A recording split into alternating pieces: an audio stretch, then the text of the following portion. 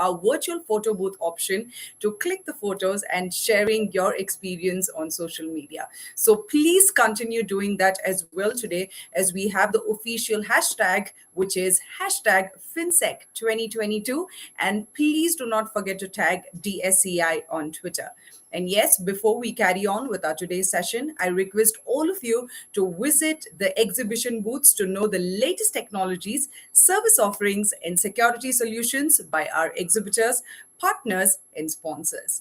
And please get profiled on the FinSec 2022 leaderboard. The most engaged attendee will stand a chance to win a free subscription of 1 year for the NCOE utility tools worth 45 grand. Well, yes, I spoke about that yesterday as well. So please log in as you stand a chance for a free subscription for 1 year, yes, on the NCOE utility tools worth the 45K. So yes, once again, I would like to thank all our exhibitors, sponsors, and partners for making FinSec 2022 a huge success. And now, without further ado, ladies and gentlemen, I would like to welcome the first set of speakers for the first plenary session for the day. Our esteemed speakers are going to talk in detail about quantum capabilities for financial security. So please help me in welcoming virtually Mr. Nagendra Nagaraja, founder and CEO, QPI Technology, Mr. Sunil Gupta, co-founder and CEO, QNO Labs Private Limited, and Mr. Vinayak Godse, Senior Vice President, DSCI, who are all present here virtually. So a very fresh good morning to all the gentlemen here.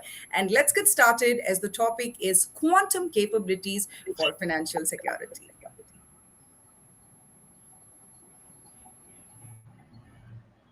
Good morning. Yeah, very good morning.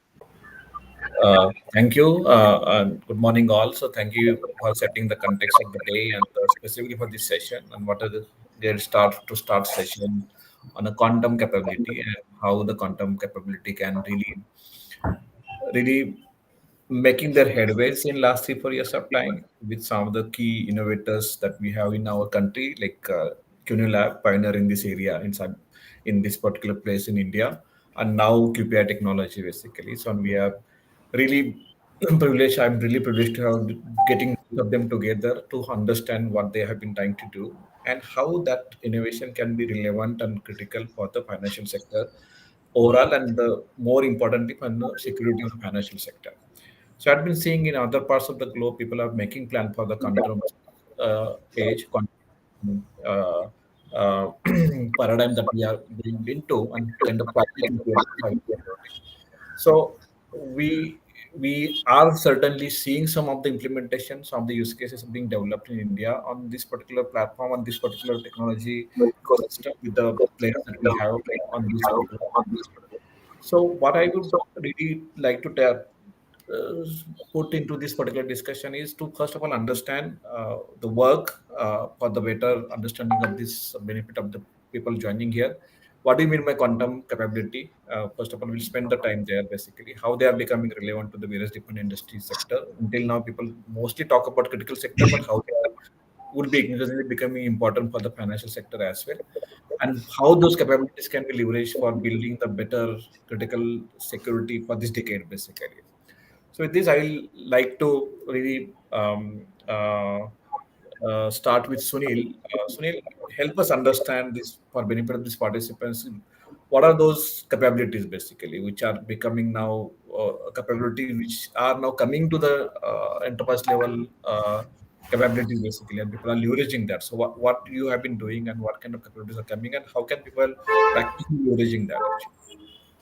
Thank you, Vinayak. Thank you for the DSCI for hosting us this morning. So I will, Vinayak, answer this question by taking probably a minute in taking people providing a little bit of data, right? A few years ago, the encryption amount of data that used to get encrypted was probably about 20%, right? Now it has gone up because everybody realized that the risk of not encrypting the data, and there was a discussion around encrypt. I think today a significant amount of data gets encrypted, even in the public cloud, and I think it's somewhere around 60, 70% today. But the challenge is that uh, when you encrypt your data, we foresee a problem that uh, nobody attackers never of course now hackers are behind encrypted data, right? Because they are they want to access all the confidential information. So what they do is they harvest the encrypted data. Now the challenge is that uh, hackers normally do not have enough compute power, or I would say capability to do a brute force to break the cipher. So cipher, like today, if you talk about AES encryption, 128 or 256 is pretty much secure, right? But the challenge comes in where there are shortcuts are done in generating the encryption keys. So we have seen in the last decade there are at least 10 very prominent attacks that have happened, led to billions of dollars of loss, where hackers have been able to find patterns, right, in the keys, right? Basically, these patterns lead to weak keys, right? And then the hackers get access to those patterns, break those keys, get access to private keys, and then they go behind the data. Now you'll be wondering that we all know about that the amount of breaches that have started happening in the last probably few years have gone up significantly. So what happens to the data that gets breached? What happens to the data? Some sometimes people dispose of the encrypted data in a irresponsible manner, right? So all the data that is accessed, harvested, eventually gets bought on the dark web, right? By hackers, and then they try to break that. So we as a CUNY Labs said, in the future, when when the hackers will harvest encrypted data, and they will try to break, can we generate a keys, right? Basically, we said, can we generate keys and manage keys and distribute these keys in a manner that hackers will not never be able to break it today, even in the future when they have the quantum computers in their hand. So basically, the idea of QNU Lab was make access to the keys and breaking the encryption keys almost impossible, right? So what we went and did is built a set of products. First one, which is a quantum random number generator. Now this is a holy grail. If you ask me, generating random numbers is not easy, right? And today, uh, one of the very famous, very popular, very good uh, firewall provider in 2017, he had a hack, big hack, right? It got published because they were using a pseudo random number generators with the hard coded keys, right? And then that attack got famous as DHUK. Don't use DHK. Don't use hard coded keys, right? So, so what we have seen is that random numbers are pseudo random numbers are very weak. They have, in fact, to the level that you will know that FIPS compliant boxes, which is a which is a they also have a vulnerabilities around pseudo random numbers. So we went ahead and said we will build quantum random number generator, which is offers a high entropy at a high throughput, right? So perfect randomness at a high throughput, which can be used now by cloud-based application. This could be used by IoT devices, and I will talk about the use cases later. So that is our first product, and this is available both as an appliance as well as a service on a cloud. Now, second product is about how do I replace public keys? Because at the end of the day, what happened? Hackers are going to now harvest public keys, break those public keys using Shor's algorithm and quantum computers that are going to be available soon, and then they will access that, right? So one is vulnerability. So you patch the vulnerabilities through using a quantum random number generators, and then you want to replace the public key cryptography with symmetric keys. That is where our second product comes in. It's called quantum key distribution, where we generate quantum secure a pair of keys not shared over the network, but are generated at two ends of the network over any distance that you want. And these keys can then be used to encrypt and decrypt data, right? So that's the second thing. And third one is, of course, our product in terms of uh, uh, key vault, right? So you want to make sure that all these assets, keys, tokens, APIs, you want secure, which can't be hacked by hackers, even in the future. So we said we will offer a forward security. Then what we did is, using these three key capabilities, we have built interesting solutions like quantum secure VPN. Now today we know that VPN has so many vulnerabilities. So now today we have the one of our solution where we can we can use a post-quantum crypto algorithms and create a tunnel, right? Which cannot be hacked or accessed by any hackers today or tomorrow, right? I'll stop here and then probably Yeah. get into more detail later. Yeah, but thank you. I think if you really look at the quantum as a concept and idea had been in the discussion, but way you build these, so there are four key distinct capabilities which are there out there to use by any organization, especially financial sector. One is the quantum random generation, which will replace the pseudo random generation. Second is the key distribution, and then quantum resilience platform as well. I'll certainly talk about entropy as a service, Sunil, during the course of this discussion. Okay. Okay, sure.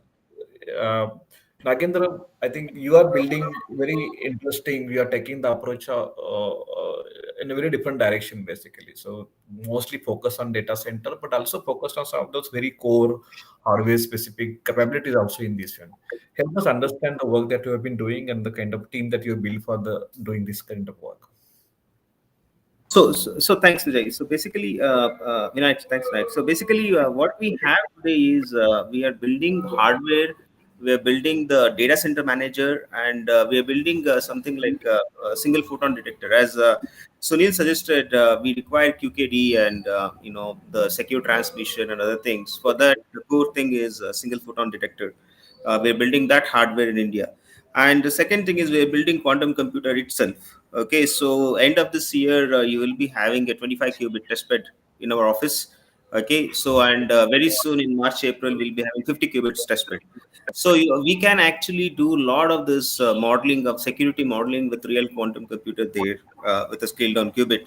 And what we have in future is our research. We have around close to 10 PhDs working for us who have done entire quantum computer in their entire life. These are PhDs in quantum computer and security and the material sciences. So what we have is we're trying to build a 4,000 qubit spin qubit based system in India. Okay, so that means to say that gives. See, one thing is about security is all about. If you look at who is the greatest professional in the security, these are ethical hacker who can really figure out that security is really secure. So to really attain that, you require real quantum computer.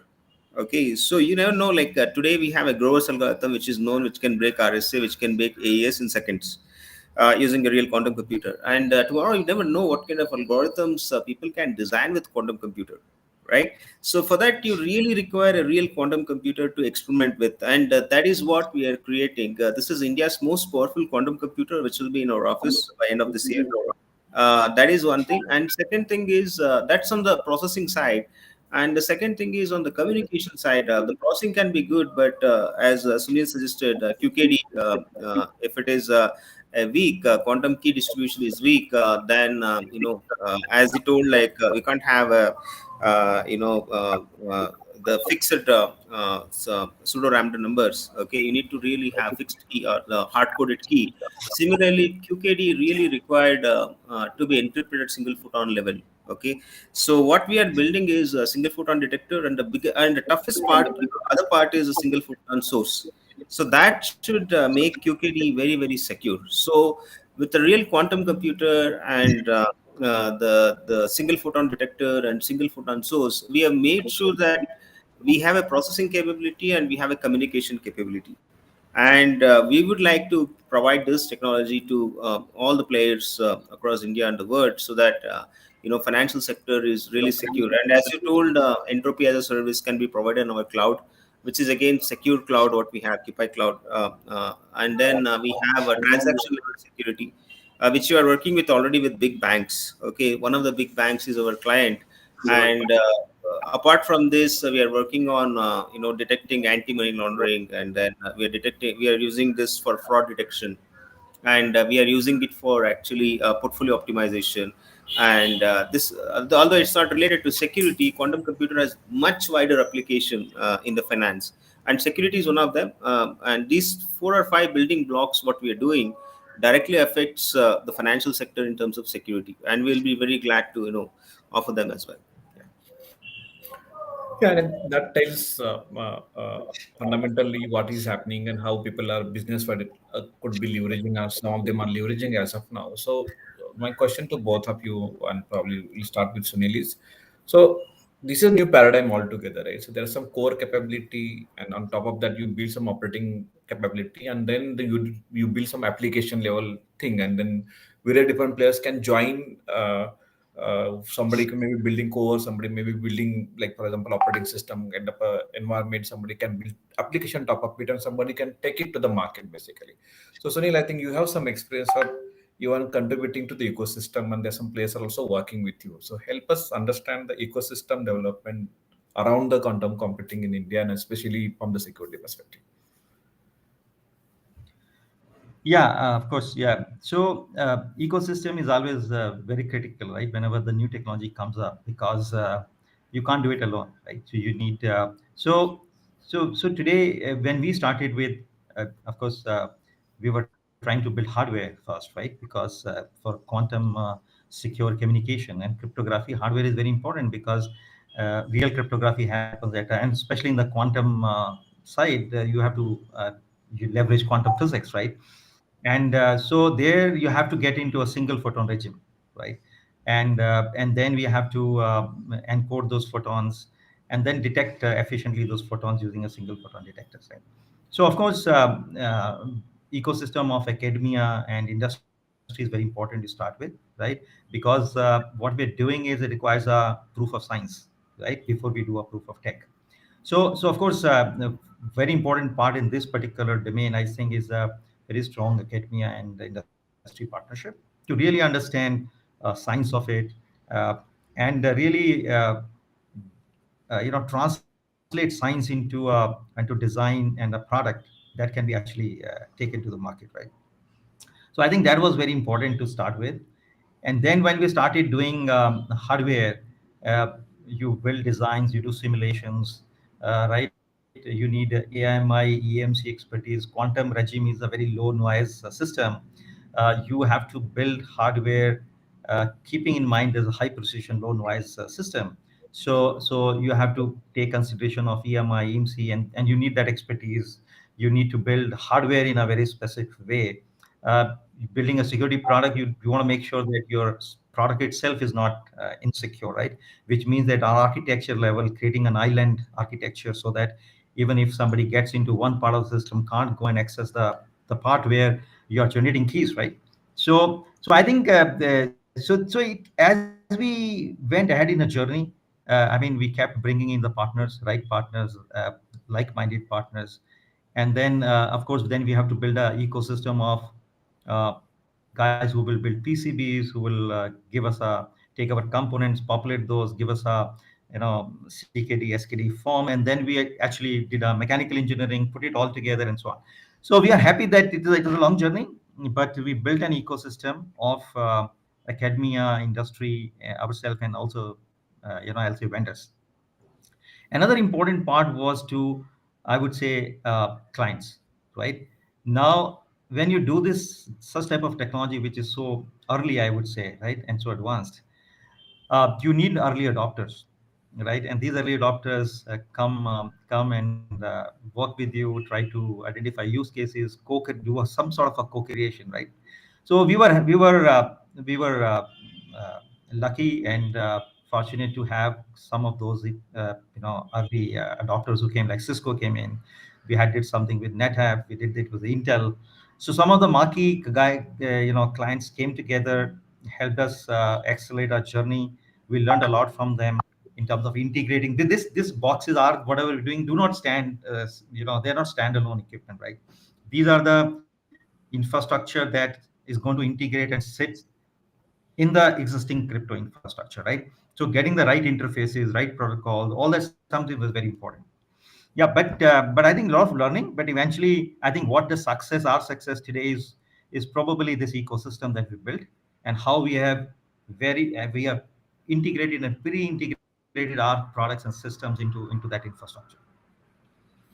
And Yeah. also there will be some companies which can leverage your capabilities and take to the market as well, right? So So around capability you are building, you can also build a commercial possibilities for other companies as well, right? That's right. That's right. Yeah. So yes, of course, that also happened as we as we went along. Yeah. We got our first customer from Middle East, right? Who, after looking at all the key players in this market, of course, two or three key players in the market, they came to us. They liked our openness and flexibility and knowledge. So that was very important because somebody has to test your product, because in this technology there's no standard labs and certification bodies today yet, Yeah. right? Yeah. Standards also emerging. So you early on need somebody who was ready to spend that energy and effort to test your product. Like, for example, this particular customer of ours actually spent a lot of effort to do 5 million keys generation, right? And that gave us a confidence that the hardware that we've built has worked without failure over a long period of time, and the keys are random, keys are robust. And that is where I think some of these clients and partners really play a very important role as you go along, Yeah. right? I will just repeat that IPL statement that I like, Dream 11. When the dream is big, you're never alone, right? Yeah. There are always people who come along, and that's exactly what happened, right? Yeah, yeah, So I think I have seen that closely. Like 3 4 years back, even talking about quantum computing with some of the researchers in this country, right? Academic research country. So they would say to you that you don't talk to it now. It's 10 years down the line. So why you are talking it now? Basically. So, but that has changed. The scene has changed quite significantly in last 4 5 years of time. So Nagendra, I had seen you building a lot of partnership, right? So, Yes. that tells us the that tells us the trust that increasing trust that is coming to this capability, which probably was not there 4 5 years back. Absolutely. Help us understand how this ecosystem is responding to you, and you are contributing to build the ecosystem.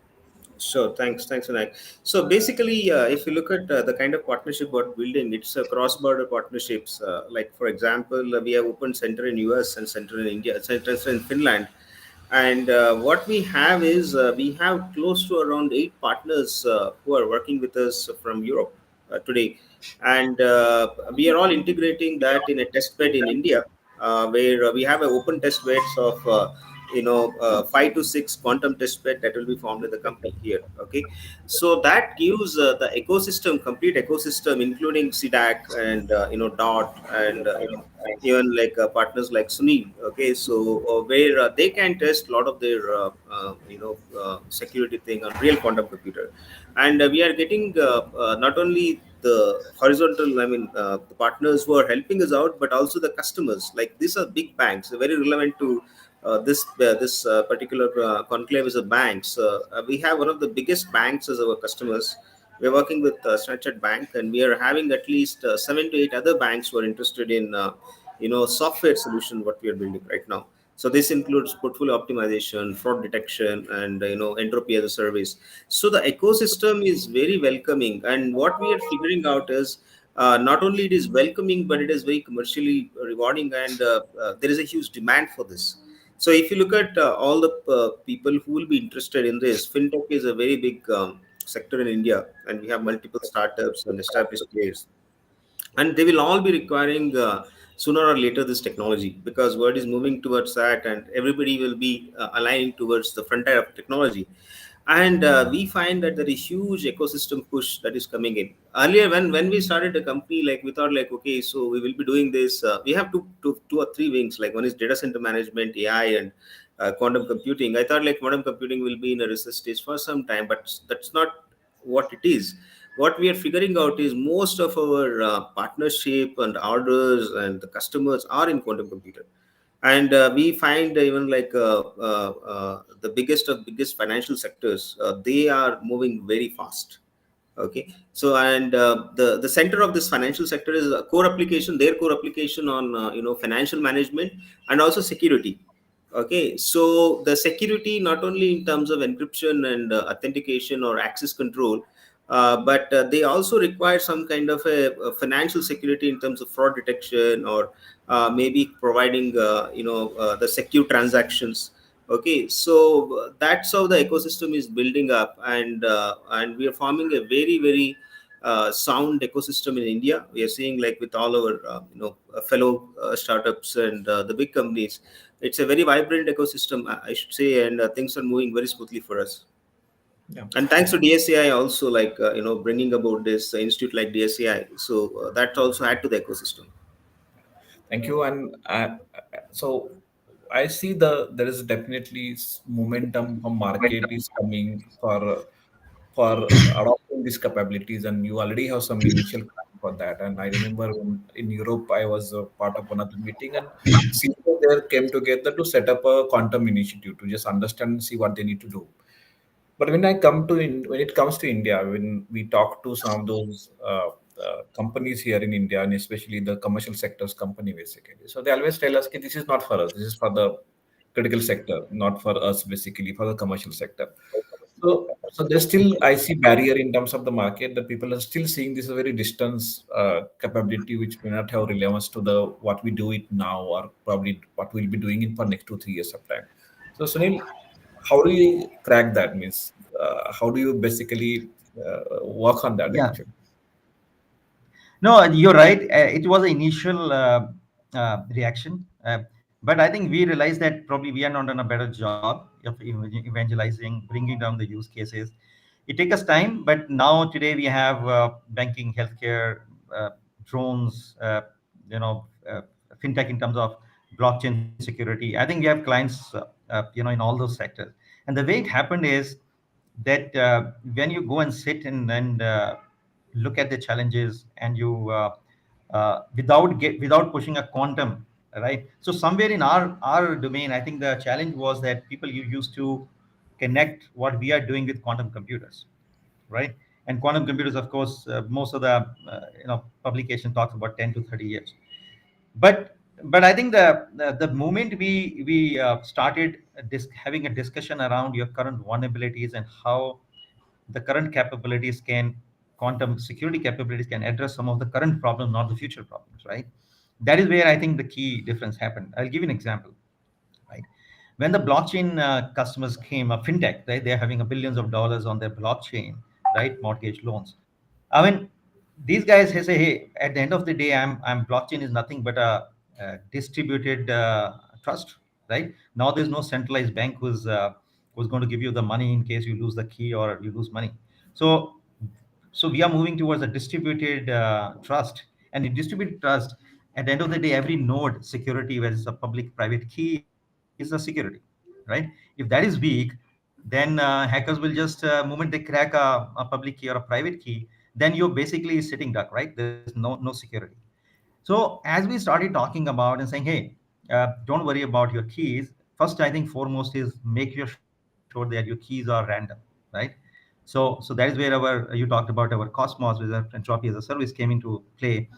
We built a service around it, and so that which can be easily integrated into most of the crypto infrastructure, right? So that is the way we started. That hey, take a small step first, make your current encryption algorithms more keep using them, but make them more random and more secure. Second step is how do you can see when you communicate between chains, right?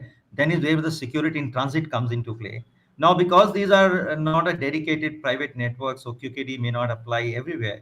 That is where a quantum secure algorithms, right? Replacing the RSA and elliptical curve cryptography algorithms, and in the IPsec, right? And building up secure tunnels, right? Quantum secure tunnel, that became a hot offering, right, for us. And that is where a lot of customers said, yeah, I want to do that. Third problem was cloud applications, right? We know that today a lot of cloud applications, every enterprise uses cloud applications, but cloud applications run on a virtualized environment. Now, virtualized environment, what happens is you have a hardware, host hardware, and that is generating the entropy pool. Now, with so much virtualization and hundreds of application trying to get this keys, right? Most of the virtualized hardware actually get entropy starved, right? So what happens because of that? They start reusing those random numbers, or they start reusing the keys. So some of these very known hacks in the world happened because of that. So now what we go and do is that offer our service, Cosmos service, which is Entropy as a service, where a cloud application can use our random number pool in an easy way and thus they are never entropy starved, and they can use these random numbers the way they want, right, and the size of random numbers they want to generate their keys. So that has suddenly taken a cloud security, application level security in cloud to a very different level, right? So these were some of the steps that you did, and people started realizing now, okay. And then the third one was digital certificates, especially for the banks and financial sector, right, or for any matter, right, any industry. Digital certificates are long-term assets. You build a digital certificates, it remains there at least for a year, and at some places even 10 years. Now, these are again based on old cryptography. If hackers are able to harvest that and they get quantum computers from again the end of the year, just imagine what happens. They will uh, break that algorithm, get the digital certificates, and then once I have a digital certificate, I will authenticate myself into any network, and I do whatever I want to do. Just imagine that scenario, right? It will be chaos, right? So it is very important that the digital certificate that you're doing, you have two options. Make sure that you're using a random numbers to seed those keys. Better option is to replace those classical crypto with a post quantum crypto algorithm. You'll be surprised that the companies like digicert and so on today, who are the leaders in the digital certificates, they have started offering a hybrid certificates today. So you can actually get a classical certificate and a quantum certificate. And in fact, some of the browsers like Firefox and so on, probably next few months and probably by the end of the year, they will actually offer a quantum certificate plugin, right, in their browsers for people to use quantum digital certificates to authenticate, right? So that is where the world is moving at a very fast pace, and we are playing a role to accelerate. And you see, our vision and our mission was, how do we accelerate world transition towards quantum secure future, right? Because you can't stop Nagendra, right? He will go faster. So if he is able to launch his computer faster, just imagine what happens. Yeah. So we thought hackers will take a lot of time, but now the innovators in India are building computers, and they are probably trying to equip hackers faster than we can protect. So it's a race between now two Yeah. segments in India. One is trying to build faster, better quantum computers, and we are trying to help financial institutes to build security, before hackers get unlimited compute power. Yeah. And thank you, So it's Samir. very interesting time.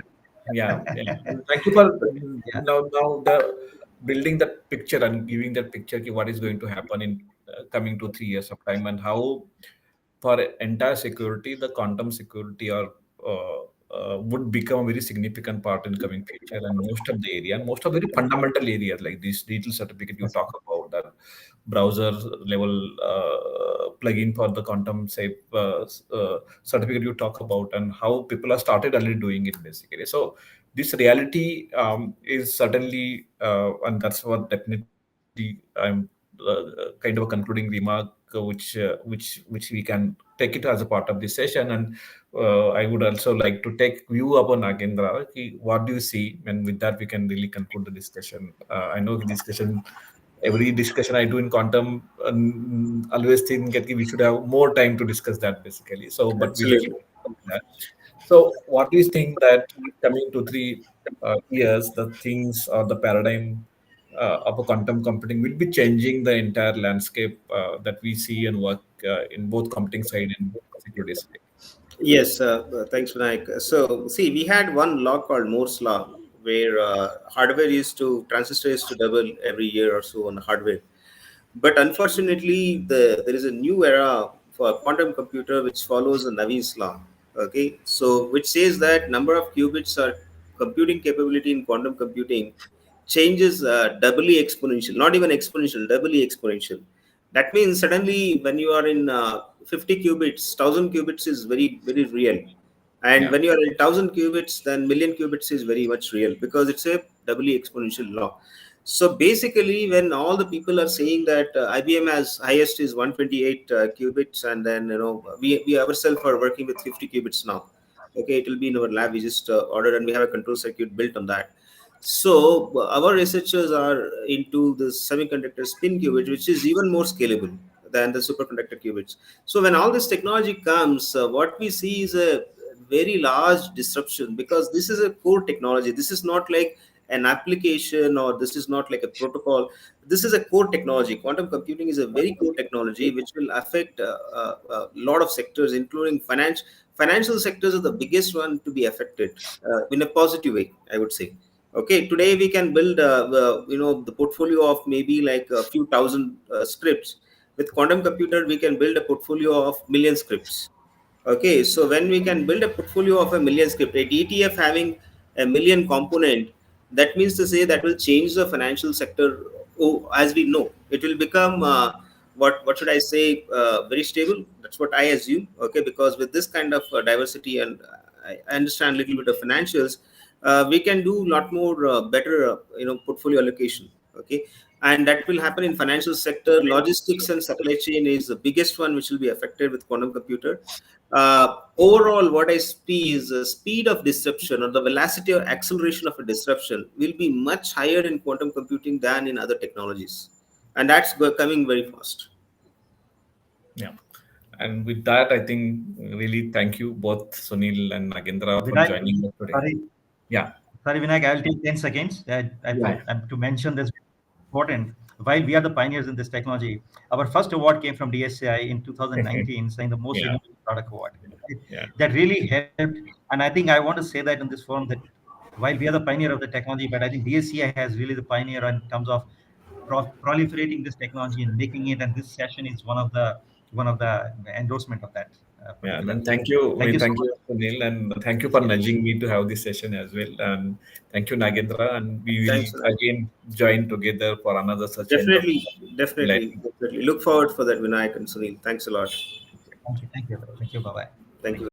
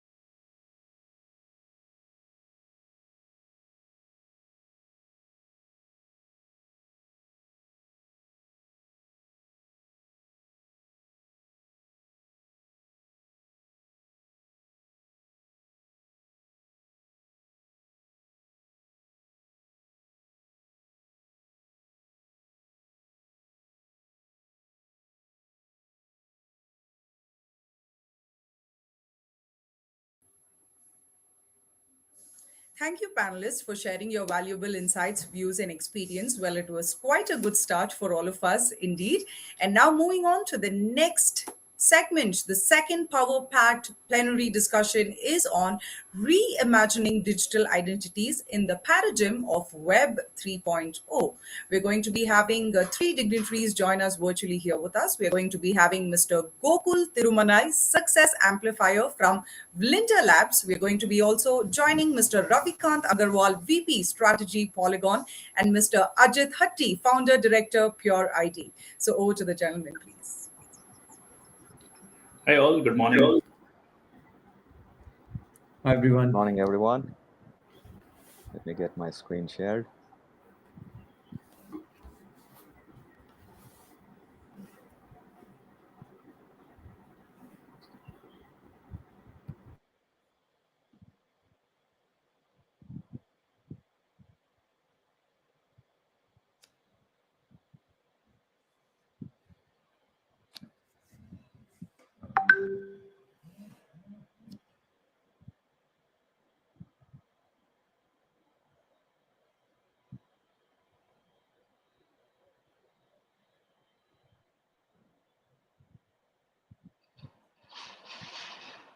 Can you see the screen?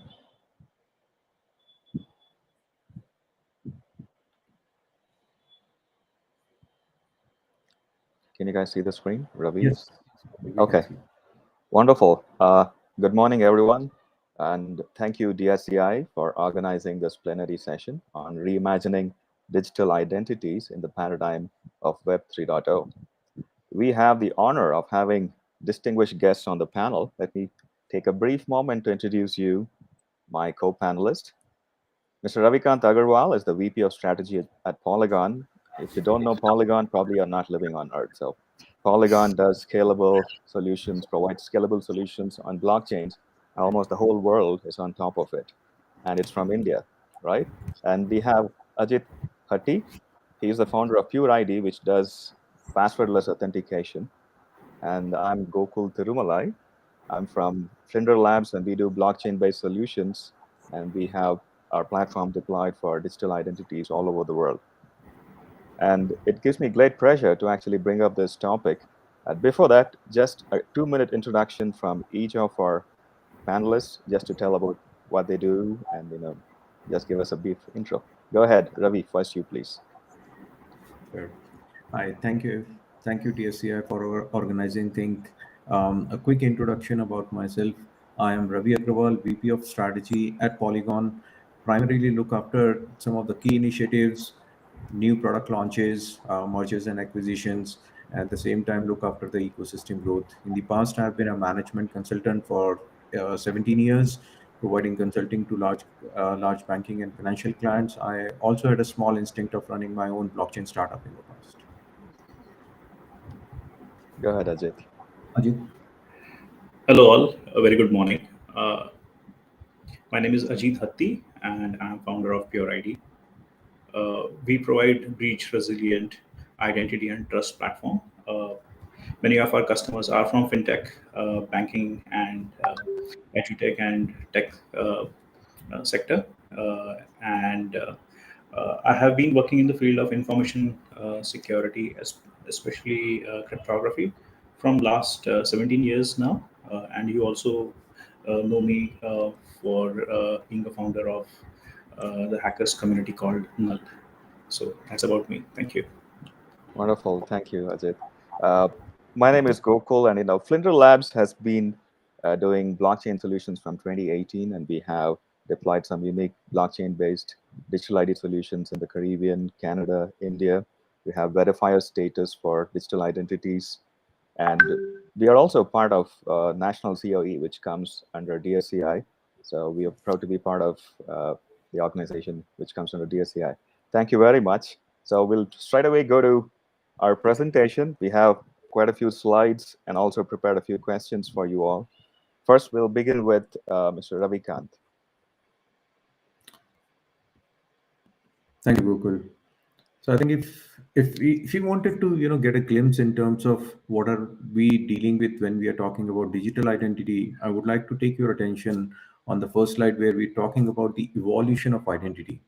Identity is not a new topic. We have been always talking about the identity either in the offline world or in the digital world. So Gokul, if you go to the first slide. Yeah, let me get back. There seems to be a problem. 1 second. Sure. So in the meantime, in the very first era when we were talking about the digital identity, it has been always one-on-one. And what I mean by that is when we are dealing with one organization gives us a user ID and password that we use to deal with that particular organization.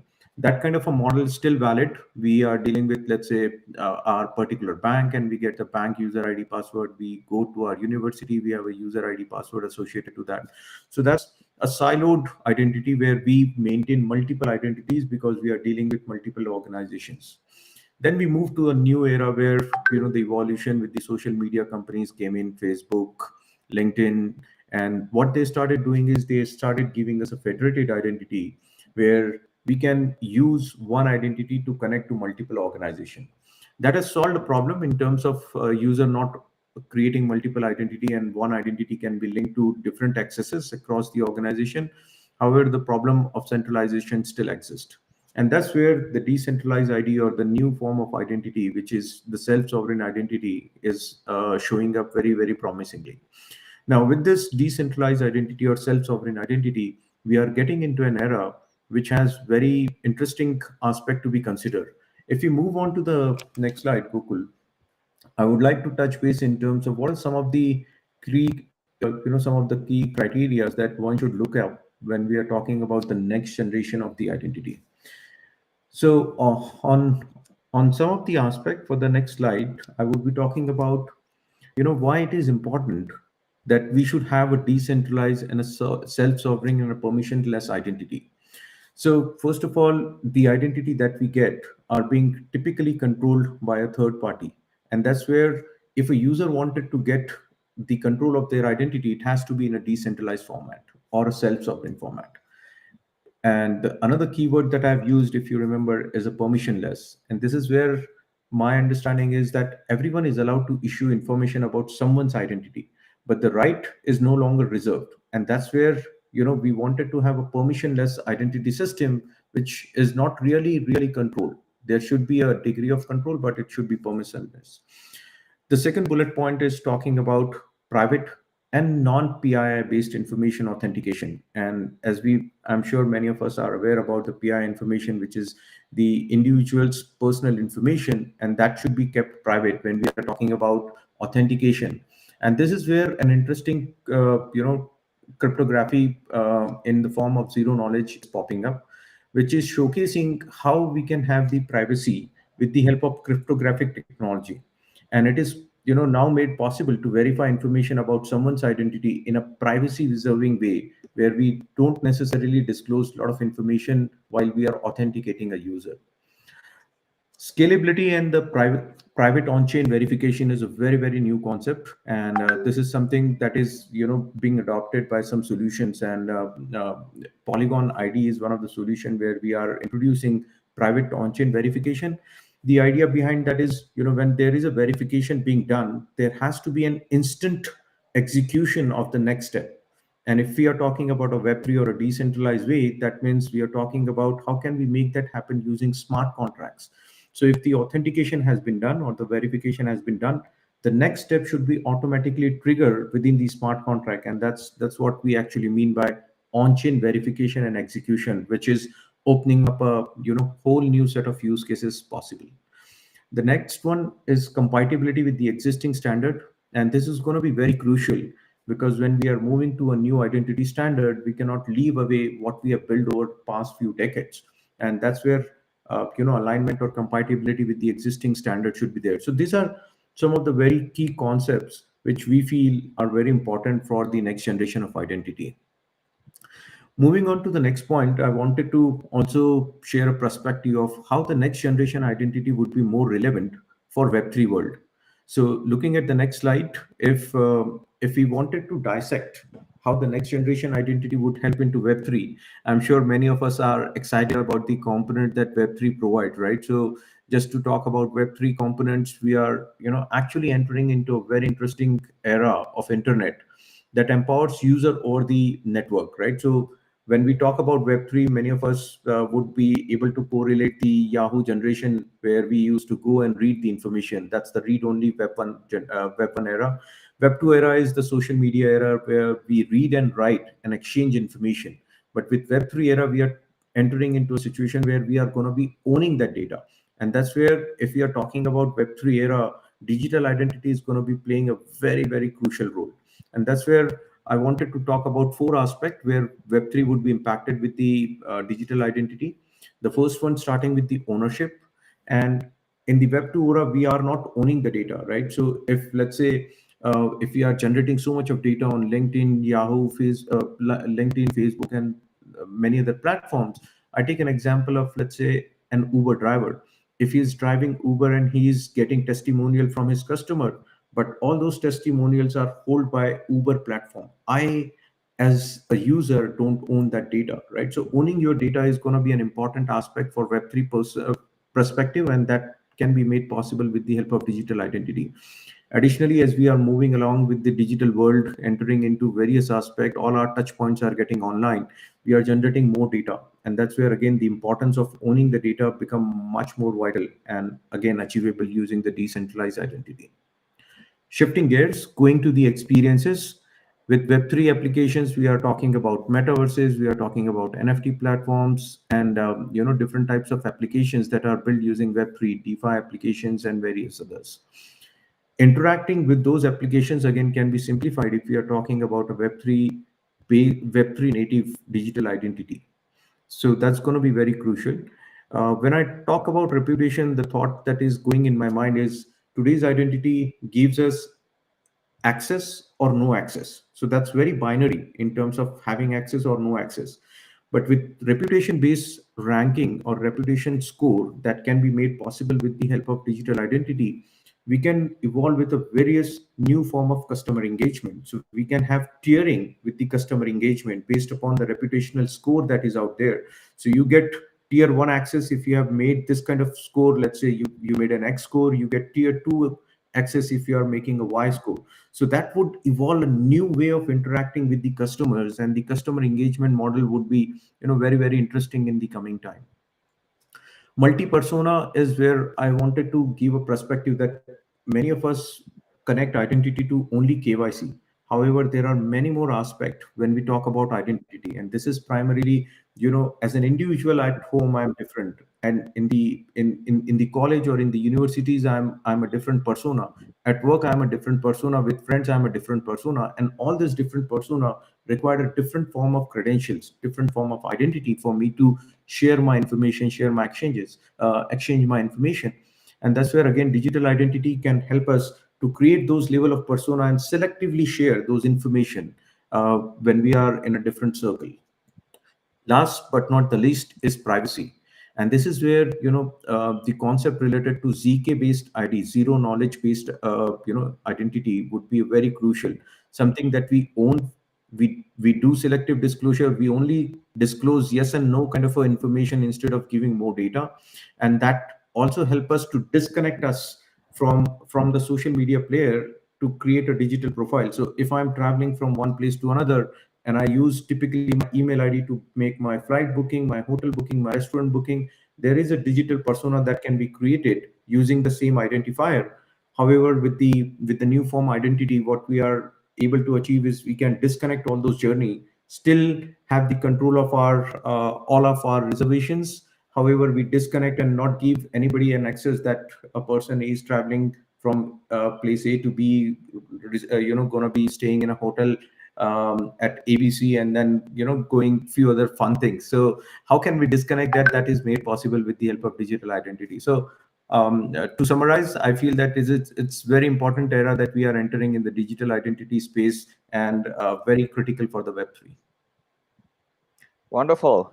Thank you, Ravi. You summarized actually maybe 30 years of digital identity journey in a very short time. And folks, that is what Web3 is. Web3 is where you get to own your credentials, your identity, and you have a lot more control.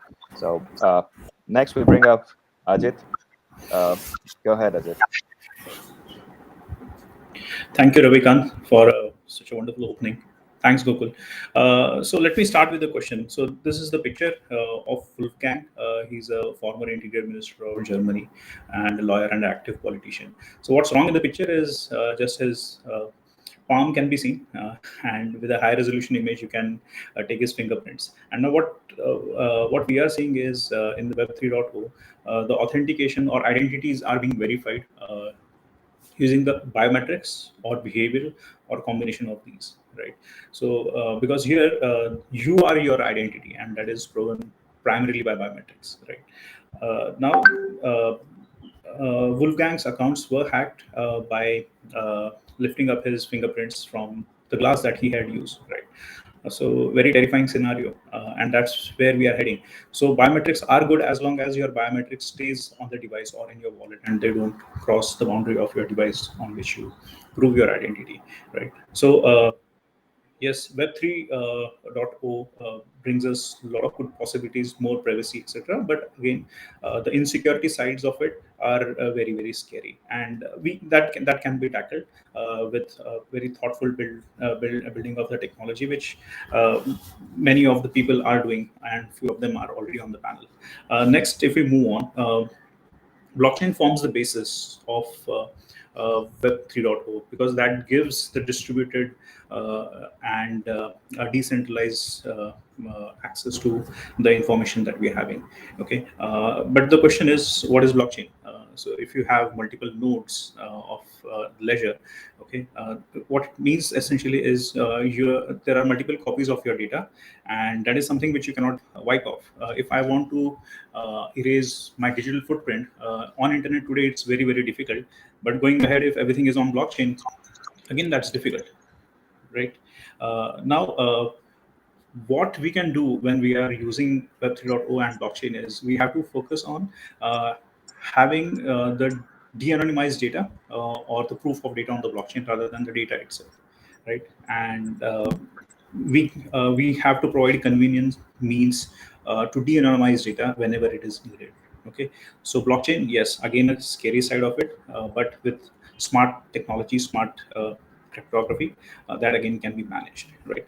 Next, if we move on, fintechs will be needing uh, users some data, okay, or users identities, some aspects of users identities to create accountability, traceability, and attribution, right? Now, if we go with uh, no data at all, then having that will be a bit difficult. Okay, so mid path between the complete data disclosure and zero knowledge proof, where uh, accountability can be a bit difficult, is zero data initiative. You can have proof of data rather than having the actual data, right?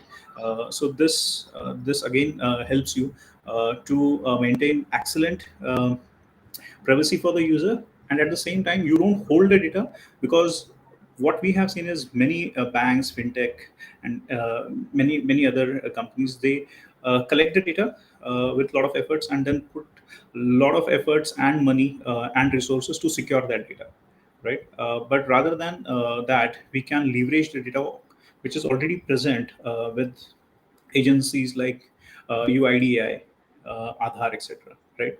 If we can leverage that, though it is centralized, but again, it is worth for us to pay and use that data for verification rather than everyone holding the same copy of data. If I'm today generating a self-sovereign identity for me, everyone will be asking for my passport, my Aadhaar card, my driving license, and then deriving some digital image of that, and then verifying me based on the keys issued with that, right? So in a way, I'm giving out my data to all these platforms, right? So that is essential for Web 3.0's working, but we can move away from that model. Okay, if we have these government issued IDs placed at one place and other players can just leverage that, that will be more efficient and more secure and manageable thing. Okay, so these are a few points I would like to put on the table, and I will pass it on back to Gokul, and we can have the discussion around these points going ahead. Thank you. Wonderful. Thank you, Ajit. You brought up some great issues here, challenges in somebody owning their digital identity, the various forms of digital identity, and what happens if the data, the digital identity data, is not handled correctly by the verifier or whoever they're sharing the data with. That is beautiful. So that's one of the problems with owning the data and giving it to somebody else and not having any control over it. So next stage, I'm going to just go through two scenarios in fintech. We understand the audience is fintech largely, and also people want to understand identities. So we are talking about some use case here. Okay, the first, this is real use case which I picked up from the US. If you see, typically if you want to get some loan, you want to get some mortgage done, etc. There's a long process. You need to apply, submit papers. That takes time. And like what our panelists said, you have multiple identities. Something to deal with your identity with the government, something to do with your work identity, something with your university credentials. Like Ravikant said, they're all siloed. That means, when somebody needs to verify them, they have to go to 5 independent institutions to get them verified. And that takes its own time. And after that, you need to wait for your turn to come through. It's not just a physical wait. It can be a long wait just sitting at home. And finally, you get some disbursement.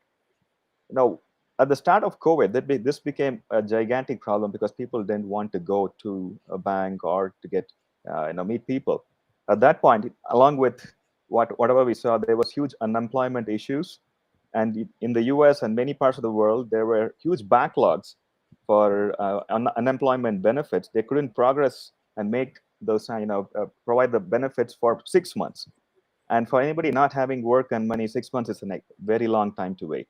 And same is the case with so many other issues where people are still trying to identify and verify in siloed way, right? That's one problem which got exacerbated with a lot of online applications in the last 2 years. 1 second. The slide is taking a long time. So what happens is, here, another example is, say somebody walks into any institution and needs to give their ID. This is what happens if you give a physical ID. You give your entire data to them, and they have a physical copy of that, and you have no control over what can happen with that. And not only that, in some IDs, it also contains some personal information, like in America, Canada, it also reveals your height, eye color, weight, along with your signature and address. That is personally identifiable information, which gets stored by somebody who probably you're not wanting to store for a very long time. And once you give it, they have it with them. So that's another problem which is becoming very common in the Web3 world, where people's identities get stolen, right? So these are the challenges which, while we reimagine the digital identities for the future, these are the challenges which we try to solve.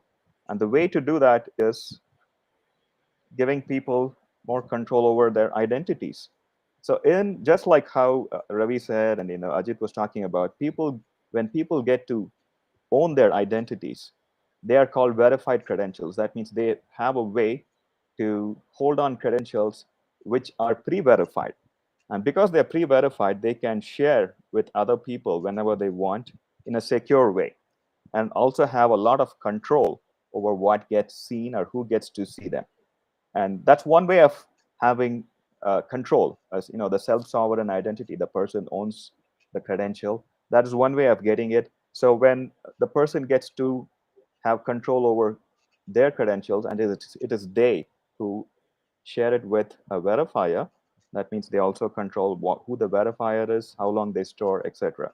So what does it do? Now, biometrics is one way to add to verification, but there are so many other ways to actually verify that the person who is sharing is coming from his account and it is shared securely. And this is what digitization and Web3 can do for you. You can share your credentials very quickly and get expedited services, because now the bank or fintech or any other organization is not looking at dealing with 5 different entities for verification. Instead, they're getting pre-verified credentials or credentials which don't need to be verified with the issuer again. So they're saving a lot of time. And that's what Web3 technologies can do for you, right? So likewise, if we spoke about zero-knowledge proof, zero-knowledge proof is a concept where a person can identify themselves without revealing too much information to the verifier. I'm just getting up my next slide. Sorry for the bandwidth issue. So with zero-knowledge proof, when a person wants to share the credential, right, they would have a way to specify that they only want to share their name and maybe just the city and the photo. And that's what somebody might need to identify themselves at a particular organization for a particular specific task. Or they can just also share saying that I'm of legal drinking age. And that's the only information they get to share. They don't share their name, photo, age, or any other information, including the ID number, etc.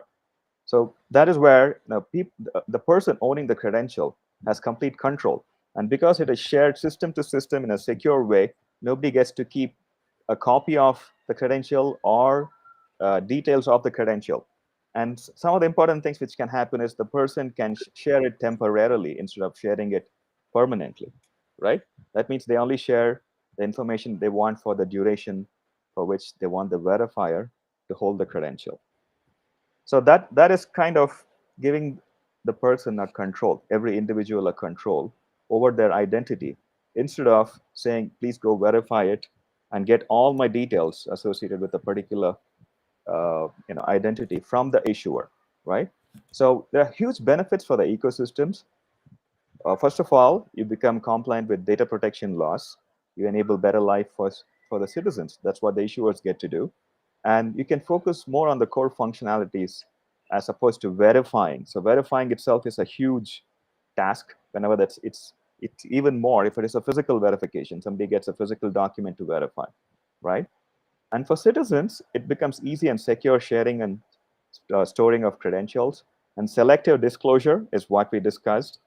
They can disclose only the information which they want to share, and they have ownership and view of who actually sees those credentials. For the institution, we reduce the time of verification. In Web3 world, when a lot of things happening online, and want to verify somebody instantly, this helps. Verifying somebody in real time is probably going to be very critical. And remote KYC is one of them, and it's becoming more and more relevant in post-COVID world, because the world moved to online verification, and the entire process got reduced to hours, right, for verification instead of weeks. That brings us to the end of the planned presentation set of data. So we will look at the Q&A now. Uh, uh, First, let me ask one question, which is very common. We'll go around the table and discuss that. First, what is DigiLocker and how is that going to help us with Web 3.0, and whether Web 3.0 and DigiLocker go hand in hand? So that's the first question which we are going to take. So Ravi, do you want to go first? Sure. Thanks, Gokul. By the way, very insightful talk from your and Adit's side.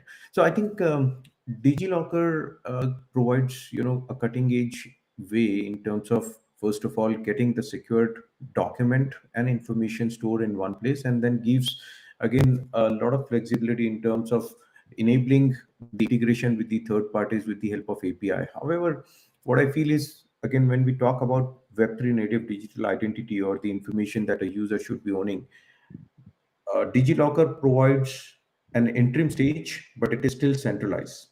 It is not something that is controlled by users. So I would be, very happy to see maybe an enhanced version where again we go back to the ownership of the data back to the user. If that kind of a enhancement is out there, and additionally, if the selective disclosure kind of a feature be also included, so that we don't have to again share my entire Aadhaar card for when I'm at the airport to show my nationality or just to verify myself. So I think it's a very interesting interim stage, and we take a pride in terms of saying that such kind of a solution has been created for the large scale population that we have in India, and we were able to effectively make that place in the market. But enhanced version in terms of decentralization and selective disclosure would be very helpful for the Web3 perspective.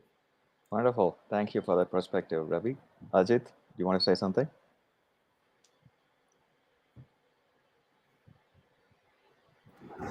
Yeah, I have same opinion as Ravi Kant.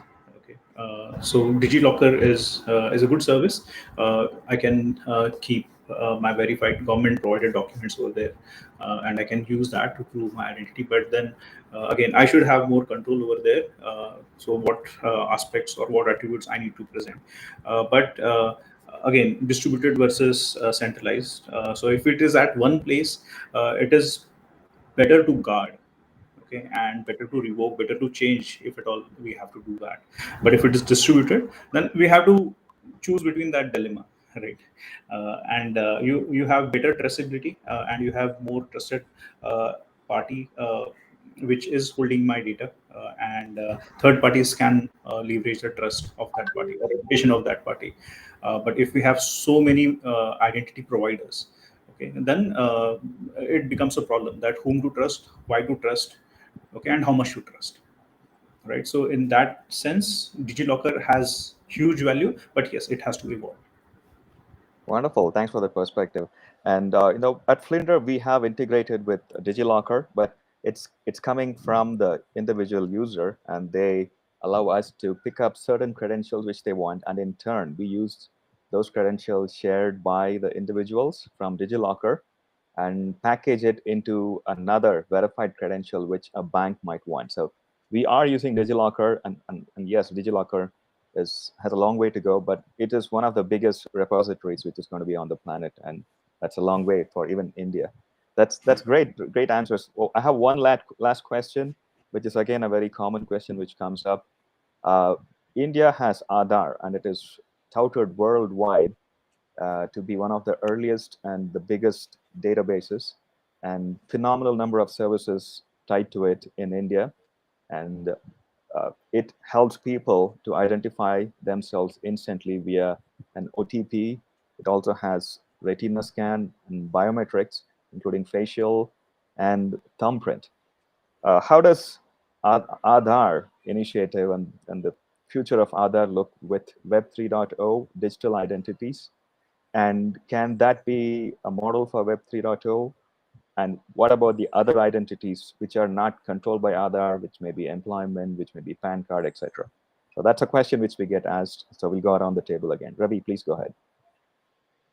Sure, interesting perspective, and I think last part of the question was actually trying to indicate that with Aadhaar we can sort out certain use cases which required the KYC information or a personal information, 10 attributes, and I think it's a phenomenal achievement where we can onboard millions of users for a telecom operator within few months of time, or onboarding onto various other platforms. However, if we are talking about Web3, we are talking about more digitally native identity, and that's where the decentralized identity has to play a bigger role. Outside of KYC, there are various aspects, as we have been talking throughout the panel, right? There are various aspects which also needs to be covered, and there could be again a bootstrap process where we are talking about a similar identity like Aadhaar, but then it has to go again with the concept of ownership back to the user. That is again going in the self-sovereign mode. And how can we have several of this identity? So one of the research says that as an individual, when we are dealing with the online world, we are talking about at least 120 touch points with different service provider online, right? So if you're talking about that 120 odd touch points with different service provider, how can we collate all of them and still it represent by one individual, and then we own that 120 plus identities? So I think it's going to be very interesting, and maintaining the privacy for the user into all this mix is going to be again very crucial. And I believe self-sovereign identity enhanced with the ZK based cryptography on top of it is going to be very crucial in the coming days. Wonderful. Thanks for that answer, Ravi. Ajit? Yeah, I have totally contrary views. So Aadhaar is our biggest assets that we all Indians have, and I guess all the fintech and the banking industry should leverage that. And congratulations, they are already leveraging it, right? I'm uncomfortable giving out my government issued IDs to any third party who will be providing me a self-sovereign identity, right? And my biometrics. Just example, retina scan. If I'm giving my retinal scan to some third party, right? They might on Saturday morning, if I'm giving that, they might know what kind of brand I had based on different time I'm presenting my retina, right? What type of beer might have different effects on my on me based on how much retina I might dilate on the next day, right? So others, they have all the motivation to collect all such data, right? But Aadhaar will not. Okay, that's the assurance I have, right? So all in favor of having Web 3.0 enabled so many identity providers. But then when it comes to masses, if we have centralization over there, then it does help them to have a confidence, and it also makes the things easier uh, for the fintech industries who need to have a verified vendor who is providing them user verification, right? So my views are contrary over there. Web 3.0 fine for all other things, but when it comes to financial industries, yes, I would go to Aadhaar. If it is not perfect, let's make it perfect, or let's start taking steps towards making it better and work for all. Wonderful. Thank you, Ajit. Yeah, so let me add my points too.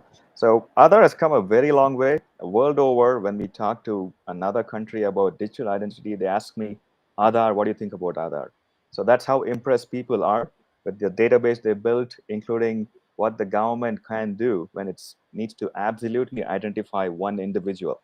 They now have a very good way to identify that. At the same time, like our panelists said, it is definitely exposing a lot more data, and in the wrong hands it can be, totally catastrophic. So that's what even the government is very cautious about, actually enabling Aadhaar and giving it to everybody. Not everybody gets to use the OTP or the retinal scan or fingerprint. They're very, very choosy about that. And uh, Aadhaar is going to go a long way, and we did read recently that the head of Aadhaar wants to look at selective disclosure. So we do see promising things, but looking at the gigantic scale of what India will achieve with Aadhaar, it's going to be very slow and very cautious. While that is happening, I think other companies, other industries who want to handle digital identities, working with Aadhaar might probably have specific use cases where they go faster with many of the things which we discussed. So Yeah, I think that is wonderful. Go ahead, that, please. yeah, just to add, I think one more aspect that potentially we should be looking is that we are becoming more and more global, right? So with Aadhaar, we certainly can do many more things domestically.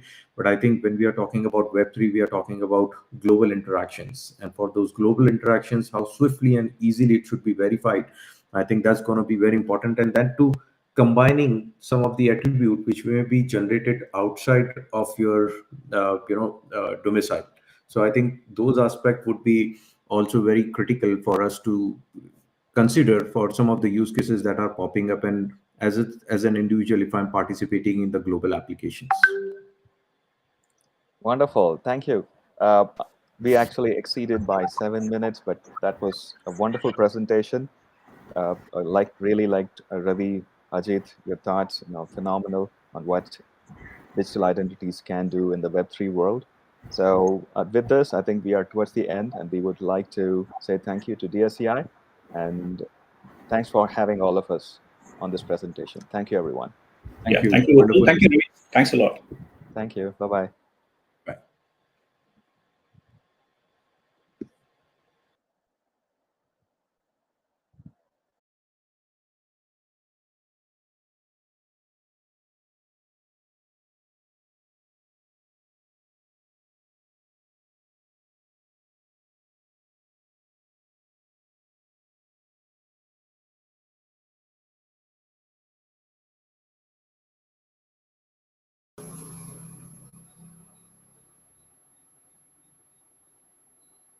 Thank you so much, panelist, for all those insights, experiences, your views, and knowledge about this. Well, I can truly say this was really an interesting session indeed for all of us. The way all the three panelists discussed the pros and cons of the cybersecurity. Well, thank you so much. I'm sure everybody is going to make some pointers out of it. And now we move on to the next segment, ladies and gentlemen. So please help me in welcoming Mr. Rajendra S. Pawar, Chairman DSCI, to address all the gathering present here with us virtually at the FinSec 2022. Over to you, sir. Thank you. Thank you so much, Navyata. And let me join all my colleagues at DSI in welcoming you, all of you.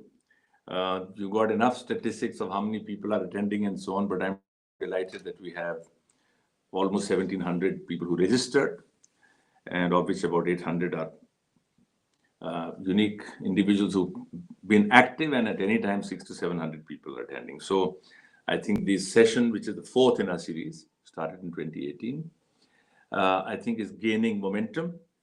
And from what I get a sense right now, we'll get the data as we go forward, that about 80% are from the financial sector, and there are 20% who come from the IT industry and suppliers, and a few people who are interested. So good profile, good participation. And I think the session is also quite rich. And I'm going to just pick one topic for my thoughts. And I do want to get the session back on time, so I will try and close at 11:30, which is when my session was meant to close. And the topic that I want to talk about is basically how do all of you, and along with the SCA, how do all of us make um, security and privacy? I'll underline privacy as well. I'll talk a bit on that. How do we make it not just an important board agenda or an agenda for the board meeting? How do we do a deeper engagement? How do we get a deeper engagement of the board on matters pertaining to um, security and privacy? That's really where I want to give some thought, because all of you who are listening have a role to play in making that happen. So we do know that the digital inclusion, digital India, startups, financial inclusion, all of these are drivers to get everybody to be concerned about making sure that your information and privacy and money is safe. So that doesn't need explanation. And in certain sectors, which are critical sectors, and also the financial sector where everybody's money is involved, the regulators have woken up to the issue, RBI and then SEBI, and are giving mandates to some sectors and some segments to take this matter seriously. And so the prescriptions that are coming from the regulators are piecemeal. They will normally say, okay, if you're above this size and you're in this sector, you should hire a CISO. It's a very significant step because a role is defined. And once a person is carrying a role, he'll have to flap around and do things and make sure that everybody understands they're important to my job. So that's one action which has happened in a kind of a mandated sense. The other thing I think which is triggering action is when an episode happens or an incident happens. Now, in spite of DSCI saying again and again, and the government saying again and again that if something happens, please report it immediately, there's a natural tendency, I think, and this is a tendency everywhere, human tendency, not to talk about it too much because it gets seen as a weakness, it's seen as a damage to the brand, it's seen as, oh, what did we not take care of?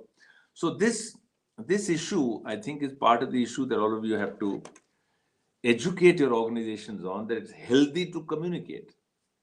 How you communicate, whom you communicate is separate, but it's wise to communicate quickly rather than wait, because otherwise the damage internally to the organization can be large. We don't wake up to it. But more than that, people who are trying to cause those damages get the time window to do it in other places. So incidents are happening, they're not reported, but that's a second trigger for causing change in organization.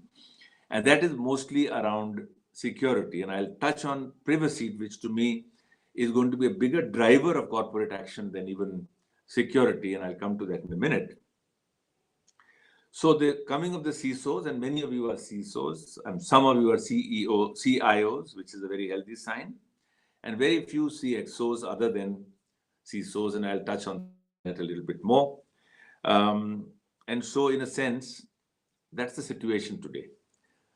The thoughts I want to leave with you are some thoughts which should be action for each and every one of you on how do you initiate actions in your organization or conversations in your organization, which will help us to lift the capability of every organization, A, to cope, to prepare, so that cyber incidents don't happen. That's a prevention part, that's the insurance part. And B, that if it happens, we act responsibly and quickly and very rapidly. So that's your role.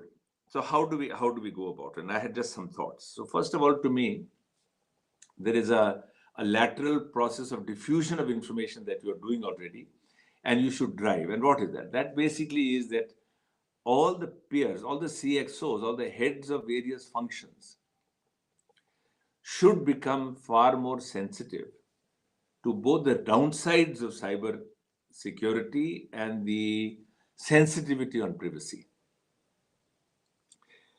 So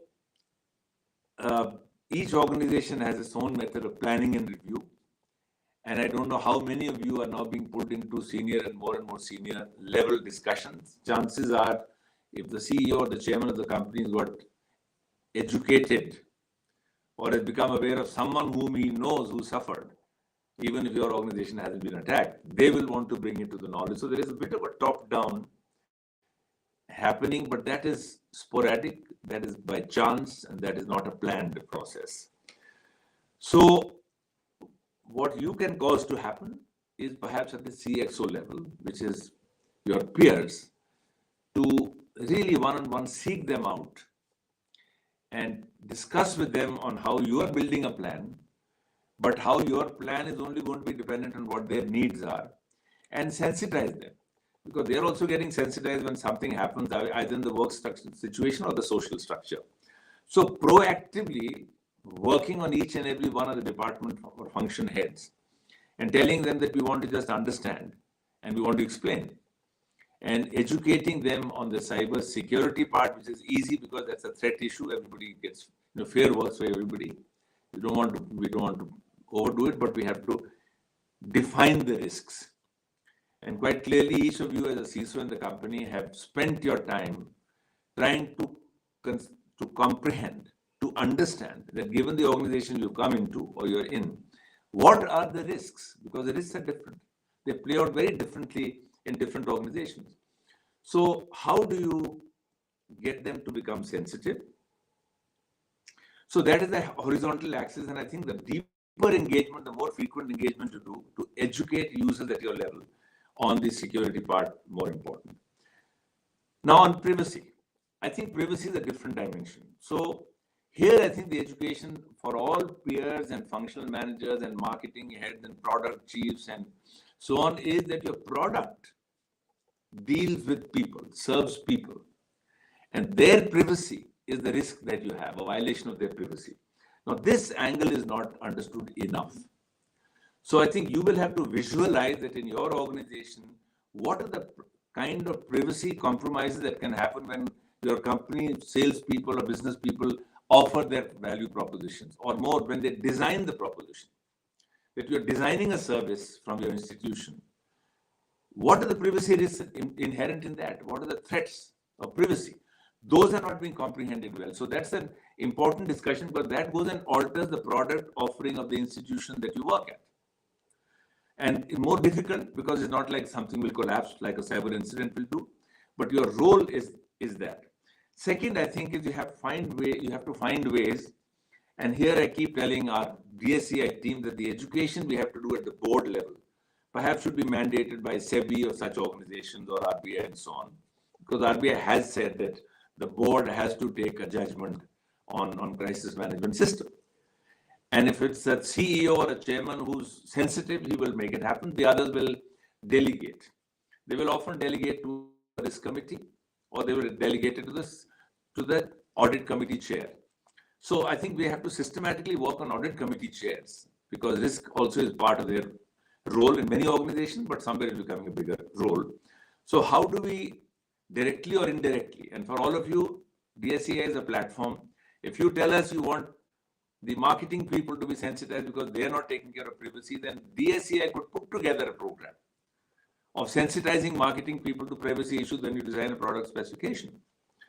And similarly, of course, we are now thinking of how do we reach the boards? How do we reach the chairman of boards? How do we tell them about the twin problems of security and privacy? And therefore, how do we get more and more organizations to get CISOs? How do we get more and more mandating that all CXOs in their business plans have to put in a chapter on security and privacy, and then they will have to lean on you to do that. And also on whether audit committee, and this is something which we have to see how do we bring it in. We don't want to push regulators too much because this starts creating difficulty for operations of companies. But still, we do want that the audit committee and the risk committee should have a more formal chapter in their minutes or agenda making and so on and so forth. So the task for all of you, therefore, and I want to finish with that, is to recognize that the bigger change will happen when we have a top-down effect. But equally, you will have to do a horizontal axis of educating all product marketing people, sales people, operations people, that there's a risk on cybersecurity, but there's a bigger risk to the purpose of the organization if you don't take care of privacy. So I will, for the moment, just leave it there. And of course, if you people have ideas, questions, suggestions, anxieties that in my organization they don't take care of it seriously, please do feed it into the DSCI system. All of you are connected to the DSCI system. That's a good thing. We have a very good CISO Connect. Feed it in the DSCI system so we can build them propositions and events and white papers and fireside chats for chairman. I'm thinking of that at the 1 hour fireside chat for chairman of companies to sensitize them to what they need to do. They just can't delegate and say, we have a CISO, we are okay. It's not enough. So with that, I want to end. And I look forward to getting a lot of comments from all of you. Maybe not as much in the chat box, but more seriously with your DSCI contact to say, here's what we think should be done to make your job more effective, to make your impact more powerful, because really speaking, that's what this session is all about. So thanks so very much, and back to you, Navita. Thank you so much.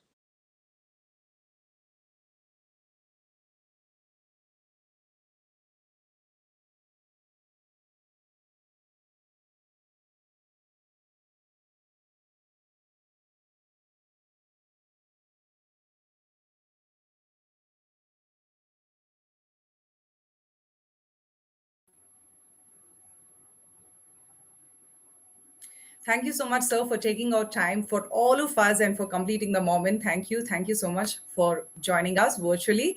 And now moving on to the second plenary session for the day, ladies and gentlemen. This session is going to be about bargaining financial frauds, capabilities mapped to deal with volume, velocity, and scale of digitalization and exposures. To discuss about this topic, we have with us Mr. Manmeet Dodi, the Chief Technology Officer from Payments Paytm.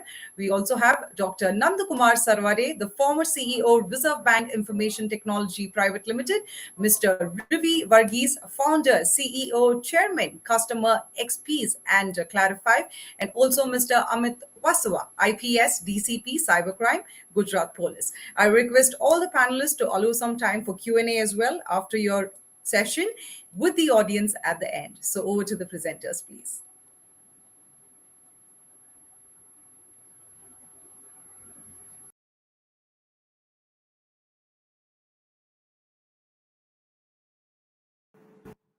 So, do I go first?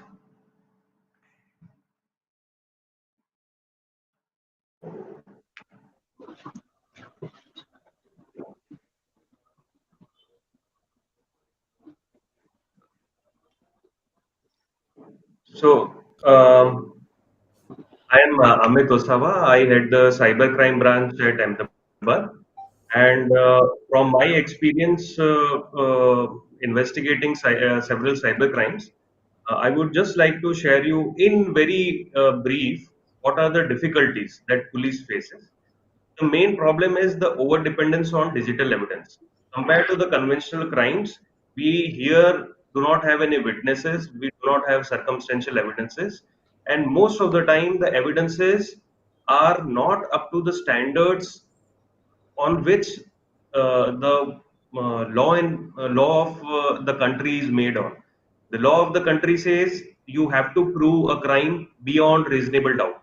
But in most of the cyber crime cases, the evidences are just that that person had a phone in which there used to be a SIM card again on someone else's name, which had committed this crime, right? So that is a huge issue, and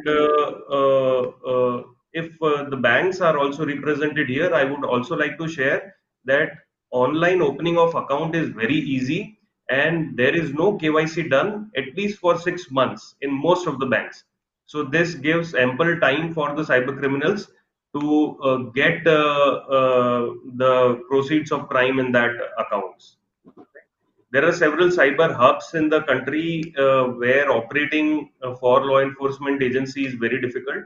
Most of the time, it is concentrated in the rural villages and towns, small towns. So Mewat is one area, Jamtara and around are another area.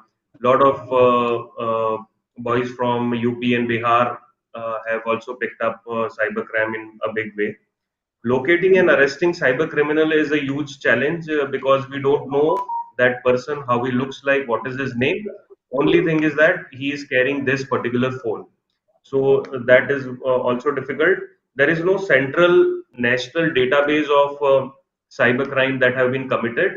So a cyber criminal gang might have committed like hundreds of crime, but only in a few of them actual action is taken, and other crimes go undetected.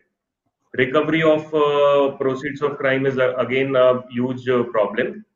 Borderless nature of crime is a huge challenge because for many of the data we are dependent on foreign companies, especially US companies. So we have to take the route of mutual legal assistance treaty, which is very cumbersome.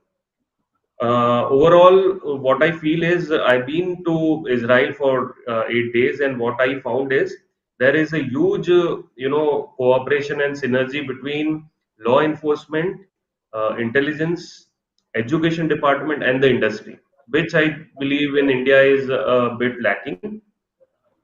So if we focus on interacting more, then this will be a huge success.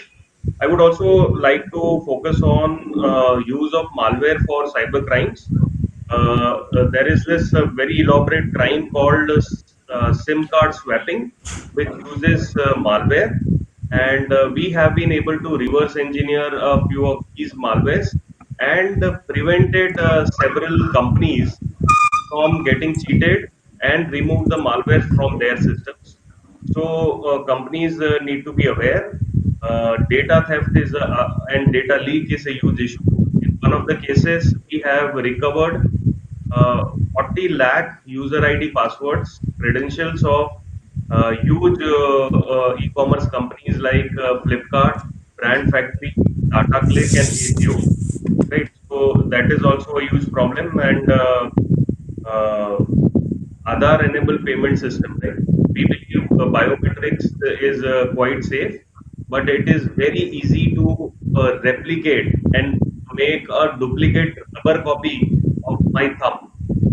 It is done through the same machine which makes the common office rubber stamp. Right? So this is a huge challenge. Once a person gets my impression of the thumb, that person can take away all my money without having the credentials or even having to give OTP. So this is a huge challenge.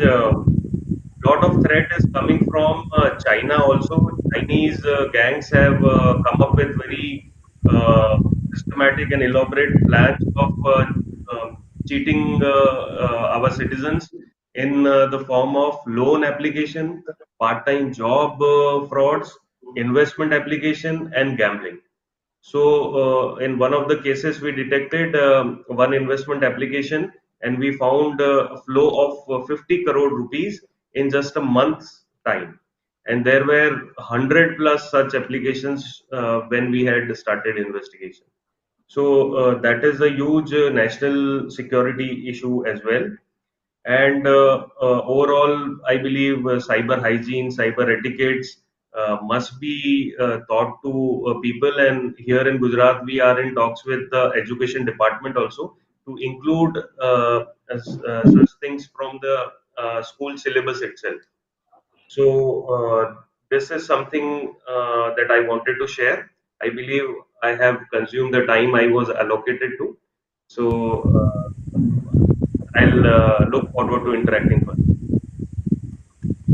Right. Good morning, everybody. Sorry for the late joining. Wanted to thank Amit to take the first opening over. Typically, and I'm saying this as a former police officer, the police always come in the end. But I thought it will be important for the police to come in the beginning because we have to start from the problem and go to the solution. And nobody sees the problems as clearly or as starkly as police do because it is the last line of defense. And after all other lines have failed, people go to the police and the police have to deliver not only get the money back in this context, but also be sensitive and then the criminal justice system has to do its job. But that's a long story. But thanks again, Amit, for giving us a flavor of how things are. I think coming back to the theme of this session, I think burgeoning financial frauds is something which all of us know anecdotally. Unfortunately, the data on this is little scarce because of various reasons, and that's something I have been shouting from rooftops for some time now. That we need better measurement of the problem to really then make a dent into it. Otherwise, we'll continue to flail in the darkness and not sure whether what we are doing is really affecting the problem or not. But when I saw the DSCI title and the tagline, I thought that let me add one more feature to it. The velocity volume definitely is there, but variety is also there, and I think Amit touched on some of the variety. So financial frauds typically we tend to look at as payment frauds because those are the ones where the money disappears and the victim also comes to know very quickly and they make a lot of noise. But loan frauds, where the banks are duped because of the new models of how KYC is being done, how credit underwriting is being done, and relying on data which may or may not be very reliable. And that is the nature of fintech, of course, to take risk. But what we see again is people who are very focused on building things, they don't really realize that there are risks to it. And I think Amit gave a brilliant example of the AEPS as the kind of frauds are happening there. And I read this recently. I think in Delhi or Haryana, a gang was busted, which was basically collecting fingerprint impressions from I think the registration office data. As you may know, if you have done a mortgage registration, fingerprints are taken, and those fingerprints are available on the document, which can be downloaded by anybody because of the transparency requirements, etc., that which are there. Same thing had happened in Telangana a few months ago. And biometrics, as we know, is once compromised, never can be restored.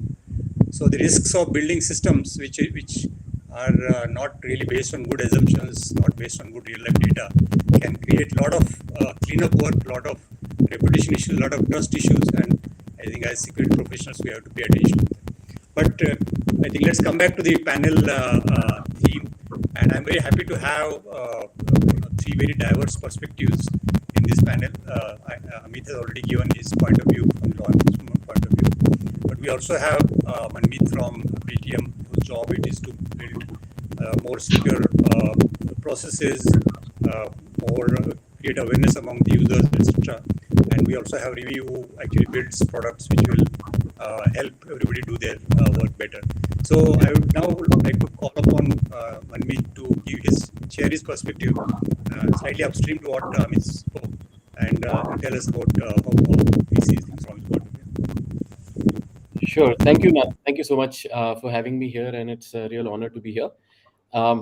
So, we'll just talk about the problem and, what we see on the fintech side of the world. Obviously, over the last 2 years or so, especially post-COVID, we've seen a huge move towards digitization. Online payments have just gone through the roof. There are a lot of financial transactions which are now happening in a digital manner, and there's a big movement, in this direction. And as a result, it becomes very, very critical for us, to protect ourselves from financial frauds. And for us as a fintech company, it becomes very, very critical to make sure our customers are protected, whether they are end consumers, whether they are merchants, all stakeholders, right? I mean, it becomes our responsibility to do that. Now, what we've seen in terms of financial frauds, we've seen multiple types of things happen. And I'll just probably call out a few of them, and also call out a few things that we've been doing to counter some of these things. Um, we've actually seen, starting from, if I really divide this, right, there are 4 or 5 big categories, and since we'll focus on fraud primarily today, I leave out the anti-money laundering and disruption in services, which also happens, right? But because probably that's a little beyond the scope of our discussion today, I'll focus more on what kind of frauds happen. One of, and these are, I'll probably take the top 4 or 5 or 6 categories. One thing that we've seen is we have a lot of phishing attempts which happen, right? And now when you talk about phishing attempts, they can happen in different ways. For example, we've seen people have fake applications. So we've seen people have a fake Paytm application on their mobile phone. um, and what they do is, they go to these merchants and show them the application and say, I've made your payment, right? I mean, I had to pay you 604 rupees, and here it is. And this is all happening in the fake application. And so one of the innovations actually that we did to counter something like this was we launched the Soundbox. I don't know if you've seen that in the market, but it's a very popular device with a lot of merchants. And what that Soundbox does is it simply says, hey, you've received so much money in your account. So the merchant immediately knows whether it's a kirana store owner or a small shop, or even a bigger multi-chain store. They immediately know they've received the money, and the sound box kind of plays that sound. um, and it actually, a lot of merchants, interestingly, when we've spoken to them, they call the sound box chor pakadne ki device. That's very interesting, right, to see how they refer to the sound box, because it actually helps them. So, and obviously behind the scenes, we have a big, we have a team a cybersecurity team that continuously works on taking down these apps, right? I mean, we make sure that these apps are reported and taken down as quickly as possible. But just wanted to also call out some of the innovations that we're doing in that space. The other kind of things we've seen is, we've seen mule accounts, right?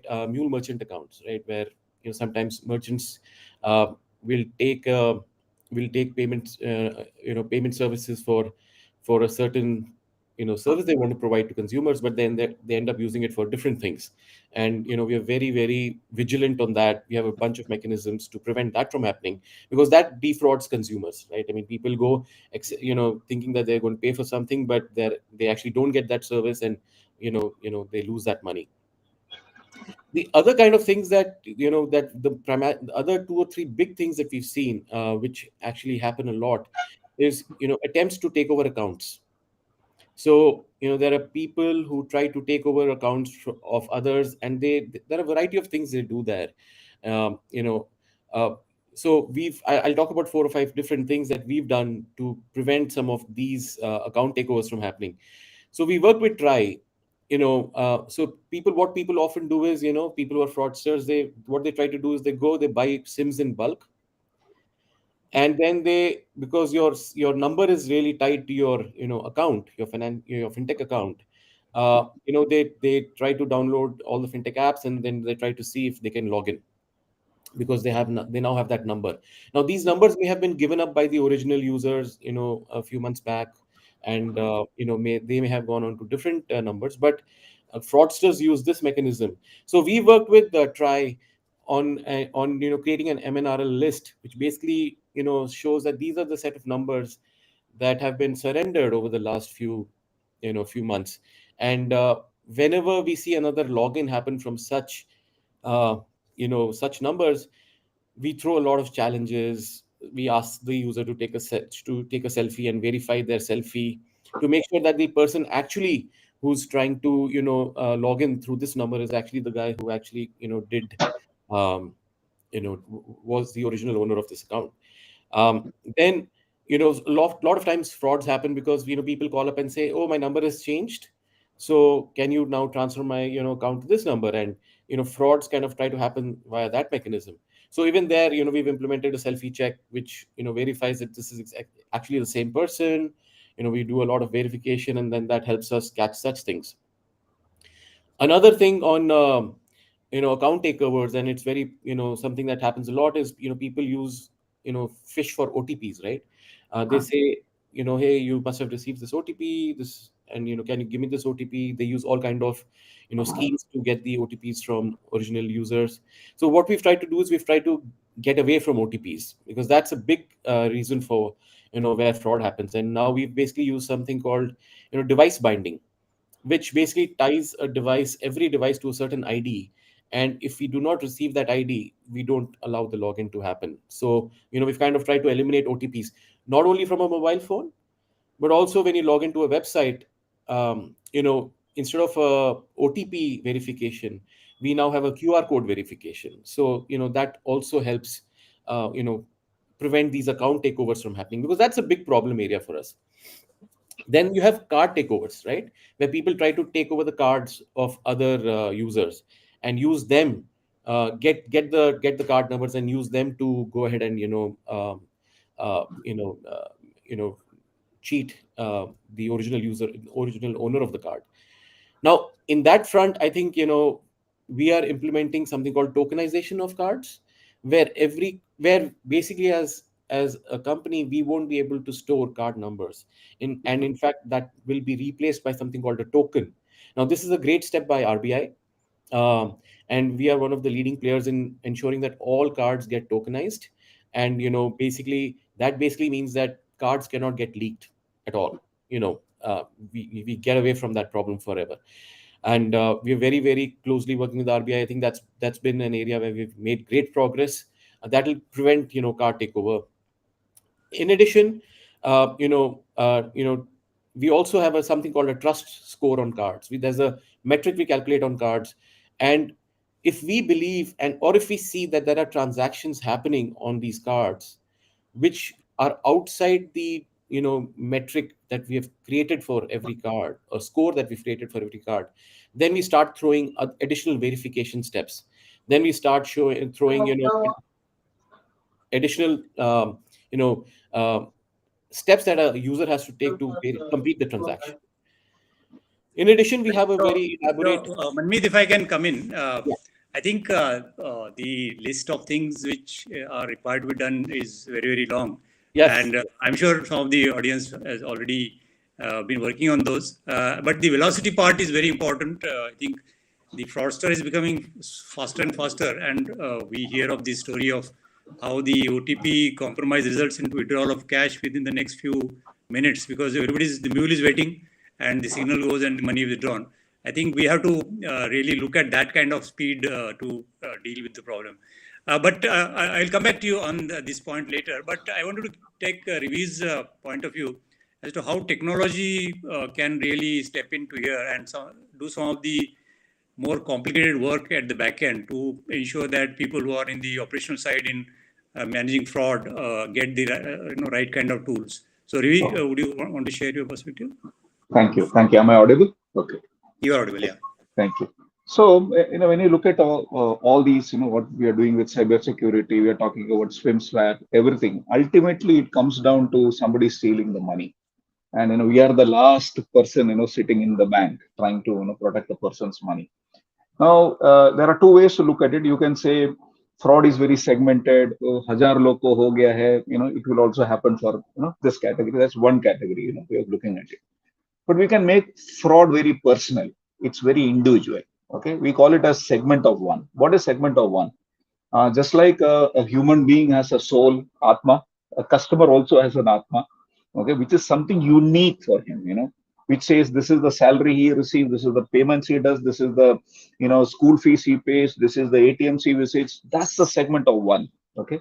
Now, once you are able to take signal from everything, that means internet banking, mobile banking, POS, ATM, your remittances, your core banking, everything put together, you can create this customer atma. And then every signal that you receive, you are evaluating with respect to this atma. I mean, when I say atma, please, it's a living entity, not a dead entity. Sorry, it's a living entity. So that's the approach that we take. Once you take that, you are able to respond very quickly, at the same time, trying to reduce the customer friction. Because if you put a generic rule or a scenario which is applicable to 100,000 people, I saw that in South America, I'll put it in India, it will not work. So that's one thing that we do. Now, for doing that, and Nandakumar sir, in the last 2-3 years, what we are seeing is the customer anonymity is increasing. What do you mean by anonymity? Previously the customer would have come to your bank and done all the transaction. Now he's getting buffered by a transaction and a player like a Paytm or a MobiKwik or some other things. Okay, from there I'm getting a single transaction out. Now I'm not able to get a behavior out of it. Is this a bill he's paying, or is he a restaurant he's visiting? I don't have that. That ensures that my anonymity increases. I'm sitting like completely blind. So this is one problem that we are seeing. Customer anonymity is increasing. Second is, not only that, multiple applications have come, who are leveraging the great things that we have done with UPI, and just like, you said, a lot of applications are leveraging it, and the speed of transactions are also increasing. So these two things, create issues, but since the evaluation is at a customer Atma level, if the technology catches up, you are able to handle these things. So this is one category, and then lot of times we always worry about people coming from outside and doing POS or ATM hack or something like that. But a good majority of those frauds are also insider frauds. People sitting in the bank who have got access to information, perpetuating a fraud within the bank, or taking this intelligence, pushing it somewhere outside, and somebody from Jamtara coming and using my internet banking to hack into that particular guy's account. So these things are also happening. So this is one category. I just wanted to mention that. The second thing that we also need to worry about is, we have like my dad was in Navy, so like an aircraft carrier, we have multiple lines of defense, which is, you have a cyber security. The aircraft carrier is the bank. Think about it. Multiple lines of defense, and all those guys are defending so that the bank is protected, the money is protected. But sometimes this information is not passed through.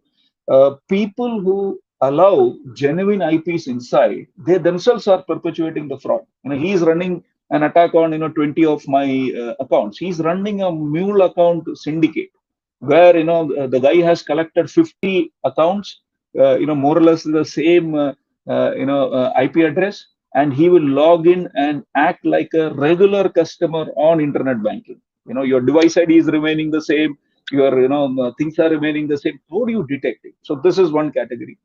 We are also seeing during COVID a lot of insider initiated mind-blowing kind of activities happening in other, because we operate in 23 countries. We are seeing that wherein you can't even trust. When I was in a foreign country last week, there the problem is in underworld, sorry, in the dark web, people have asked and said, if you are a bank IT person, please join us and we will give you $20,000 per month as salary, so that they can perpetuate all of this. So this is the second category. And to counter this, we are, how do we counter this? And I need to do it really, really fast, really, really fast.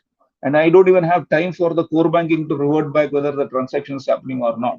At the same time, I need to do it really cheap. How do I do it cheap? When, let's say, when you are trying to protect, UPI frauds and so on. So now, the thinking that we do with other banks is, I need to even come down to the cost of electricity that is being used to process this. If I don't factor that in, and every transaction is landing me a cost of 4 rupees or 5 rupees using proprietary hardware and technologies, it will not work. You don't have a liberty to do that on a per transaction, per UPI transaction basis. So these are the 2 or 3 things that we are seeing, sir. No, wonderful. I think that's a very, I would say, insightful view from the trenches, where I think you help a lot of institutions to deal with this problem. And that multi-country view is also useful because I think sometimes we beat ourselves up saying that so many things have to be done, but many times we are doing things better than other countries. So that's a good thing to hear. But I'm worried about the insider angle that you mentioned, and obviously money is one motivator, but one has heard of these things in the past, that even families of insiders have been held to ransom for them to do the bidding of the underworld. And as the gangs become more desperate, we can we should be prepared for that kind of thing. Now I wanted to pose some questions of my own to the panel, and I thought I will first ask Amit, because he sees the most, I would say, dramatic manifestations of fraud. But Amit, what is your view on what more can be done by the industry to reduce the number of frauds, or if something is happening, how to prevent it, or how to get the victims to not worry so much about the money they had lost, or the processes and so on? You must be seeing them from very close. So what's your view on this? Sir, Gujarat was first state to start this helpline linked to 100 number. It was called Project Cyber Aswast, and it was inaugurated by the Union Home Minister, and it worked very well. So the idea was that the victim, as soon as he is defrauded, he must call 100 number, and then we had a dedicated team working 24 by 7, linked to all the nodals of banks and payment gateways. And this setup was made possible with the collaboration of RBI. So we did very well. In fact, 60% of people got at least some of their money back. So that was the record that I saw till a few months back. So this project was working so well that MHA came down and replicated this nationwide in the form of Helpline 1930. So this is something that is very practical, and this project is saving crores of rupees every month. In fact, every day also. Right? So this is something that we can really work upon, and we can still improve it further by promoting this idea of golden hour. So as soon as a person is defrauded, he must know the importance of contacting this helpline. So this is one thing, and then we can also look at the each modus operandi and study that and come up with the practical solution. So I believe, correct me if I'm wrong, Manmeet ji, but I believe Paytm has tweaked its software such way that it will not work if any desk and team viewer or any remote access tool is active on the phone. You're absolutely right, Amit. We have actually prevented screen mirroring from happening at all. So the application blocks that from happening. So this is something beautiful, right? It prevents a lot of crime. But other payment gateways and the banks need to update their softwares, right? So I heard this about core banking and real time action taking, right? But the practical experience that we see on the ground is just horrible, right? For most of the public sector bank, the nodal officer would write to the state of which the bank is to be responded, right? So then the state would pass it down till the bank branch manager. He would reply, and then the email would again go the same way back and get to us. By that time, the money is definitely withdrawn. So there is a lot of difference in terms of performance between financial institutes. So some central agency, and I think I4C, Indian Cyber Crime Coordination Center under MHA, is working really fine. But there should be collaboration with all the stakeholders, especially RBI. So this is something that I think can improve. I think that's very useful to know about the pain points in the system. I think another thing which one hears is two things. I think I4C is a brilliant development, and it's really helping. But as I said, the fraudsters are always ahead and faster than those who are trying to stop them. So the money is generally lost. But money which is also frozen sometimes takes time to go back to the victim. So the victim is actually not relieved of the anxiety that has been caused. So that was one thing about how to speedily revert the money to the victim. Second thing is, in terms of deterrence, long-term deterrence, the trials of these cases also take, I think, a very long time. So there is something, probably the capacity building on that side as well needs to improve further. But as you said, the other stakeholders have to also step in to do their job. I also wanted to ask Rivi on the point of more advanced technology tools. Have you seen good applications of AI, machine learning in fraud detection or fraud prevention in your work? Yes, we see one mythical aspect, where people talk mythically and say, "I have AI," but there is no AI, and then there is a truer use of AI. Now the point that we tell our banks is, and this is based on our experience. A bank based out of, let us, somewhere deep South India, whose main customers are cloth merchants, okay, or firecrack set of people. Their behavior is completely different from a bank based, let us say, somewhere in Bombay. Okay, now you cannot put the same AI model in both the places. So if somebody is looking at and say one AI model, one Brahmastra which will hit everyone and take, that doesn't work. And you only get false positive, and you'll find that genuine customers are getting impacted. So what is working is when you have these bank specific models created specifically for the bank. So now what works in bank A is specifically understanding the nature of the customers, the type of the customer, the kind of frauds that have happened, the modus operandi of the fraud that have happened, and so on. And that brings down a lot of false positives. But people generally don't tend to do this because there's a lot of tuning required and so on. So we are educating the banks and saying this is exactly what you need to do because your bank is special. Every bank has an Atma. Every bank is unique. We need to capture that Atma using AI and ML. Once you do that, you are able to get things done specifically considering the nature of the people in that bank. For example, public sector bank will have all types of customers in. When I take to a, let's say, an HDFC bank, it's the profile of customers is different from that.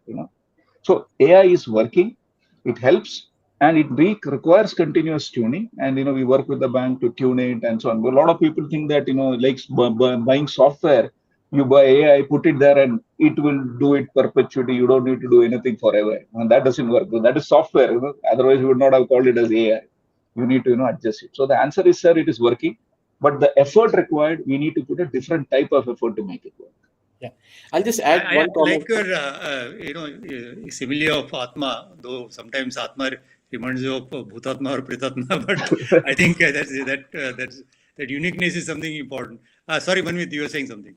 Yeah, I just wanted to add to what Ravi said. I think Ravi makes a great point. Number one, ML is specific to a bank and its own Atma or its own pattern of transactions and customers. What we and we've seen the same thing in Paytm as well. I think what we've done in Paytm, we have a twofold approach to just answer. Just I'll take 30 seconds. We have a risk engine, which is a combination of two things. There's a bunch of simple rules which track velocity of users making transactions, and based on that, we are able to see deviations very quickly. So just simple rules, right? We know that on these instruments, the typical transaction rate is X. Once in a day or once in 2 days, and if we see differences, we quickly catch them. Now that's very effective, and then we supplement that by ML because then that helps complete the picture. Things that are not so simple to catch by these rules, then you use ML to make that happen. So I think a combination definitely helps. Yeah, so I also have another question for you, but before that, I wanted to request the audience to put their questions in the chat box. We definitely want to have some time for audience questions. So please put your questions in the chat box. I'll come back to you. Manvit, I also wanted to ask you about security by design when you are designing new products. Yeah. How do you ensure that the rapid development, agile development kind of a model? How do you ensure that security is built in right from the beginning? What is your experience? I think that's a great question, and that's something that we try to continue to get better at. I'll probably try to answer this in two ways. I think one is when we are implementing any new service, there is product design. There are the features that we think about that will help prevent frauds from happening. And I spoke about the device binding stuff that we do, replacing OTPs by device binding and all of that. So that's a product level thinking that we have in the organization. But typically what happens is breaches happen due to lack in the technical implementation or architecture of the product. And there what we've done is we have a bunch of technical design principles that we have in place. For example, encryption of data. Whenever we're architecting or designing a product, making sure that data is always encrypted at rest or in transit, making sure we are using HTTPS for securing data in motion, ensuring that whenever your service is called by anybody, there's an explicit whitelisting mechanism. So everything is disabled by default, and only people who are whitelisted can call you. Using web application firewalls, proxy layers to make sure that DOS, denial of service attacks are prevented. Now, this is one set. Similarly, no logging of sensitive data. These are things we've built into the framework. We redact sensitive information by default. Now, one very cool thing we've done in an organization this big, and in order to scale, right, we had to do that, is whenever a developer checks in any code, any change in any product, what we do is we run a bunch of security checks. We have check marks, SonarQube. These are third-party tools, security tools. If they find any P0 or P1 security vulnerability just by analyzing the code, we reject the check-in. We do not let that code even get checked in. Forget shipping it. It does not even get checked in until the developer actually fixes it and it is rerun. Those tools are rerun automatically. He cannot ship that code. So, and then we obviously have a bunch of other things we do. In the interest of time, I'll probably, we run VA vulnerability assessments whenever you're about to launch something. We have the top 10 OWASP, vulnerability types are always, they are a mandatory fix before we can ship anything. There is no credentials that can be stored inside the code. Everything is in a vault, which is secure and nobody has access to, and only from that vault can credentials be obtained. So we do these bunch of things to make sure that when we are implementing something, these things are non-negotiables. And the biggest thing is making sure that developers don't have an option. They get blocked whenever we notice something like this. Right. I think that's very useful to know. The more upstream the effort, the better the effects. So I will look at the Q&A questions which have been put in. I think one question is about what kind of technology can prevent cyber crimes. I think it's a very broad question, and as we know, we need people, process, technology, and within technology there are going to be dozens of them to really, which will help address the problem. So it's not a single point issue that we need to support. There's a question on quantum computing. Probably I will keep it away because of the lack of scope. I think there is a question on cyber insurance. So, Manmeet, you would have any view on this cyber insurance, as how effective it is to take care of the problem? So I don't know if we can elaborate on the question a little more. So are we saying insurance against cyber transactions? Cyber insurance would be about frauds committed electronically, and if the bank is protected against that, it's a fallback arrangement. Of course, it doesn't by itself solve the problem, but insurance providers, when they do the due diligence before they set the premium on your policy, how does it help the bank in that sense? Ravi, would you have a better maybe perspective on this? Yeah, so when we talk to a few banks, they will come back and say, I got a insurance plan for my credit card fraud, POS fraud, or ATM frauds, or let's say cyber security. I'm thinking it's along the same line. It's well and good, but what is important is once you make a claim, right, for that thing, your next year premium will more than double, and that goes off. So then it becomes, it's better that try to protect your your house on your own. It's just like taking a vaccine for government announced the vaccine, and a lot of people said I will not take it, and if you don't take it, it will or you don't take care of yourself, things will go south. So yeah, you can take it as a one-off case to protect it, but long term, unless you have good behavior to back it up by proactive things that you have done internally, that cost will go. No, there is no free lunch in the world. Right. So the next question is, can the use of decoys as well as web application firewalls help? So yes. Anybody? Yeah, I can take that. I think web application firewalls are like just a mandate, right? If you have to protect your service or whatever service you're providing to your consumers, right? The ability to control traffic, block suspicious traffic. I mean, we get that all the time. We get hit by in so many ways, where we get spammed suddenly from certain IPs. We get thousands and thousands of requests per second, multiple thousands of requests per second.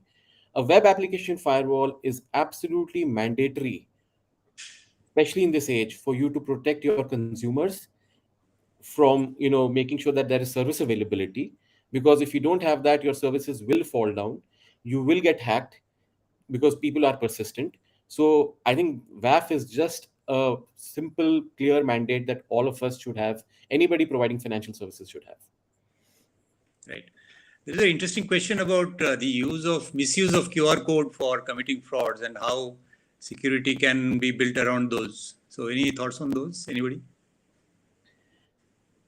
So, you know, I, I would probably love to, hear what. So yeah. So I think one thing that we've seen some of these instances happen where people have their fake QR codes. As I said, right? Sometimes merchants take a QR code or a PG set of keys from us, but they actually use it for something else. And we have seen instances where people have actually been able to, though these are very rare, have been actually able to fool consumers into actually transferring money to their account rather than the actual merchant account. So you could, the person could basically go say, hey, if you scan this QR code, this payment is actually going to go to the merchant from whom you're going to buy this service. But it actually ends up transferring this QR code may be actually linked to this fraudster who may have fooled the consumer into believing that this is something that this belongs to the same merchant. So here we have seen these, and honestly speaking, we are working with authorities on this, but these are difficult to kind of, this is consumer behavior, so it's a little more difficult to here we end up then working with the authorities, really speaking, to make sure that the money is refunded. But yeah, I think it's a great question. I probably don't have a lot more to add here. Yeah, I know. Yeah, Ravi. Sorry, not along with this, Amit had mentioned that, we are getting a central repository of all the frauds and so on. So I was just making a suggestion here. See, today our country has a beautiful, unparalleled, gift. We have about 20 to 30 banks in working in the back end real time mode. Okay. Now, if DSCI and police or CBI or whatever, we work and you are able to get the data centrally. Okay, we will be in a position to implement it in real time and say, look, you find an account and say this account is having a problem. Somebody in the field reports. We will be able to push it to 30 banks instantly, and we will be able to block all the channels, all transactions across that. So that's one thing. If DSCI can help. There is also a question of convergence of cyber security and enterprise fraud, because when I'm talking to head of frauds in multiple countries, they're already talking cyber security. The cyber security intelligence is not coming in. I think we need to pull that particular thing into it. So then we have we can give wings to Amit and his team, because they are painstakingly threading into important intelligence, and that golden hour, it is not a golden hour for that one particular bank. It becomes a golden hour for all the 30 banks in the country. That kind of thing we'll be able to implement. No, I think in terms of wish list, this is a very good point. It keeps coming up, more centralized data repositories helping out. In fact, Amit's example of how the email gets forwarded and then comes back with a reply too late is an example of how this decentralized approach, which worked for a physical world, doesn't work for a cyber world. So I wanted to pose the last question from my side to all of you, but I will ask Amit first. So customer awareness is supposed to be the ultimate defense against most of the frauds. So do you have any suggestions in this regard, how it can be done better, Amit? I think that is the only solution, because what police and other law enforcement do is only the postmortem, right? So that is the only solution, and every stakeholder has to play a part. So banks, for example, they send a message for every transaction that happens in my bank account. So with that message, it should also say in a very brief sentence that if you have not done this transaction, you can call 1930 immediately and report the crime. So even small innovation like that would create a lot of awareness. Now people really know that OTP is not to be given. So that I think media and other stakeholders have done really well. But now the criminals have taken up a different modus operandi to install remote access tool or something of that sort. So this is an ongoing thing, and we must play our own parts. So all the stakeholders have to play a part in creating them. Right. So I think we are out of time, and we had a great discussion. I think we touched upon most of the aspects of what can be done, what trends are there, what can be done to prevent, what technologies can help, and I'm sure some of the suggestions which came would be taken up by the respective stakeholders. I want to thank my panelists for their spending their time and sharing their insights and wisdom. And thanks to everybody. Thanks to the audience for posing some great questions. And back to the DSCI.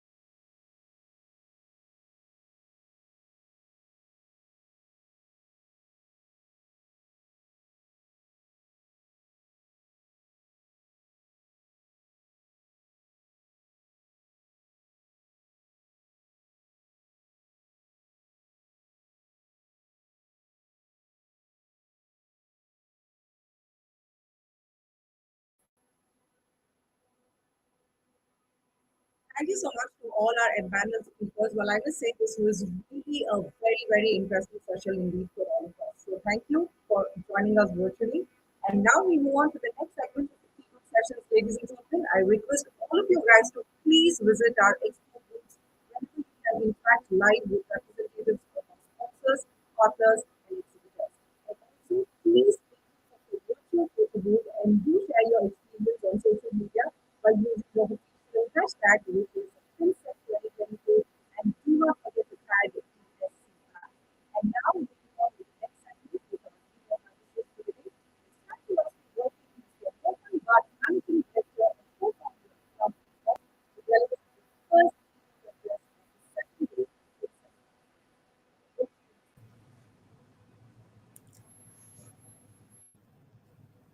Good afternoon, everyone. This is Mohan here, and hope I'm audible. Hope the voice is clear. And thanks a lot for inviting me on the panel here. With interest of time, let me start off with a presentation.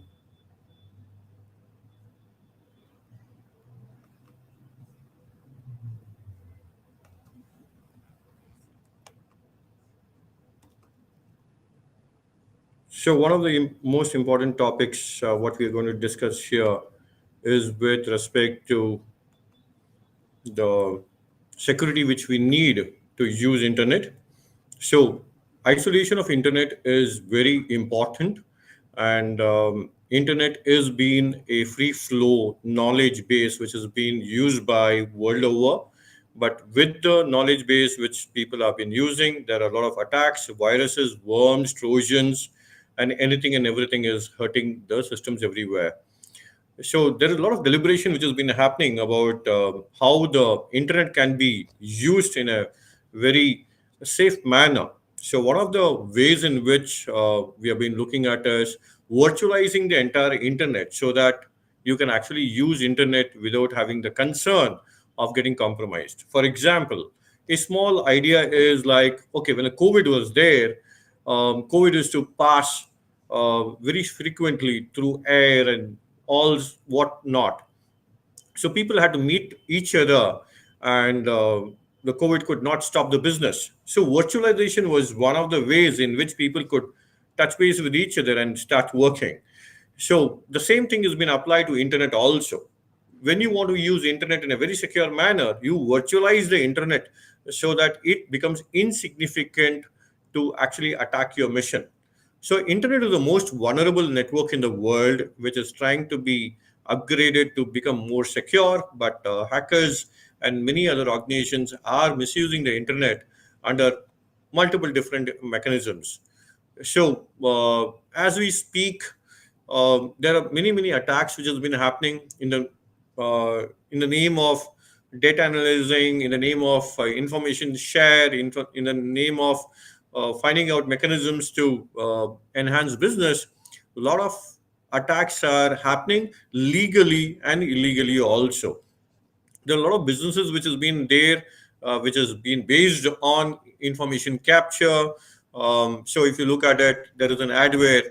So there is a small message which comes to you. Do you want to enable notification or do you want to disable notification? You say disable notification.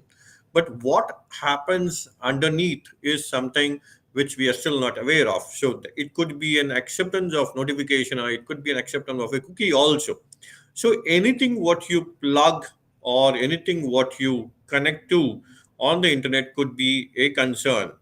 So all the websites what you watch at any moment of time has been tracked, and your profile has been created about what you actually do. And this is much more dangerous than it actually looks like.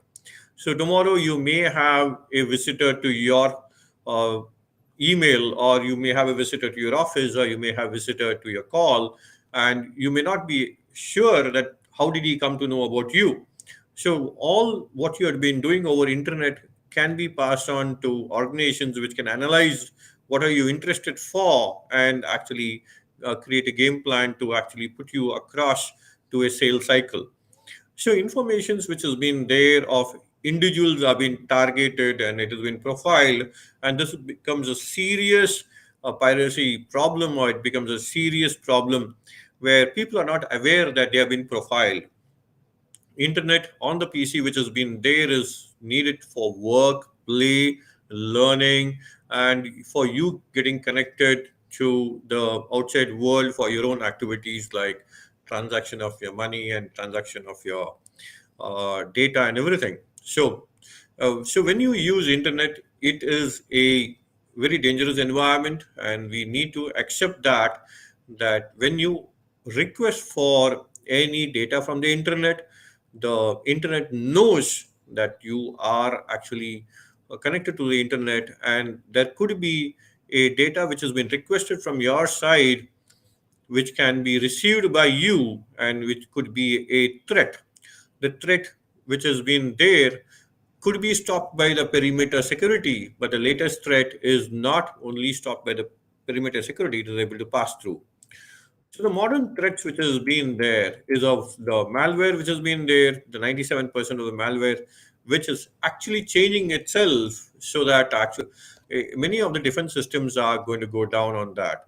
Many organizations have declared multiple malware as a couple of the deadliest ones, and a lot of organizations which have been building more and more malware to check their own systems and do an internal assessment of that. Many malwares are also having different business capabilities. So there is a huge lot of industry which has been there, which is making different type of malwares. And so two two malware types have been put on the screen. As we speak, there can be many more malware which can be built. So there are many malwares which has reached the Hall of Fame, where there are many more malwares which can come in. So no antivirus in the world or no solution in the world can be completely free from any of the attacks, because these attacks are improvising themselves every day. So how do you isolate the internet? So internet being a threat is very easily being isolated by the physical isolation that has been happening in almost everywhere. But the problem is the cost, and the problem is the inefficiency of the physical network isolation. The next thing is the local browser isolation, but it also has limitation to what type of isolations, what type of applications can work on it, and whether the sandboxing is truly a complete isolated environment, because you're using an underlying OS which has been there of the which is the master of all your transaction. So the third thing is the virtual browser isolation, which has been there. And request you to see the screen very clearly, that every organization in the world is subjected to an internet attack, and there is no way there can be an escape from the internet attack unless the isolation has been done. The one of the isolations which we spoke about is the network isolation, and the network isolation is having two PCs connected uh, to their local servers or connected to internet, and which has been physically separated. But the problem is that people will find it very hard to switch over. People find it very hard to actually move the data, or they will find it very cost wise also it becomes a problem, because two devices has to be used and maintenance is going to increase. And there are incidents that people take the data from the internet PC and pass it on to the local PC. The local servers will be subjected to an attack when the file, which is a malware, can pass on from the internet PC to the local PC through a human error or a transaction which has been done. So the pros and cons is 100% isolation, but the cons, if you look at it, costly, inconvenient, and persistent threat, manual threat has been there. And this has been extensively done in many organizations. And the physical hard gap which has been there is considered only by theory. Practically, it has not been happening. The next thing is the local browser isolation. It is moderate. The internet is coming through the firewall. It is a contained internet which has been there. But sandboxing, which is OS dependent, has always been a concern. And sandboxing failures have been reported in the market. So this is not a consistent environment, or a environment which can be very stable, because it is OS dependent also. So in case the viruses or the worm is able to intercept the OS and identify the loopholes in the OS, then it can become a hit on your application servers. The third thing is the virtual browser, which has been there, where the internet which has been used from the local user, the return of the internet will come to the virtual browser. And after that, what will happen is the display protocol which has been there will be used to pass on the display of the internet to the end user machine. So in this manner, what happens is that you don't actually get the real content of the internet. You just actually get the display of the internet, which will be as similar of the real content itself, and you will be able to play safe here. So you will be able to use internet, and many of the technologies may fail on protecting you from the internet. But here, this virtual screen image is like me speaking to you. Now, for example, if I have a virus or a worm, or if I have COVID or anything at all, it cannot pass through the screen and it can reach you. The same manner, the virus or the worms which you may accidentally access through the internet will not reach the end user, because it's only a remote screen which has been there. This is actually the virtualization of internet to protect it completely, holistically, and to ensure that there is no failures with respect to internet getting uh, into your network and compromising your entire setup. So this has been advanced much more by ensuring that the data which has been accessed from the end user is being screenshotted, and it is being sent as a remote which is being sent to you. And this is done in a very efficient manner, so that you will never know that it is a virtual display. The whole thing will look as if it has been a right access to internet itself. And this technology has been tried and tested in multiple enterprise organizations, multiple defense organizations, not for 1 year or 2 years, for many, many years it has been identified. And there is much more advancements which has been done. So benefits of the virtualization based internet is like all the cyber threats are being avoided, irrespective of the future of the cyber threats also. We are very aware that the future of cyber threat is going to be very advanced because of the bots, because of the artificial intelligence, because of many other technologies, machine language technologies, which is going to come in. So this is going to ensure that though there can be a long roadmap of hackers who can actually proceed with their latest technologies, the virtualization of internet will actually isolate the internet and ensure safety to the internal environments. The last thing is the file download and upload to the internet can also be tracked, and I'll come to that. In case a file which has been downloaded and uploaded can have viruses or worms, then how it will be considered. So if you look at this particular environment, the end user is connected to the application servers directly. This is a threat because in case a virus reaches the end user PC, then application servers will get compromised. Now, what we are talking about, the internet, which has been coming from the open internet, is being sandboxed, and it has been given to the PC, and there is a physical air gap here. The point what has been put across here is the internet to the thin client also is a concern. Internet to the PC the user is using is also a concern. So the internet which has been given even on a physical design um, mechanism where the isolation is done should be protected through a sandboxing environment. The second design is a more robust design. What we ensure is that the access to the application servers also is a concern, because if the local PC gets compromised, the application servers will get compromised. So the more safer mechanism is to ensure the sandboxing of the internet through virtualization will get dropped on the user PC, and the local application also is not connected to the local PC directly. It is also been virtualized and connected to the local PC.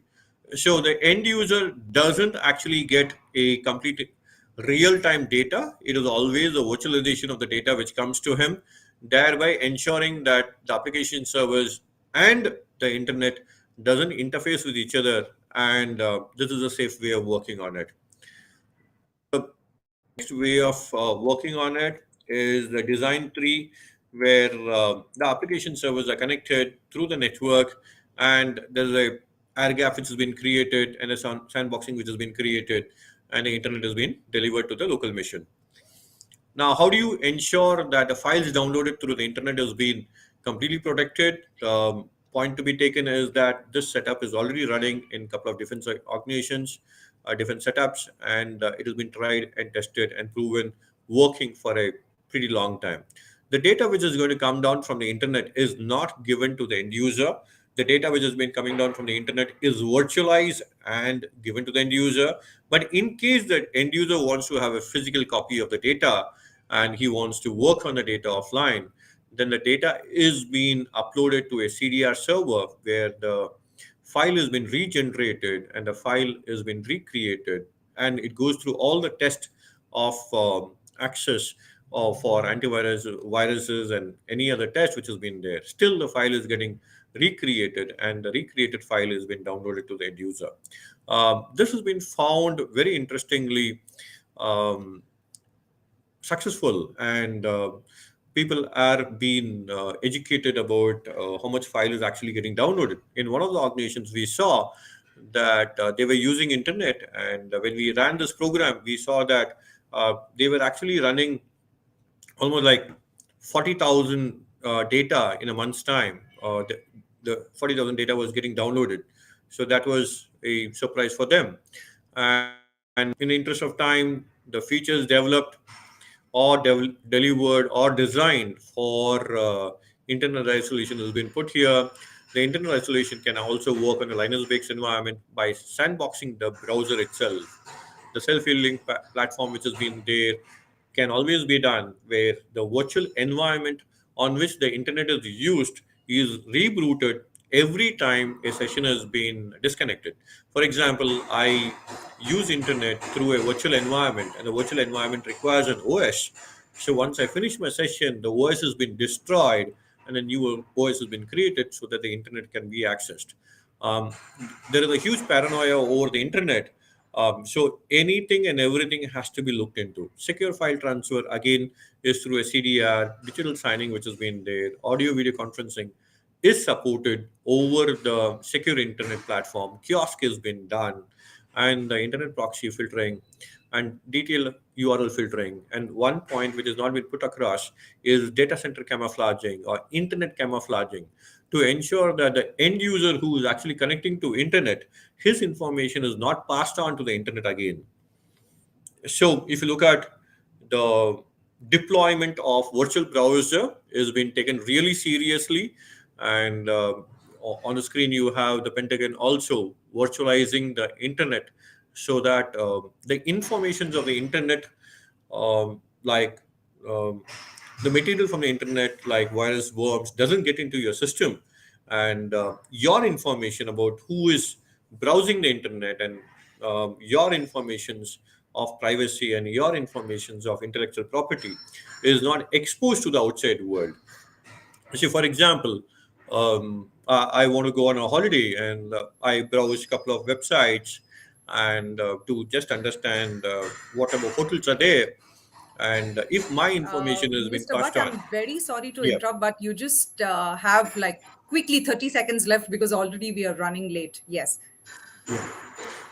Thank you for that. I was just checking on the time, and yeah. So if I'm going on the internet, and if my information has been exposed to business owners or business people who are actually into the travel or anything at all, they can actually talk to me and be more sweet to me, and ensure that I become a client for them. So it's very important that your information about what you browse on the internet is also supposed to be protected. And the next thing is the cybersecurity plan in India.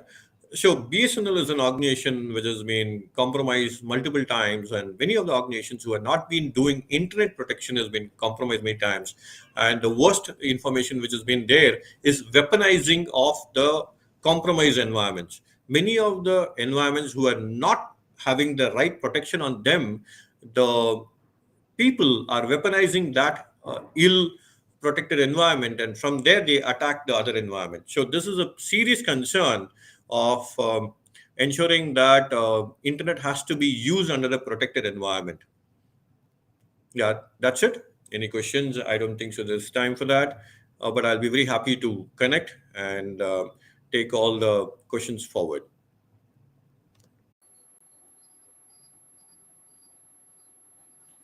Thank you so much, Mr. Bhatt, for enriching our knowledge towards this. This was another insightful session, I must say. And now we move on to the second keynote address for the day, ladies and gentlemen. So please help me in welcoming Mr. Sanjay Manwani, the India Senior Director from MySQL. Over to you, Mr. Manwani. Thank you so much. I think I'll start quickly. We are, I think, already behind time, so I'll quickly begin. Okay, it allows me. Okay, so I hope my screen is my screen is visible. Okay, perfect. So securing financial services infrastructure using MySQL, right? And how do we do that? Just before beginning, I think safe harbor. This is just to protect us, and just to show you this, that you shouldn't make any decisions based on this thing. This is just for information. I really don't need to really go into detail of this. I think everybody understands that risk multiplies with everything, and I think you guys have been hearing about how people are attacking not only from the network, the backup, the DB, the OS's applications, everything. Everybody is targeting everything. So each piece of your infrastructure is something that you need to protect. And how do you do that? One of the things, one of the core areas that you need to protect is your is your website, is your database, right? Because ultimately all your data is residing in that database, and if somebody is able to get access to that, whether it's a backup, they will come to know exactly what data is out there. So you need to ensure that MySQL as a database is is a database that you select because that's one of the most secure ones. Besides, obviously, your network provider, everybody, your phone provider, everybody has to be secure, right? I don't need to again tell you what are the risks. There are compliances and there are risks that are there, and there are so many standards that you need to take care of, whether it's PCI, HIPAA, and any piece of infrastructure that you need to take care of or need to deploy in your complete stack has to be compliant with this, right? Uh, why? Because there are huge amount of fines. We are talking, these are numbers that have been shown in the market. These are numbers that have basically happened, right? So this is something. Sir, I'm so sorry to interrupt, but can you please full screen your presentation, please, for all of us? Uh, Yes, and you'll have to play your own presentation, so you'll have to move the slides. So just go to the full screen mode down there towards your right hand side. Yes. okay. Is this any better or? No, you'll have to share it in the full screen mode. The three Okay. bar icons, what you can see towards your right hand side. Okay. Yes. And this is it not visible right now? It is, but it is not on the full screen. So you can see the three lines, right? Yeah. So you just have to click on that. If I say, when I say full screen, is this not visible full screen now? No. Okay. Let's go with this because there is Just near the volume button, sir. Yes, you'll have to do it full screen there. You can Hi, see sir. three lines, So right? you can also press F5 quickly, the function F5 button that should help you go into full screen. now it is If going full. It is going full screen on my correct, view, but so it's not. sir, then you can stop sharing and reshare your entire screen once. That way, everybody will be able to view your presentation properly. You're right. Let me do that. Stop screen share, and then I say share content, and then I say my screen, and then I don't say select window or screen. Just do the entire I, screen. I say entire screen. Perfect. And I say allow, and then wow, Go to your presentation. and then I And say full screen. press Okay. F5. Yes. Perfect, sir. You may continue. Thank you so much. Okay. So I'm over with these slides.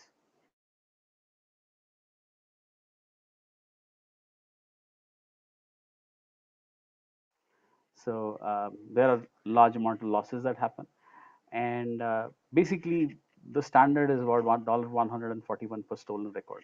So if your 1 million records are stolen, we are talking about 141 dollars that are this thing, and an average per capita dollar cost breach is about $225. So you can imagine these are huge fines that you need to take care of, and therefore any piece of infrastructure that you're talking about should be taken care of, right? Again, I don't need to talk about this. This is a group that understands security controls. GDPR is very, very clear on what your fines are. It talks, but when it talks about what you need to do, it says, for example, appropriate security and confidentiality. It says, it talks about what to achieve, but not how to achieve it. So you need to make sure that your infrastructure is good. Um, so what are the four core security areas? And I'm going to be talking about databases because that's my core area. Hi, But sir. Could you please reshare your screen, please? Your presentation is no longer visible for us. wow, Just one more time, we will try that and we can get you going. okay. Use the same process. Select window screen. I say entire screen, and then I say allow. Wow. Perfect, sir. Okay. You can go on to full mode, full screen mode, and you may continue. Thank you so much. Wow. Okay.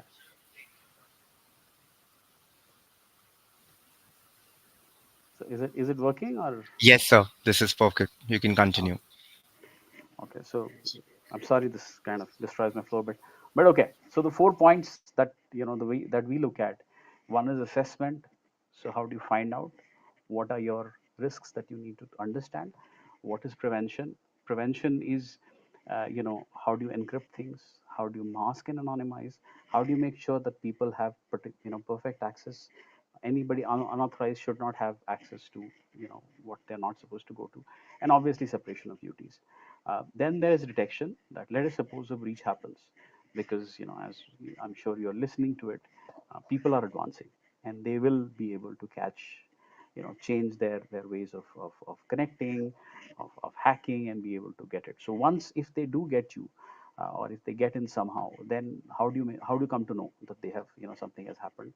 How do you monitor the activity? How do you come to know, okay, this is what has happened? How do you alert, and how do you report? And finally, obviously, okay, things have really gone down. You need to, bring things down. You need to go back to a previous version. So how do you back up and restore?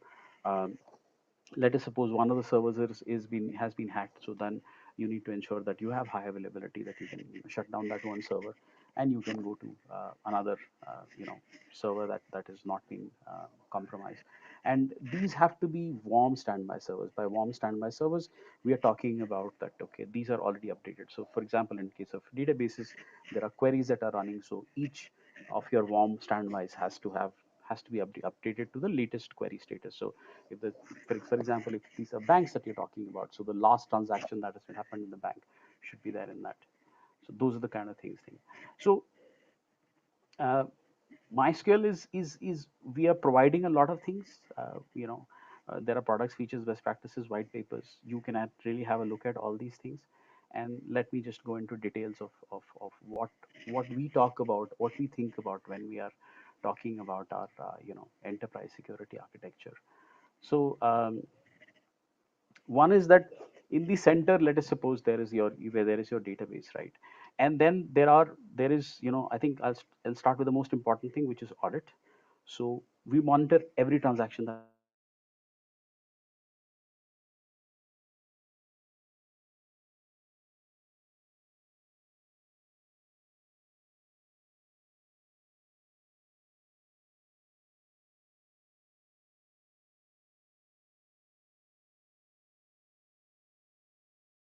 database. We monitor every transaction that happens in the database. We monitor every transaction that happens in the database. We monitor every transaction that happens in the database. We monitor every transaction that happens in the database. We monitor every transaction that happens in the database. We monitor every transaction that happens in the database. We monitor every transaction that happens in the database. We monitor every transaction that happens in the database. We monitor every transaction that happens in the database. We monitor every transaction that happens in the database. We monitor every transaction that happens in the database. We monitor every transaction that happens in the database. We monitor every transaction that happens in the database. We monitor every transaction that happens in the database. We monitor every transaction that happens in the database. We monitor every transaction that happens in the database. We monitor every transaction that happens in the database. We monitor every transaction that happens in the database. We monitor every transaction that happens in the database. We monitor every transaction that happens in the database. We monitor every transaction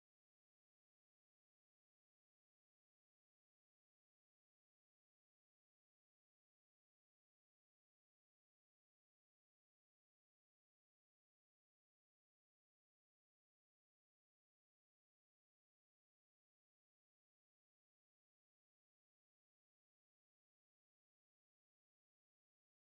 database. We monitor every transaction that happens in the database. We monitor every transaction that happens in the database. We monitor every transaction that happens in the database. We monitor every transaction that happens in the database. We monitor every transaction that happens in the database. We monitor every transaction that happens in the database. Okay, ladies and gentlemen, we are going to be having Mr. Manwani join with us quickly in a minute. Well, I can tell you that the Gorus internet can be quite challenging at times for all of us. But in the meantime, if you have not walked up to the virtual photo booth and got yourself clicked, please, here is the chance. Please walk up towards the experience zone, towards our virtual booth, and click as many pictures and video as possible. And please do not to use the hashtag of the event, which is FinSec 2022. Well, I am definitely going to be using the hashtag and uploading all the pictures I click on the event today. So please do not forget to use the hashtag, which is FinSec 2022. And yes, as I said, all of you guys could stand a chance to win a 1 year free subscription for the NCOE utility tools, which is 45K worth. So may the best person win, and let's have all of you guys quickly drop in all those pictures and videos. And please do not forget to use the hashtag, which is FinSec 2022. So, yes, we are going to be having Mr. Manwani join here with us again. And over to you, sir.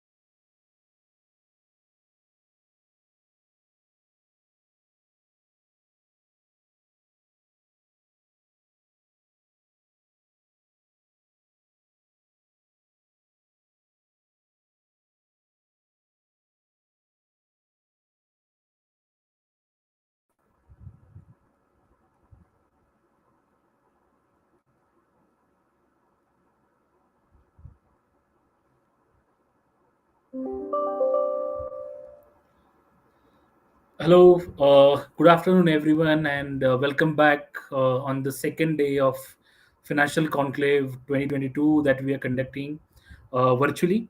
So, for this panel discussion, we are going to have a very exciting and very amazing topic that is on the ransomware. The ransomware as a service is evolving from last 1 or 2 years. There are new variants and there are new ransomwares are evolving, and they're evolving as a service, and we have seen that it is impacting the organization across the globe, not just India, but largely financial sector is at the first target of the state actors and also some of the APT groups, and that's why we thought of discussing the ransomware as a service and the anatomy of ransomware as a service and how they have evolved since last 1 or 2 years. So that's a topic that we are going to discuss today.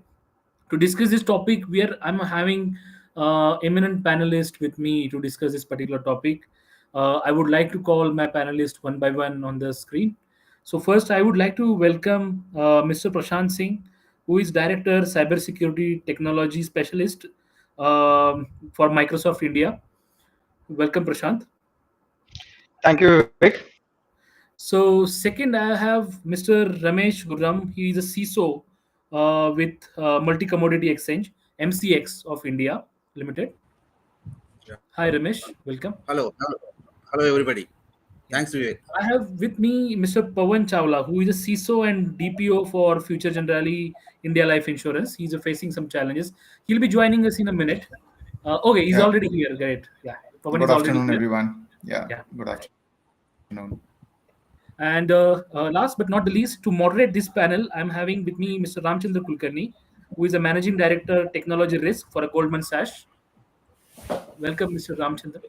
Hello, good afternoon, everyone. Uh, Without a further delay, I would like to hand over to Mr. Ramchandra to set the tone of the session. And I will hand over to Mr. Ramchandra. Please take it forward from here. Sure. Thanks, Vivek. As Vivek said, what we are trying to discuss today is an interesting aspect of ransomware, although there is pretty high attention in the subject of ransomware. What we are going to discuss today is one aspect of it is pretty emerging pretty fast is ransomware as a service in terms of how this has come about and what is happening in this space and what are we likely to see and probably what organizations can do about it. So while we begin with this particular session, probably I'll spend uh, very little time in just setting the context in terms of evolution of ransomware. I mean, probably all of us know it started around 8 years back with MapSam. That was when the first variant of ransomware came, and really the one uh, wave which kind of made the difference and kind of did the before and after scenario was WannaCry in 2017, and followed by NotPetya in 1917, where first time we saw a nation state sponsored ransomware attack. So those were two distinctly important attacks in terms of ransomware space, and it has started kind of rapidly evolving after that. In 2019, we saw uh, organizations having sprucing up their recovery procedures, having their backups, etc. So what we saw was something called as double extortion, where we looked at a name and shame game where obviously the people who were doing this didn't just stop at taking a ransom or asking for a ransom, but also publish the data to cause reputation risk. That is what we saw in 2019. And in the last 12, 18 months, it's all about targeting critical infrastructure and supply chain. And that is what we have seen.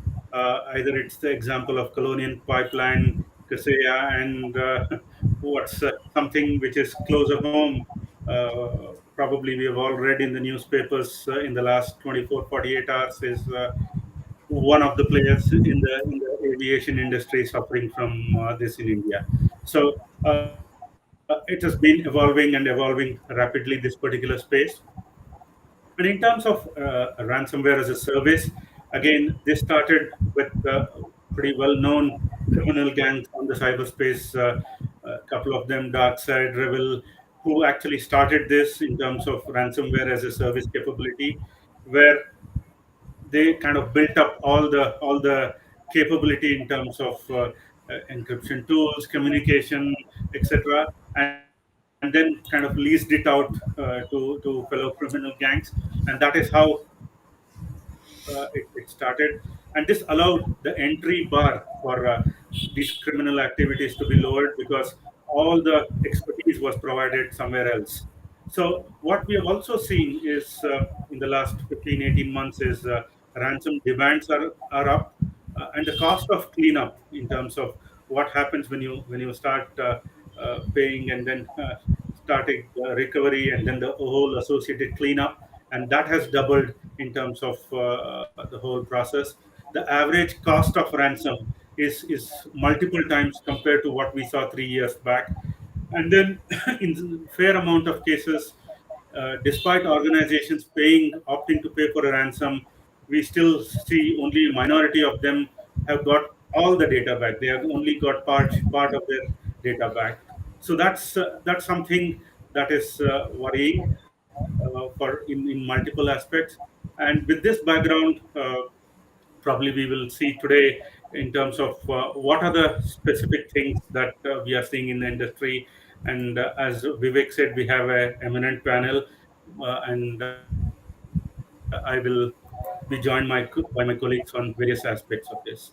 In terms of the threats in the domain, while I have covered in a fairly high level, Pawan and Ramesh, if I can ask you, Pawan, starting with Pawan, in terms of what you have seen, in terms of how the threats have evolved, in terms of scale, sponsorship, sophistication, and how the technology is deployed.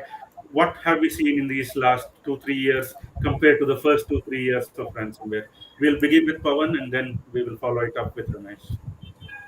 Sure. Thank you, Ramchandraji, for setting the tone and setting the background, and that actually give a good insight on the how the hackers have evolved over a period of time. Ransomware was is a not a new word for us, but the way it has been acted today is definitely eye opening and gives shivers to many of the organization across the globe, and especially the security professionals who are responsible for managing security for their organization.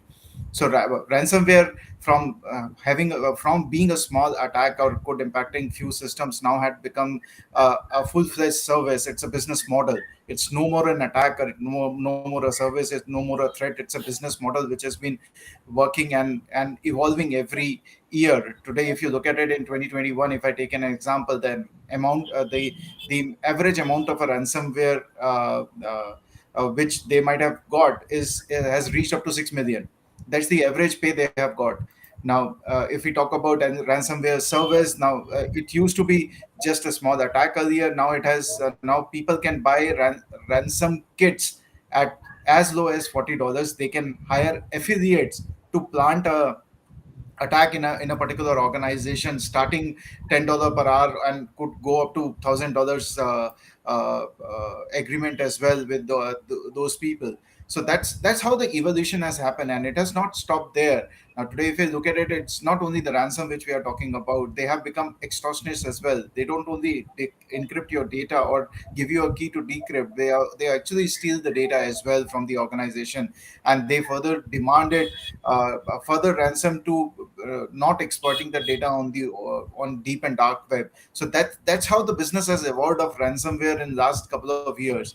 Now if we talk about the methodology, the way it works is the way that they are planning an attack is today, that has also evolved as well. They are not only looking at organization who has a large volume of data.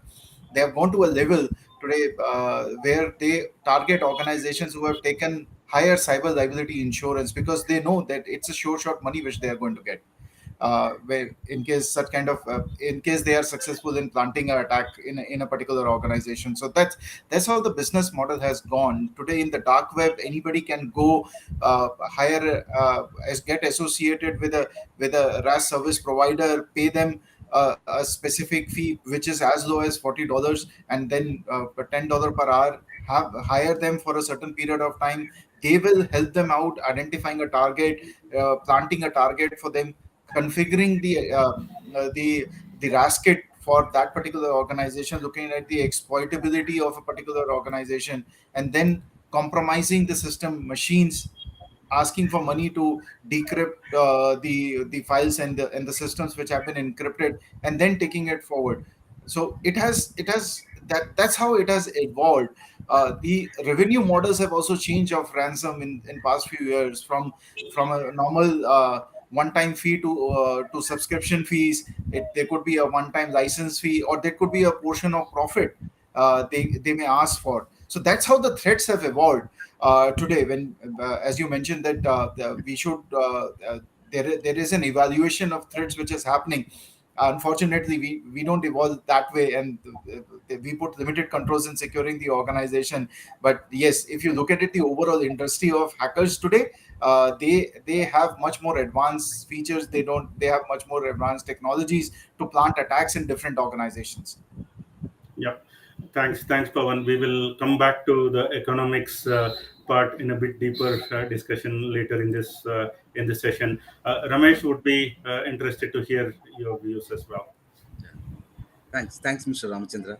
Thanks for setting a tone, and thanks, Mr. Pavan, starting off with a good introductory of the evolution.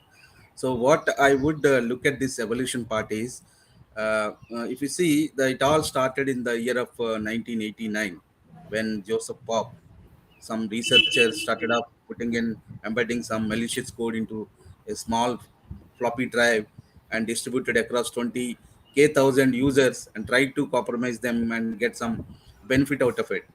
The movement it started in 89, and the evolution level, if we see now, I would look at three different aspects. First one is the level of scope. It all started at individual and small group of people were the victims. Then it slowly evolved to big organizations and a kind of group of organizations they used to target. And then it has started to target countries, and that slowly it has evolved to target at a global level. The classic example, as you mentioned, Mr. Ramchandra, WannaCry is the best example to say that it's also called a global cyber pandemic. So around 150 countries across the globe got impacted, and almost many millions and trillions of amount ransom was paid to the hackers to get the critical business data back to the organizations. So the first point being the clientele whom they are targeting. The next one I would say is this evolution has become a ransomware is available to not just for a techie guys. It is simple, a person who doesn't know coding, who doesn't have any understanding of what is software, what is malware, how it is built, how it operates. A non-techie guy can have the access to the ransomware. So that is kind of a evolution what we see nowadays in the ransomware world. And the third part I would say is earlier the target victims were more of financial and BFSI sector. Now these criminals are targeting to spreading to the many critical infrastructure and critical sectors like health, education, power, space. All those critical sectors are also under continuous attack, and they are being targeted in a more focused and more dedicated manner. So that is one of the evolution I would see in this recent years. Thanks, Ramesh. I think that absolutely makes sense in terms of how it has evolved. Pretty much picking it up from where you ended in terms of motivation and what drives these actors now. Probably we can delve a bit more deeper into the who, why, what, and how of ransomware as a service. And probably for that, I'll come to Prashant, you, and then Pawan. In terms of how are we looking at what are the factors that motivate this? Is it just, as they say, money, money, money, or is there something else? And more importantly, from Prashant, you, in terms of specific techniques, advancements in terms of how technology is deployed, how the capability is leased. So, if you can throw some light in terms of how all this is evolved, that would be great. We'll start with Prashant and then move to Pawan. Sure. Thanks, Mr. Ram. And I think I would say overall, the motivation levels have been very different. As you rightly pointed, Mr. Ram, the criminal gangs have got involved. And there is also the concept of specialization. Ransomware as a service itself, or launching a full-scale attack requires so many moving parts. The creation of the zero-day payload itself, getting a backdoor entry into the environment, to be able to execute the attack with lateral movement, and then running ransomware, communicating, and finally taking the delivery and sharing. With so many moving parts involved, the different motivation levels, the players or the actors in this particular field, they have started focusing on specialization rather than launching a full-fledged, the entire workflow cycle. They are targeting specific parts of this overall business, and the motivation for a lot of individuals, especially in the tech domain, is that extra income which they can use their expertise and get their extra money. And that COVID has in fact increased that propensity to land up on that side and start doing that. Typically, in the overall ransomware, the workflow, I would say there are three key stakeholders. Actors, I would say, the RAS operator itself, who is hosting or building the ransomware as a service itself, and they are also hosting the websites where the compromised data can be published. They're maintaining support services, different support models. They also host payment processing. So that heavy lifting of creating the payload itself is done by the RAS operator. Then we have access brokers who are providing capabilities like Prashant, backdoors. your audio seems to be breaking. Okay, sorry. Am I audible? Yeah, I mean, the problem is it's breaking. I don't know if it makes sense to rejoin while Pavan takes over Yes, this sure, question. sure. Absolutely. Yeah, I think Let now me it's just slightly rejoin. better. Hold on. Now Yeah. it's slightly better. Okay, okay. I think the Wi-Fi is creating a bit of problem. Let me know if Yeah, now the it's thing much breaks better. Now again. it's much better. Okay, okay. Let me continue. So we were also talking about the access broker service and that actor typically is providing backdoors into the corporate environment for the affiliate to utilize in terms of RDP access, compromised credentials, and botnets. And then the RAS affiliate, who's the actual attacker using these services, uses these capabilities to Prashant, attack Prashant, the overall network. just 1 minute. I think it's because of the headphone. It's cracking a bit. So can you try without headphone Okay. if it is possible? Okay. Sorry, just a second. I switched off my video. Is it better? Yeah, it's a Is better. it better or is it still? Yeah, Yeah, it's better now. better It's now. better now. Okay. Thank you. Sorry for this interruption. I'll continue. No worries, no worries. So, yeah. So, in terms of how this overall capability experiences work, as the execution gets launched, the attacker, I mean, the ransomware affiliate will launch the attack, and then eventually, convince the customer, I mean, the target audience to pay for the ransom, and then the RAS operator would continue to provide these services in terms of the website hosting, the capabilities, continuous communication, and putting the pressure, and then also providing eventually the payment services through which the overall execution Hey, is done. Prashant, I So all think of these are the various moving we parts. we are getting the same issue again. Maybe, as Vivek said, it's probably due to the earphone. We'll come back Okay, to sure, you sure. if you probably want to fix it or either re-log in, whichever way. Okay, I'll try for sure. Yeah, Thank you. Pawan, if you could please throw some light in terms of, especially technically, what we are seeing, what we are reading, what is the trend in terms of how sophisticated it has become. Pawan, you are on mute.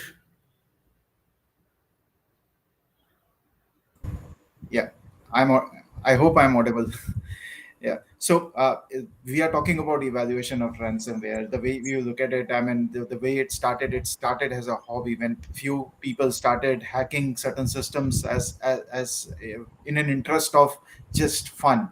Now today that has become a business. And the motivation behind all these things is not to nothing other than either making a political or social point, or a radical hackerism, or financial gain, or impacting a particular organization, probably because of business competition, cyber warfare, or it could be an intellectual challenge. These are the main reasons behind it. And people have also, if you look at it from the hacker's mind, it's easy money. They don't have to work for all the time. They keep on doing fun activities which they used to do, and then now they are getting paid for that as well. And that is what is motivating them. There is no restriction of time, there is no restriction of there is no work pressure. It is fun for them, and slowly and gradually it has become a business model. And that's where we as an organization are getting worried as well. I mean, if they have ample of time and they keep on doing such activities, we will always be at a threat, and it will always be a challenge. So it earlier, if you look at it, there used to be malware attacks which used to happen. There were phishing. They keep on happening. The phishing has also evolved over a period of time. Some of the attacks which we don't hear too much these days are man in the middle attacks, or denial of service, or SQL injection, because they know they're not. It's not going to bring them enough money. What is going to bring them money is the ransomware attack, where they encrypt and they actually impact the data. Leaking of data is no more important today. It is because people realize that the data which the hackers also realize that some of the data which they are exploiting today is more of a marketing data. Like today, if you look at it, what could be the data which can get exploited? It's the name of an individual, it's the phone number of an individual, the email address, probably, I mean, if you look at it in and around our ecosystem itself, this is data which we vomit every day. In some of the other side, we keep on sharing this kind of a data.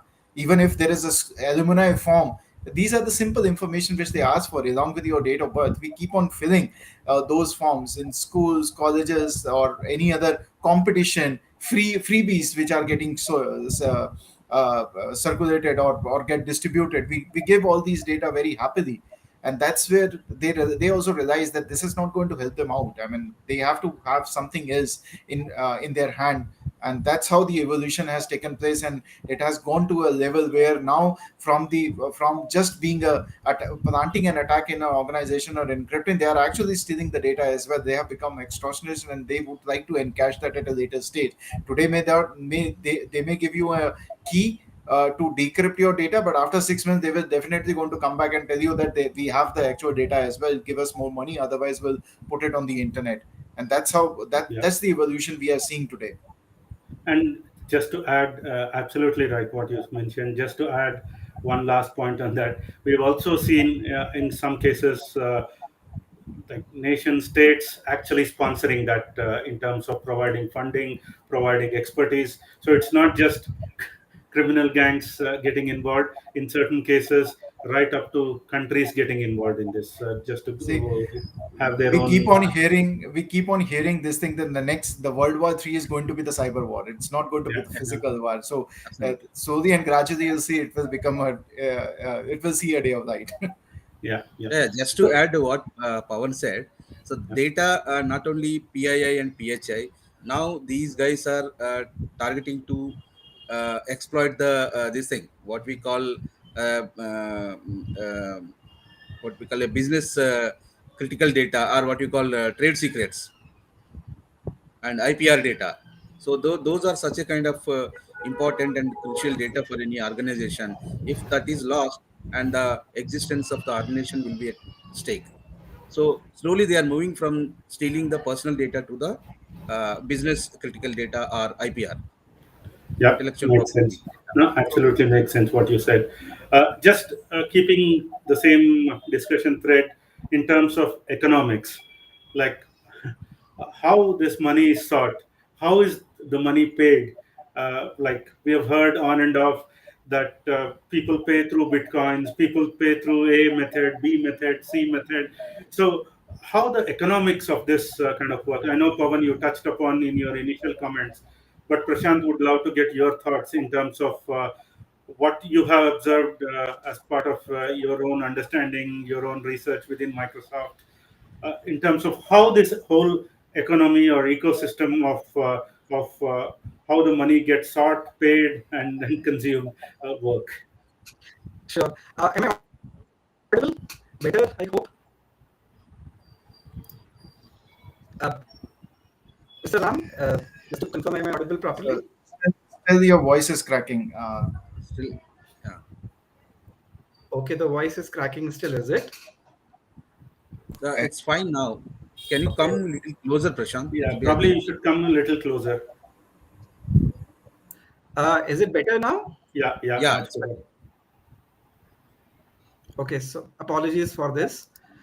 You're right, Mr. Ram. The overall economy, in terms of deciding the ransomware, it's ransom itself, starting from the RAS operator providing various services and tiered, service model, whether it's just ransomware package or various surround services like lead sites, payment processing, going after the victim, hosting, the data itself. All of those experiences demand a kind of, what is the how much we buy, or the affiliate pays to acquire the service.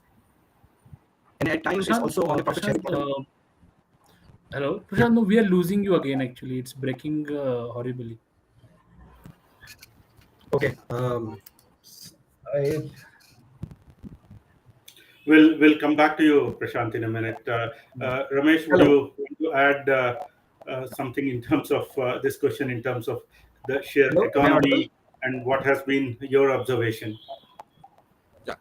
Yeah, Mr. Ram, Yeah, is it the better now? economics. Yes, sorry. Yeah, Ramesh, please go ahead. So in this economic chain of this RAS works on two main individuals I would like to mention here. One is RAS operators and the other one is affiliates. So these two are the game players of this ransomware as a service online. So these guys in turn will have many more players like developer who is an expert in creating the ransomware kit, and the person who is one more person called distributor and one more person called money lender. When that ransom is paid to the operator and affiliate, how that money needs to be laundered, and so that the tracing of the payments are not being able to done by anybody. So, having said that, there will what these criminals will try to do when they encrypt any data, they try to send a dedicated browser how this payment needs to be done, and then they will have a dedicated setup of payment gateway when the client tries to pay this ransom. So they will have a dedicated payment gateway so that the payment whatever is paid in terms of bitcoins are directed in such a way that there will be a finance manager who will do this finance management of bitcoins and distribute this profit among the operators. So there will be one more aspect to it is there is a profit sharing model. They will work on monthly subscription, profit sharing, or maybe pure profit. So like that, there are what we call different offerings from the ransomware attackers. True, true. That's what you said is absolutely right. It's a whole ecosystem in terms of how this finance is sought and paid, and then how it actually reaches the so-called endpoints in terms of people who work for it. So yeah, it's a very well-oiled machine, so to speak. Pawan, you would want to add any last word on the economics part of it? You're on mute, Pawan. Economics is always fruitful for them because it's a sure shot money which they are going to get, and they trust me, they are much more advanced and much more facilitated with facilities than we could think of today. Like Ramesh has already touched based upon, there is the fund manager, there is a complete ecosystem. So whenever they plant an attack, they create a payment portal for that particular victim as well, through which the payment need to be directed. Now it's up to the victim who has to decide that in whichever form they have asked for, how they want to route that.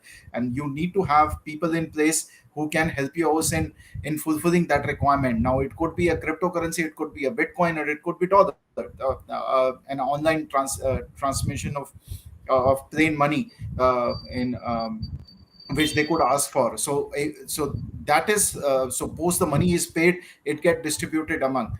Now that's how the chain is working today. It is much more transparent for them than we could think of. It is much more trustable that we could think of, and then it is it is much advanced than what we see in our ecosystem today. True, true. No, absolutely. You're absolutely right. Uh, just on the same thread in terms of the sheer ecosystem, how it works, probably I'll go back to the step number one of this in terms of how these targets are identified, and like how do I know that corporation A or corporation B or company C or company D, individual F, how do I target? Like what is the quote unquote intelligence that they use to kind of get to this? That these are the three potential people or firms that I need to attack. So what kind of intelligence that they kind of play around? Prashant, if you're good now, we can come to you first and then come to Pawan. Sure. I hope my audio is better now. Yep, Uh, yep, yep. uh, in terms of deciding, the targets, the whole economy or the intelligence focus on the fact that what is the value of the data itself.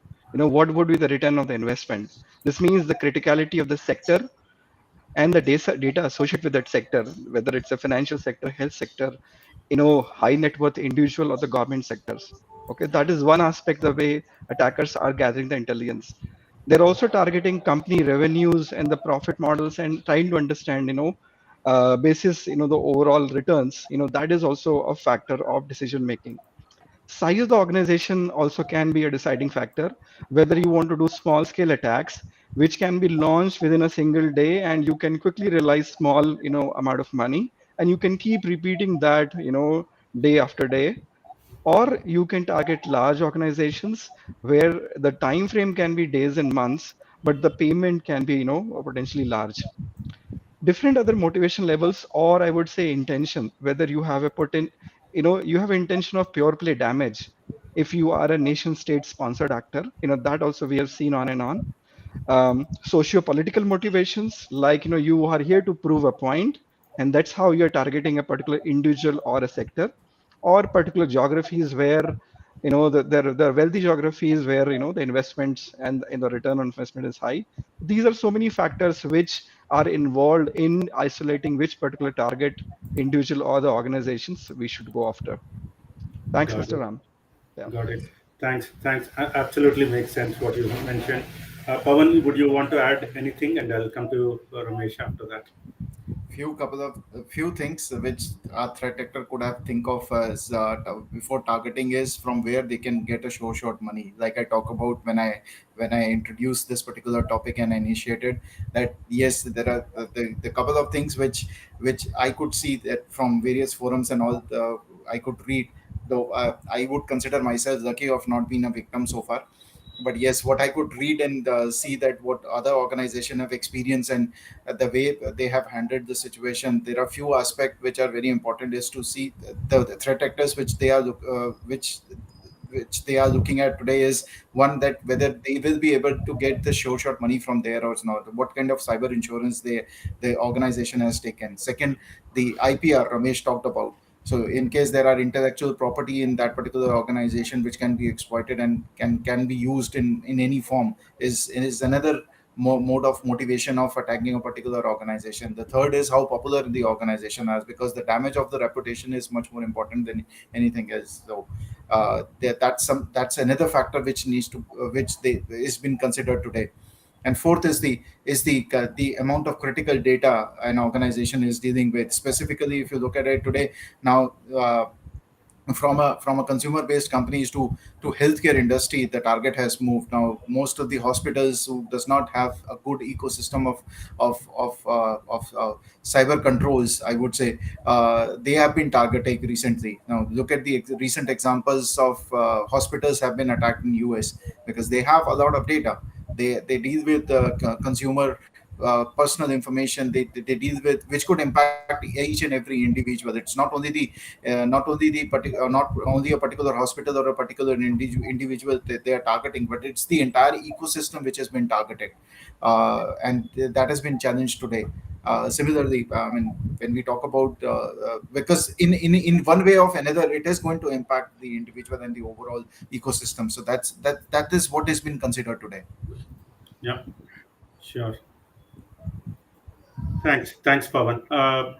So, I mean, if these are, this is the evolution, this is the advanced setup that they look at, the kind of sponsorship, funding, etc. So, what are the governments doing across the world in terms of sheer policy framework or new laws?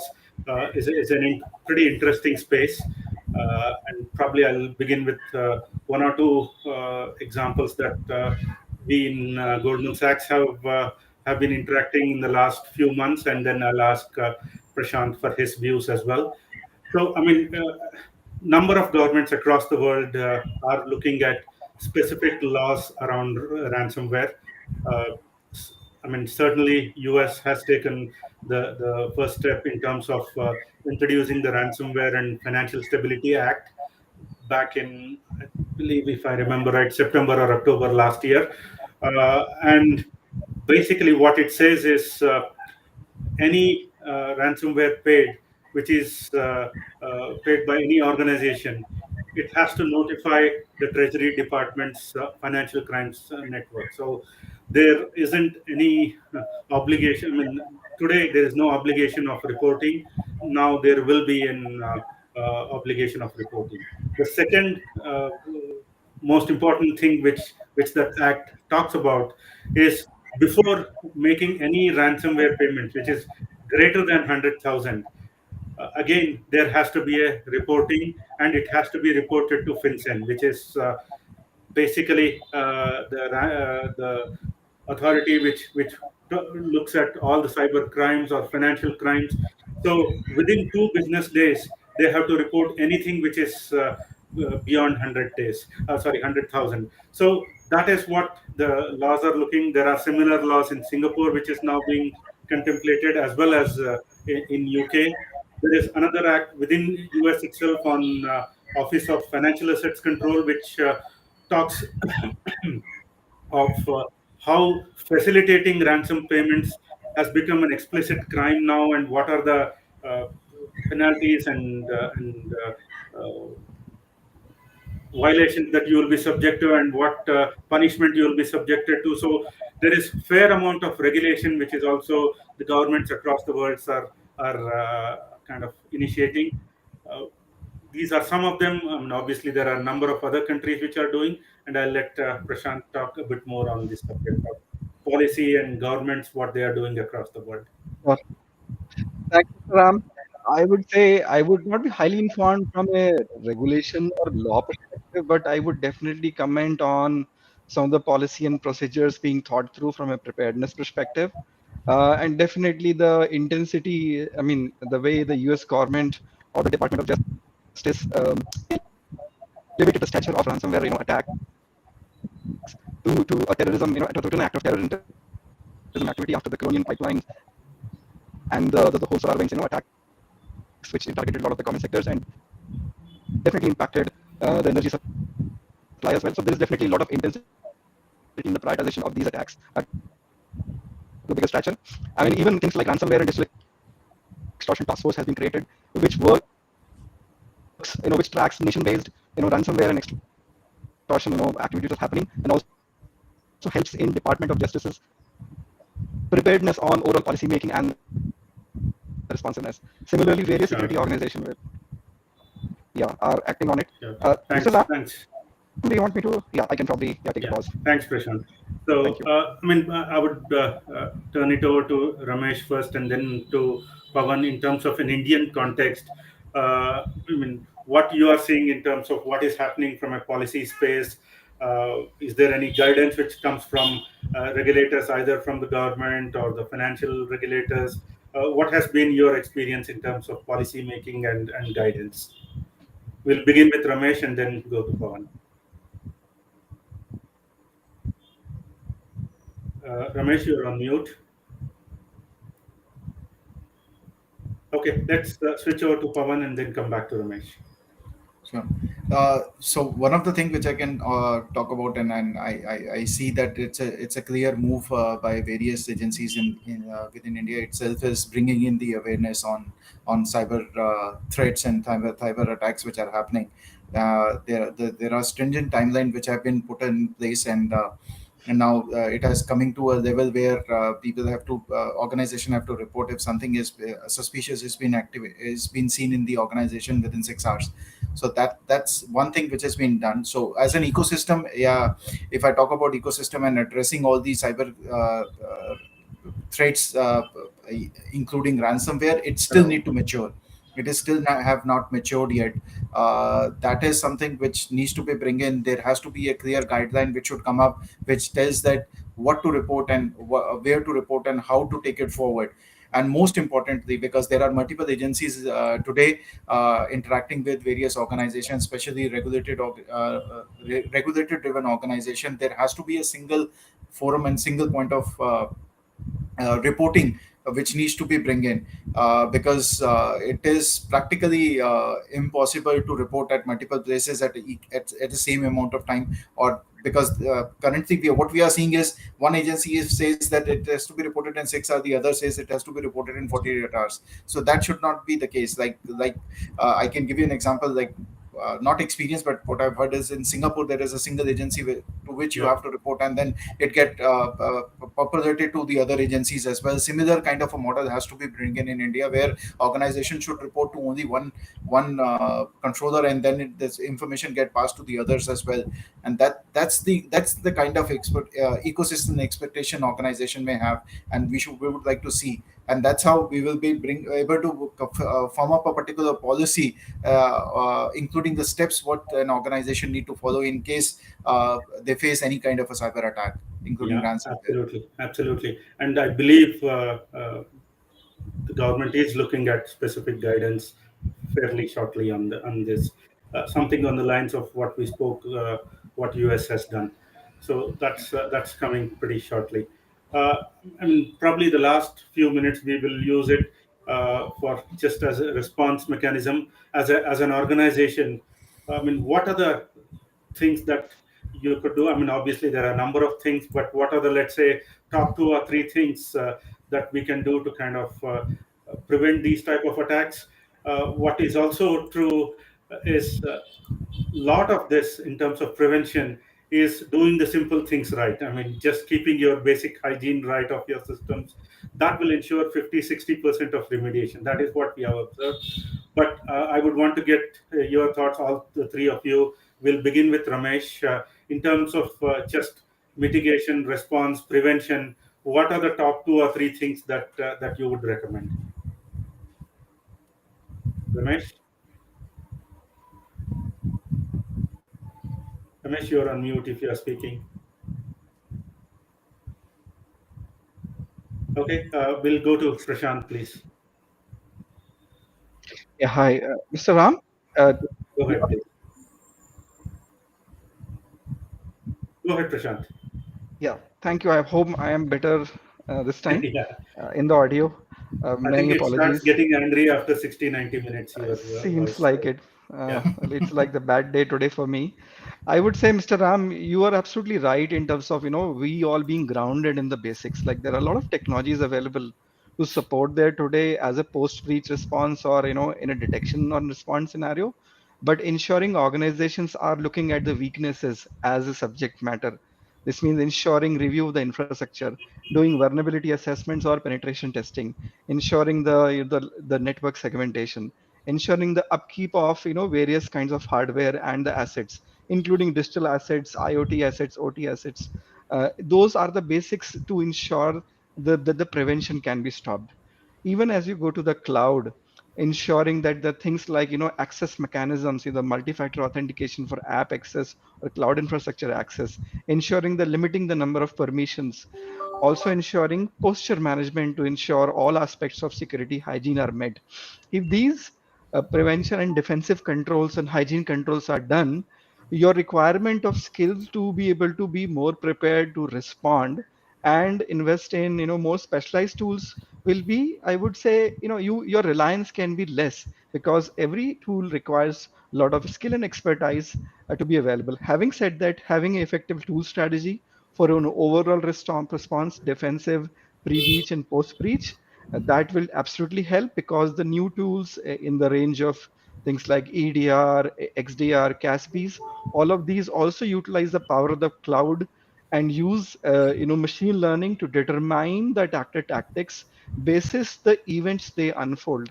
And that's why it is critically important to have a tool strategy. But you are very right, Mr. Ram, that the defense, better preparedness would be the best strategy. And those basics have not changed for the last 10 or 20 years, I would say.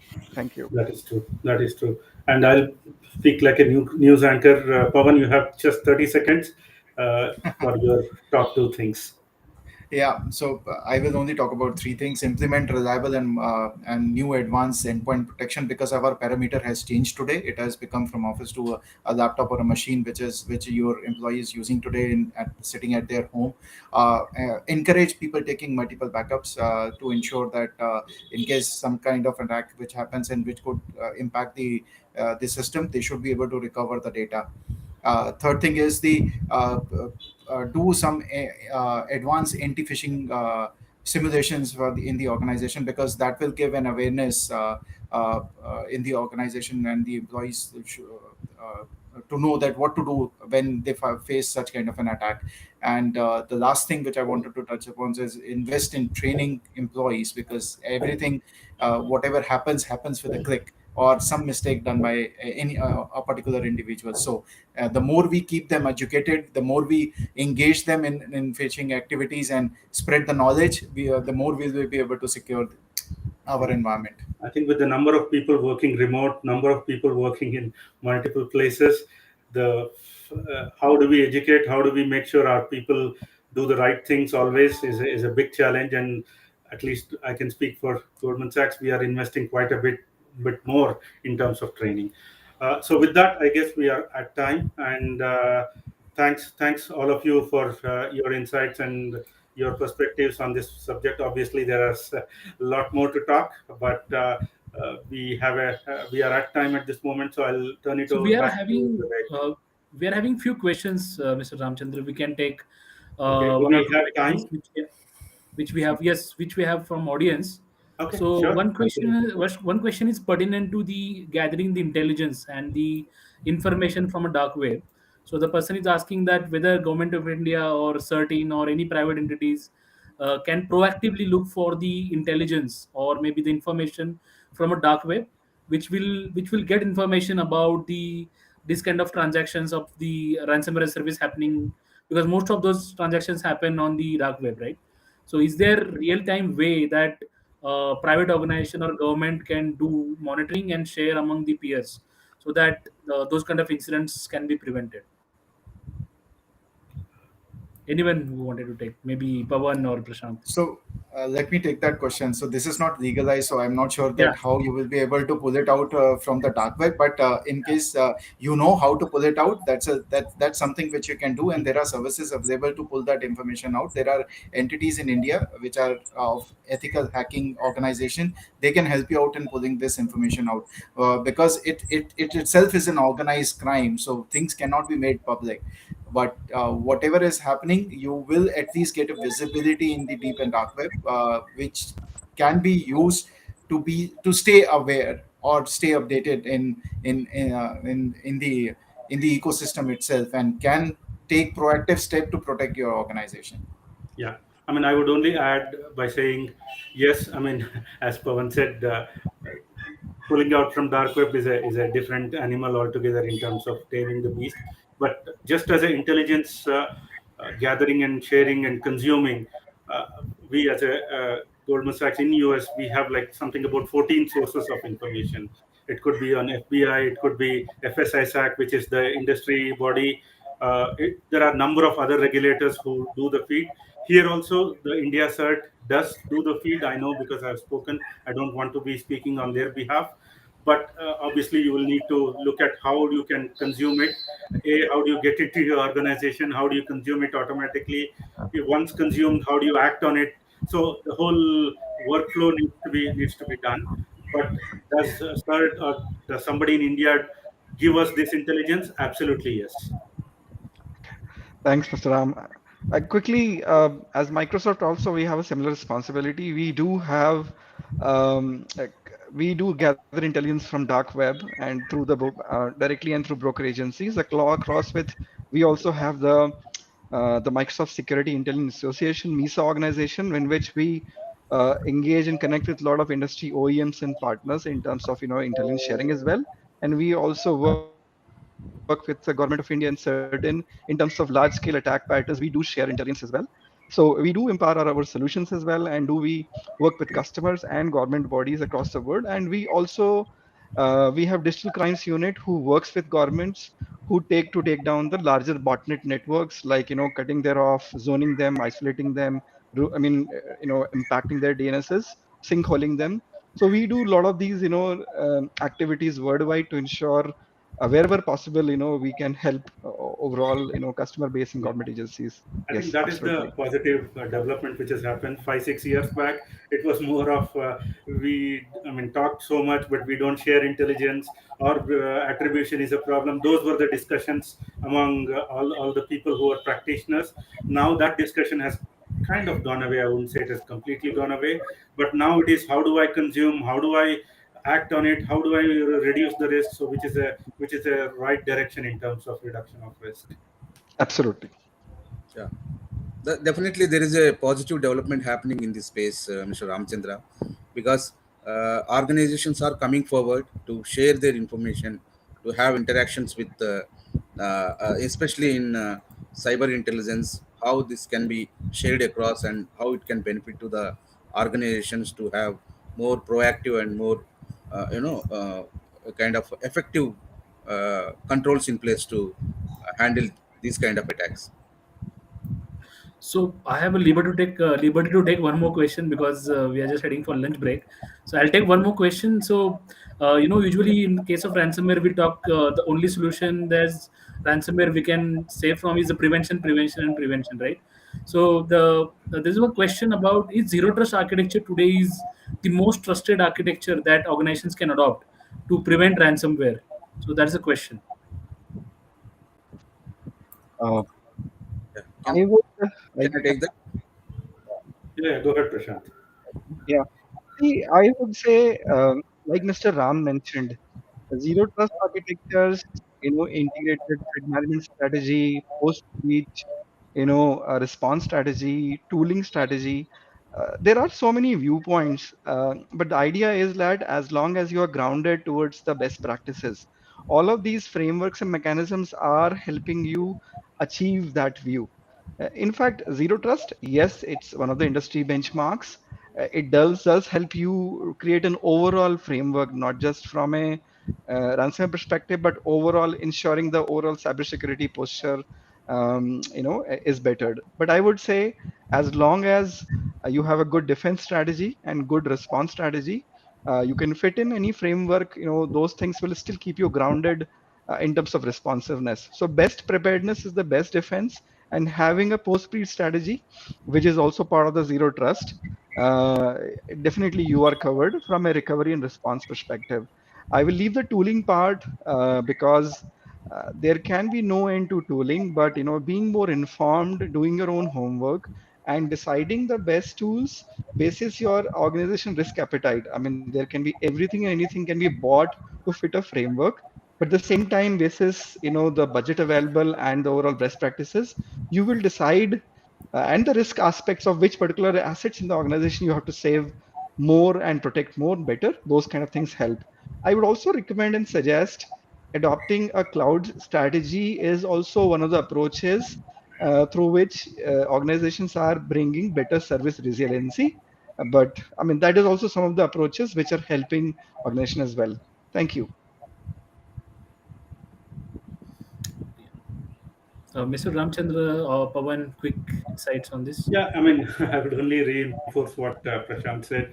Uh, I mean, it's ironical whenever we do a bit of root cause of any reported ransomware incident, anything, it always almost boils down to something wasn't patched, something wasn't uh, done properly, something which was end of life was running.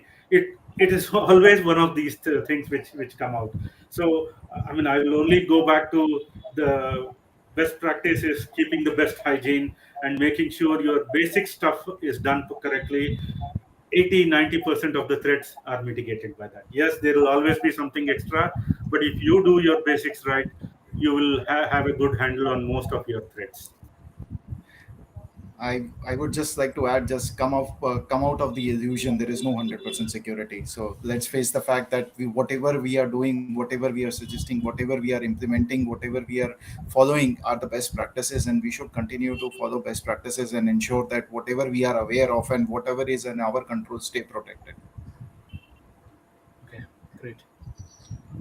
Ramesh, any closing And remarks? also, Yeah. yeah, I mean, touch wood, As if there is Mr. a problem, now we are also, as an organization, uh, actually working with a consultant to see how do we actually do a negotiation. Touch wood, if we get into a situation. So, I mean, that is the other level of preparedness that we are looking at. I mean, obviously, there are a number of organizations which are targeted. Financial services are a bit more targeted than anybody else. So we are taking classes actually from a global company in terms of how do we negotiate if we ever get into the situation, rather than running like a headless chicken when we are at that situation. So I would just like to add one more point here. Sorry, Rameshji, I'm just taking it up because it makes relevance to what Ramchandra sir has said, that there are only two types of organization, one who are breached and one who don't know they are breached.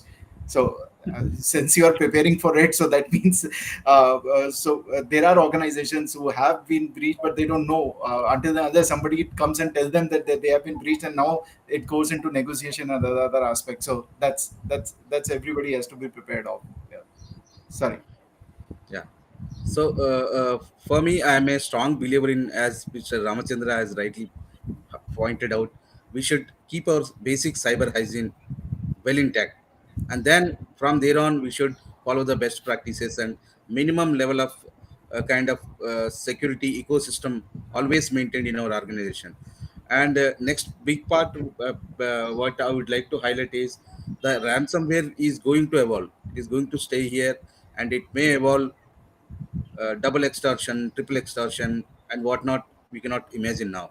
Now, having we all know the problem. Now, the only way out is having a proactive cybersecurity best practices being followed, and keeping all our controls intact, having continuous monitoring, making the users well aware of the threats, and of course, the technology part of it, implementing best of class processes and technologies, and having a overall control over all these people, process, and technology aspects of security. Then definitely that is going to help us to counter all these kind of attacks. Let's be optimistic. Okay, thank you, Ramesh. Thank you, everyone, for insightful discussions. And I think on the closing note, I would like to thank each one of you for the insightful thoughts and some of the learnings and insights that you shared with the participants today. Definitely keeping the basic rights and sharing the information intelligence, going for a cloud service model, keeping the service available. I think those are the insightful points and thoughts that we have definitely got. So I thank you, sir. Thank you, everyone. I would like to thank, and we'll close the session. Thank you, Mr. Ramchandra, for Thank moderating you. this. Thank you. Thank you. Thank you all. Thank you, Thank everyone. you. Thank you, everyone.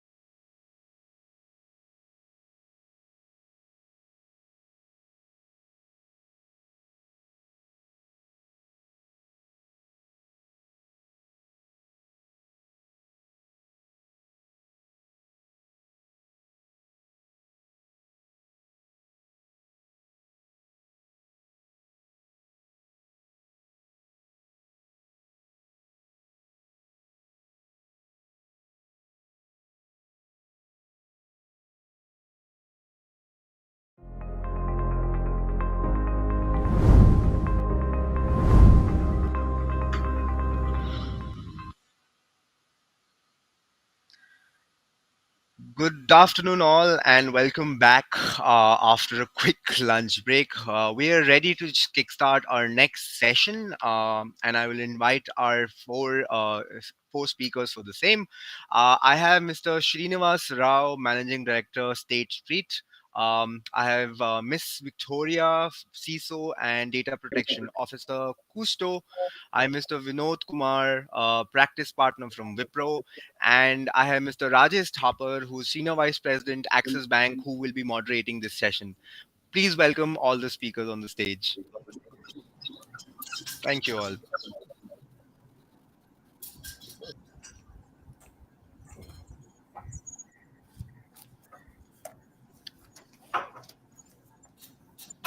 Good afternoon, all. I think let's get going. We're right in time. The agenda for this particular session is more to discuss on microservices frameworks, how it has been absorbed in organizations, what are the benefits it has delivered, to what extent can we make use of it, what are the risks and challenges around it, and then we may conclude with some learnings on where it should be used, where it should not be used, and is it a hype and all. So I'm just giving a brief of what we would be discussing coming up in next 35 minutes, and then we will have draw out 4 questions. I have an esteemed panel here from varied set of industries, from financial sector, from services sector, and also what we see as how it is seen outside the Indian geography. I mean, we have Victoria from Netherlands probably addressing some of the concerns, what we may bring it up, or she has some views on how how fintech industry per se is using, or elsewhere how the finance teams can be using microservices. Why microservices? I mean, I'll just do a touch upon before I take it to this esteemed panel for the set of questions. Uh, there has been a lot of digital disruption, and without doubt, that's something which is absorbed pretty well, which is expected by the customers. Everything that the customer wants is now on their mobiles, on their apps, and the changes, the expectations of customer are just too much. With the traditional applications, which over the years evolved, sometimes it's not too easy to make changes into those applications, get it deployed, and all that stuff. So one clause which normally goes with microservices is about this AWS, wherein within seconds they deploy the code. I mean, how quickly can you do it? And in the typical cycle of about 20 years back, when many of you can think of an application, it used to go through the waterfall model of testing and validation and integration testing and all that stuff. So a typical project would take you at 3 to 4 months for doing that testing and going ahead and deploying it. So agility definitely is the expectation from the customers, from the industry at wide. So microservices does help there. It's a self-contained component. It interplays with a lot of stuff. It helps in creating a resilient applications. So a lot of benefits. Maybe I'll leave it to the speakers to really elaborate on many of that. One key benefit that this actually gave is the fintech industry. I mean, fintech is meant to be in the financial sector. The fintech is meant to be very agile. You tell them the requirements and they will come up with a solution. And they are flexible enough, and that's what makes their business model work. So this has actually, the microservices is something which is a shot in the arm for the fintech companies. Whatever they need to do, they can do it much easier, have the components in place and deliver it. While all the good things are there are risks, there are challenges, there are complexities. We need to consider, we need to balance both. And through our panel, we will discuss some of those as well. So before we really get into the security aspects of it, let me start with each one of these panelists and ask them, how is it that they have seen this microservices framework absorbed in their respective organizations, and the sort of benefits that they have seen in their respective organization? What are the business use cases? Maybe let's go with Victoria, you first, and then the rest of us. Yeah, sure. Happy to be here today. But I think you already addressed one very big main benefit, which is agility. And the big benefit of microservices is kind of decoupling, like this form a big application or this big monolith, and making everything so much more easier to process, especially from a developer's even point of view, the real engineers creating the things. It's one byte at a time. You can create this, you can gain actually the in-depth knowledge of just a few modules and work together, cross function. So you can really go deep into like certain things specifically, which is a real benefit on its own, to really understand, what it does, why it works in a certain way. And you also no longer need to be, afraid of those unforeseen consequences if you change something here that at the end, something falls off or drops. And also because you kind of decouple things, you also have the freedom and opportunity to also use other, tools, programming languages, databases. You can really focus really on the function that you want to perform it, less on the tools, because once you already decided on something, it's hard to change. There is more flexibility in that. And well, this is one of the main reasons why we use it at my current organization. I also used to be involved at a crypto exchange as an architect and one of the lead developers. And we also really leveraged microservices really to highly decouple everything, to really limit the compromise of personal data and the wallets of the end users in that case. So yeah, I think that's I think that covers it just high level. Okay, thank you. Vinod, maybe next you can go in and tell us. Oh, absolutely. Yeah. So, yourself in Victoria has certainly stated the decoupling part, like, breaking the monolith apps. To put things in perspective, so especially from a security side, right? So when we have to, like, perform a penetration testing, or when we actually do a static analysis or dynamic analysis, when we identify a particular vulnerability, the first thing the development team comes up and says, "Hey, no, I didn't touch that particular part of the code." It's really like this was developed a few years back, someone else developed it, we don't actually touch that at all. So now the decoupling and like breaking the monolith apps, like give a great flexibility even for the security to how to fit in, so on and so forth. And primarily because of like the new ways of working, wherein like where as you spoke about agility, again, like automation is at the hype, and the digital transformation is on a way high rise. So it makes more sense to be like to decouple the applications. And also, if you see over the years, the technical debt of each and every organization have actually increased to a great extent. If you're going to be very nimble, that actually ensures it gives you a flexibility to move your piece of code to anywhere that you want to, because having that to reduce the technical debt, and in future you ensure the technical debt is reduced. So it makes actually more sense. It makes the perfect business case for microservices. Excellent. Srinivas. Yeah, sure. So from our, I work at a custody bank, right? And a bunch of things that we do is basically service a lot of our asset managers, and large institutional services, basically, right? So one of the areas there where we found the sweet spot of doing microservices was in the client onboarding aspect of it, right?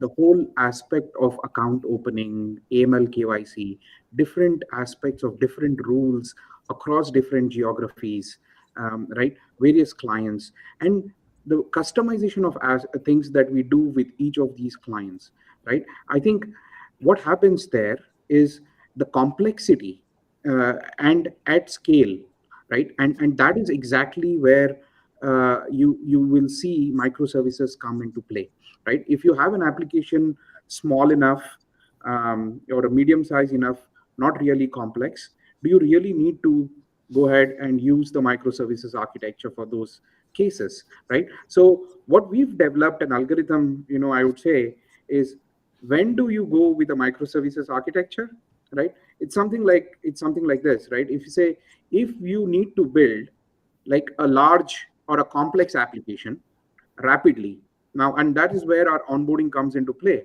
right? As we change geographies, as new clients come on board, we need to get them on board quickly. So we need to be adapting to those things rapidly, be able to do a release much quicker, faster, right? Be nimble, reliably, and over a long period of time, right? So if you're developing a large and complex application, if you need to deliver it rapidly, frequently, reliably, right, then microservices architecture is the way to go, right? So we found our sweet spot there. Other thing I'd like to quickly mention, basically take a domain as well, right? Security aspect of it, right? Every organization have some aspects of what we call a security framework that they would have built in with reusable services that every application within that particular organization call, right? Now, that is again a very good candidate for doing microservices architecture, right, within the security realm itself, right? I think that is those are the two major things like I'd like to highlight in terms of how we have been going through that journey at State Street. Excellent. So good points there. I mean, more of the pro side of what microservices brings in. Now let's get a little bit on how to's of it, and maybe Vinod, my question to you is primarily around what sort of tools and technologies, processes, resources would be required for an organization. One, to definitely go ahead with microservices, but more importantly, ensuring a secure microservices implementation. So what those technologies tools would be, and how do you see this changing from traditional SDLC mechanism of the security controls that you used to ensure, like it's left shifts and all that stuff which comes with it. So how is that transition happening and is absorbed or is expected to happen over the coming years? So how do you see that? Well, that's a fantastic question, right? So even before I touch that, so I just want to give you one of my personal example out here. 10 years back, I used to be a penetration tester, and we were measured, very differently, per se. Like, how many applications do I actually stop going into production? So after 10 years now, here we are, and for the last 5 years, we have been talking about how do I promote security of an application so that it goes live without any critical or high vulnerabilities, right?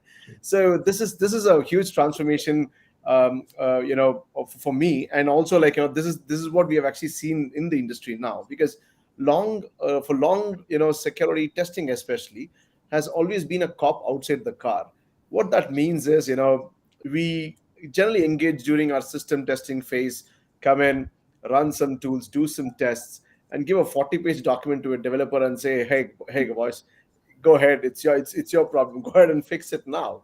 And but now the complete model is actually shifted in, and what we are actually looking at is a kind of a security guy is the cop inside the car. What that means is we actually travel along with the developers, probably having them to move away from just identifying the vulnerabilities to fixing the vulnerabilities. So this is the key transformation that we have actually seen, or we have been, like, promoting it all across or seeing in the industry. So this actually facilitates, like, number one, they don't the entire application team doesn't see the security team as a problem creators, rather than, like, we are kind of one among the team and going ahead and solving the problem for them. It's not that the developers don't want to, like, fix the code, but they have all the application owners have actually promised a big shot, a VP in the organization, who wants that particular feature to be released in a couple of weeks. Everyone are actually pressed for the time. So looking at it, like, when the decentralized way of operating of security testing is does not actually, like, scale well. What we actually see could actually scale well is around, we've been talking about, like, building security culture, training the developers. Half of it could actually work, but it may not actually work as well, considering the time considered what a development team could actually have. What we have seen actually working is, a security architect is kind of embedded within the new ways of working. For example, agile. So he works very closely with a scrum master, understanding what kind of features are actually getting in, and also, like, ensure that he is part of the feasibility study as well, so as to recommend what kind of security requirements have to get into that particular, epic. And then, like, slowly in the security stories, he's going to, like, tell you, like, what kind of security testing have to be done. Starts off with your security architecture. So it's not that, like, we just say shift left, but it is kind of practiced, as you actually embed the security architect within the team. And then finally we have the security analysts who very closely work with the, development teams, so as to not only just identify the vulnerabilities and give it to them, but also help them to, fix those vulnerabilities. So this is a kind of a transformation from a culture standpoint that we actually do it. Once you actually have people in the team, and when you have a rapport that's developed with the development team, the synergies between these two teams are, like, fantastic. They collaborate, and then, like, ensure the vulnerabilities are actually getting fixed. So this is from a from a organization culture standpoint. Again, tools, we all know, integration of tools is fairly very easy, right? So it's about how do we get those results into place, into a single place, and then you know uh, draw out that subjective information so as to prioritize your vulnerability remediation part. Like, what I'm trying to say is, in certain scenarios, you see, like in security testing, you do SAST, you do DAST, you do pen testing, you do vulnerability assessments. The source of vulnerabilities are huge. This is where your application security orchestration and correlation come in, which can give you a kind of a visibility into vulnerabilities, so as to spend your remediation efforts appropriately, so that it can actually help the organization to release the code without any critical or high vulnerability. And these are few things which I want to say. I'll probably have Vic or Srini to add a little bit more on it. Great. Thanks, Vinod. Any other points that team wants to add? We may be open, but if there is anything to add, otherwise I'll probably move to the next question.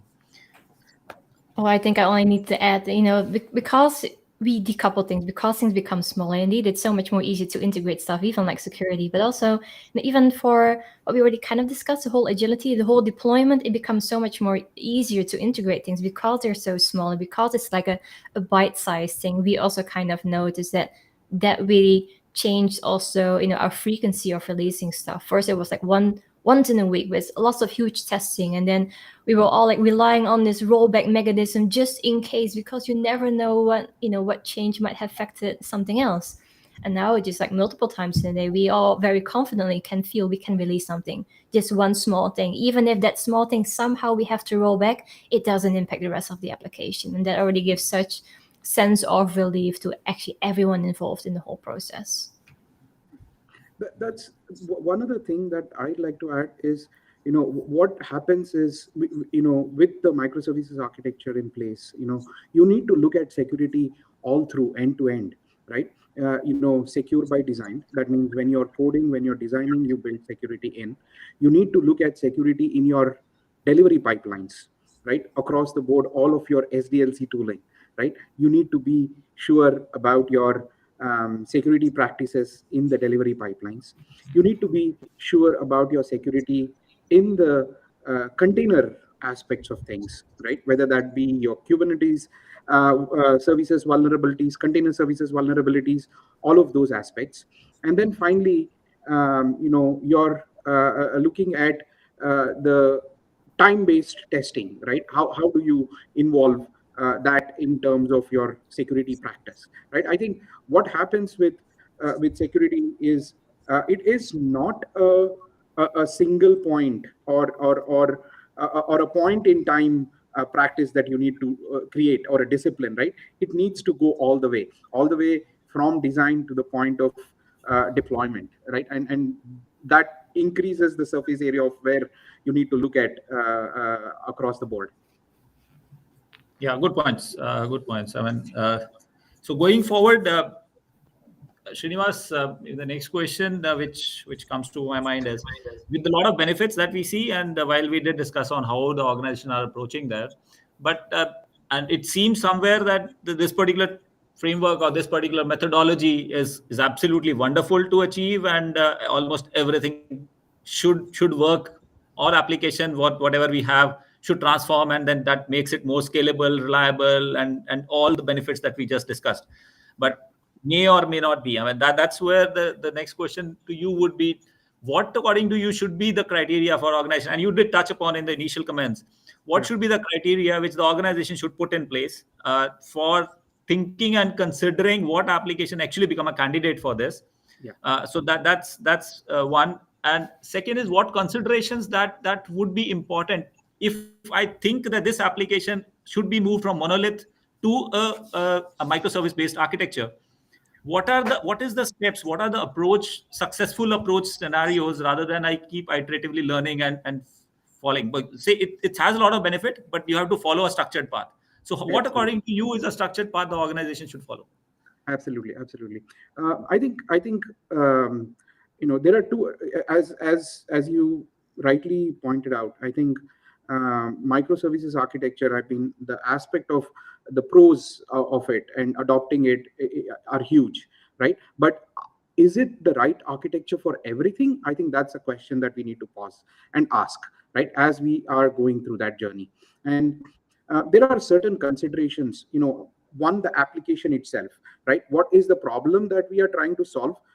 Whether that is a new application that we are building, or an existing application, or a legacy application that we are re-architecting today, is microservices the approach, architecture, the approach that we go with, right? That is from an application and a problem perspective. But then that is not the only perspective that we need to look at. We need to look at also, as an organization, are we ready to take on that journey of microservices architecture, right? So I'll quickly talk about 3 or 4 criteria that we should look at from an organizational readiness perspective. First thing that comes to my mind is, as you are going into the journey of microservices architecture, you need to define the boundaries of what these services do, right? We need to look at, okay, are we looking at the exact functionality for this particular 10 services? What are the boundaries of these services? How do we define that, right? A stepwise approach. One approach towards it is looking at your data models. How is your data management within the team, within your organization being done, right? So you figure out your data model, and then based on your data model, you draw the boundaries for each of these services, right? So what becomes a prerequisite is whether your data management function within your organization is ready to take up on this journey. It's a very important. If the data management function on your organization is not ready yet, right, that can slow down things drastically, because now you are figuring out where to draw the boundaries of these services. That's a very important point. The second thing is infrastructure, right? As we said, it is for complex applications and it's for scale, but delivering these complex applications rapidly, right? So the next team within your organization that needs to be ready for this is the infrastructure team, right? Do we have the right practices, DevOps practices? Do we have the aspects of codification across your delivery pipelines, infrastructure, all of that, right? Is that something that you're ready to really invest on? And is your DevOps practice really strong enough, right? That's a second criteria from an organizational perspective that you need to look at, right? So these are the two major criteria, I think, from an organizational readiness that we should think of. Coming to the application side of thing, right? Just as simple, you need to look at it from the complexity of the application and how long the application is going to serve your needs, right? If it's an application that is going to be built up over a period of time, so you are building the blocks, right, using the microservices architecture. If you are refactoring something like a legacy application, right, and you are anyway touching the application, look at the complexity and the size of the application to give you a guidance in terms of whether you need to really take it into a microservices architecture. Otherwise, you would be if the application is small enough, then you would be complicating your application deployment with that, right? So those are some of the guidelines, I would say, that should help us decide which way we are going, right? To the next question, I would say, in terms of a structured approach, the structured approach basically starts from the problem itself, right? So you look at the problem, you look at the data model behind that problem, and then you start dividing the functionality into smaller units, aligned to a particular data model, and that's how you define your boundaries for the microservices, and that becomes a start for your implementation, right? So that's how I would say, gives you a much better rate of success with your first migration. Absolutely great. Thank you, Srinivas. And parallelly, I see there are question answers that have started cropping up. And there's Rashmi. She has asked the question. He or she, I'm not sure, but it's pretty preemptive of the next question, which I had for Victoria. So her question, or Rashmi's question, is primarily around challenges around microservices security and how do we implement it. My question primarily to Victoria is what I want to know, Victoria, is microservices, are they inherently, because we have a lot of reusable components, sometimes it can goes into thousands of it. So these interplay of these components increases the attack surface, right? So it has to be handled well. It needs to be carefully orchestrated and all that stuff. So what according to you are the risks that needs to be addressed in, and when I say risk, it's more of cyber risks that needs to be addressed when somebody takes up this journey? What can be the mitigants? What should be the best practices that one should follow in taking this journey from a cyber perspective? That as a CISO, when something comes to you, what are the guidelines or the policy directives that you put in place to secure this microservices end to end? Well, in that sense, we have to realize that microservices itself, they're not inherently secure. They're just tiny applications. That's just the way how we have to look at it. So, and they're often this false sense of security. Well, we just have this one big thing, we split it up. But just because, you split it up, as you already kind of mentioned, the attack surface, it kind of, increases in that sense. So we have to look at first of all the basic things that apply to regular application, all web application concerns, just like the OWASP top 10 refers to. So those are just the basic things that we first don't need to forget. But there are also kind of new risks that, comes with this. Srini already touched upon this a bit, but it can grow. And that makes it so much more harder to debug, to have an overview of your system, entirely. They're small components, but they still work together. Often there is no centralized logging anymore. When does one service call to another because it's so decoupled? What's the function really of each service? Getting and maintaining that overview, that is kind of hard. So we have to pay more attention to really coordinating, making really a great arrangements and rules on how we can exchange data, how we do that securely. If we are processing or chaining services, are each of the services going to store that data forever? Or is just passing it through? And when it passes it through, when there's this kind of acknowledgement, are we deleting the data? Which is especially relevant when you process personal data or other sensitive kind of data. It all still comes down to whether are we actually trying to do and accomplish. Just splitting it up for the sake of splitting it up, or using any tool just for the sake of using the tool, that's never the way to go. So my main focus is still, what are we trying to achieve? What are our benefits? Why are we really splitting this up? Because in the end, we all know how to secure an application. We often choose not to do so because it costs time.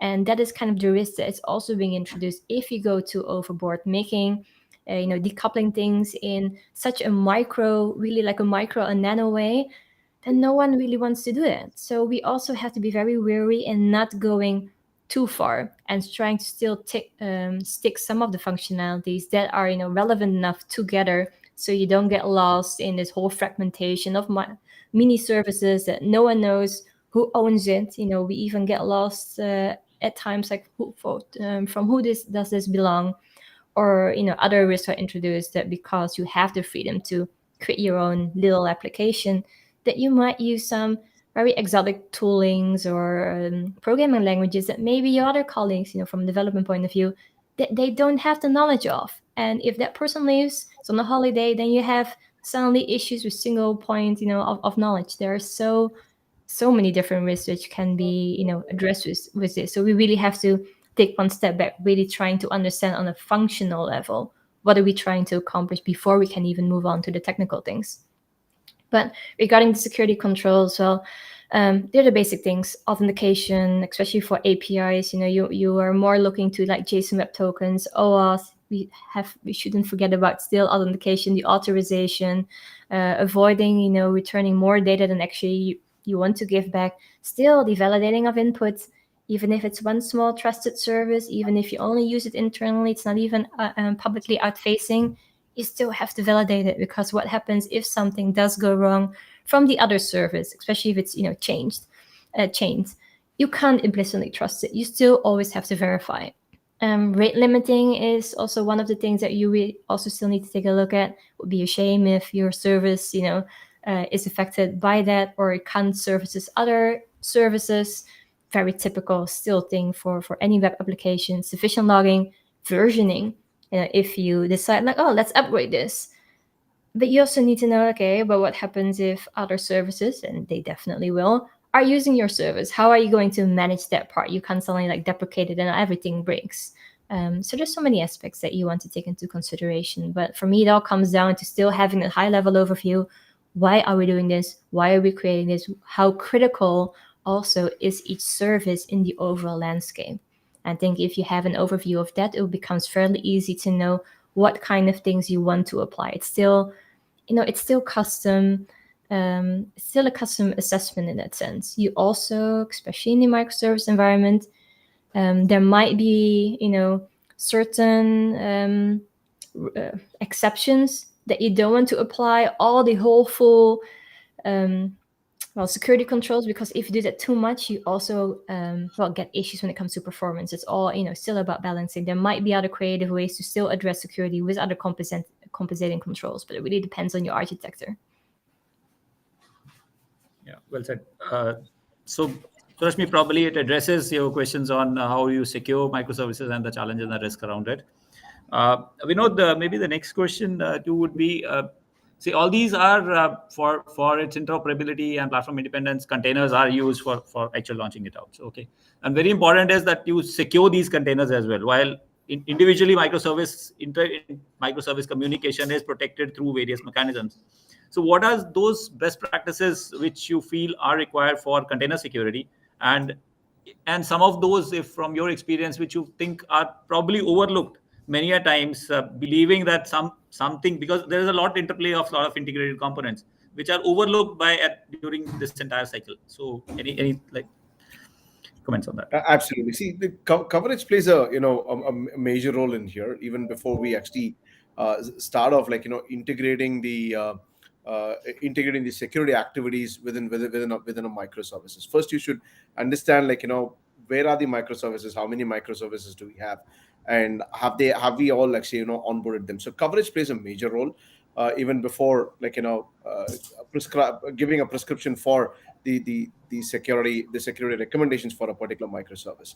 So here's where it is. Right? It starts off with all our. I mean, it's fairly very easy to talk about.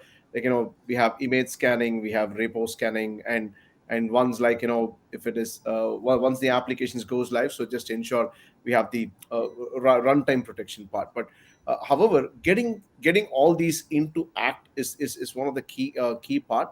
And also just ensure when there is a compliance drift that actually happens, do we have mechanisms to identify those compliance drifts. For example, you might actually define policies for a simple one. We have to probably pick this up as again from a password standpoint. So when you actually spin it up, you have a lot of service accounts coming in when you do an image scanning. So are we actually doing that particular compliance checks for those particular service accounts where it can highlight? And based on that, your guardrails comes into play. Whether do we have to really clear the build or have the promote the build to the next higher environment, or do we have to fail the build, so on and so forth. But typically the start point would be the maturity assessments for various business units. Because see, today within an organization you have various business units who are rapidly transforming into microservices and the next gen technologies. So the key thing here is not it's not a a silver bullet for each and every business units within the organization, because each and every business unit would be on a different maturity levels. And probably one business unit could be way advanced, and the other business unit is just adopting. So it's better to have a blueprint across the organization. For example, if you're going to have a AWS blueprints or Azure, so on and so forth, have your blueprints ready. So based on the blueprints is where you're going to draw out prescriptions for those different language stack that we're going to use in. And then ensure whether all these language stacks are evangelized within the organizations to those individual teams, so that you are able to promote that particular awareness to the development teams. And from there on, when you start measuring it, and from a application owner standpoint, and from a security standpoint, so you get that particular visibility of where the compliance drifts are, and you ensure you are able to look at the points of failure and then take some remediation activities on that. So prescribably, we have a lot of CSPM tools across, which plays a major role in this particular space. It's better to have look at some CSPM tools, so that can actually help you in order to measure the security within the containers. One is starting off with the prescriptions, evangelizing is adoption, and then finally measuring it. So these are the best practices that we have actually seen. So where we have have the organizations being transformed into this particular space. Yeah, quite true. Quite true.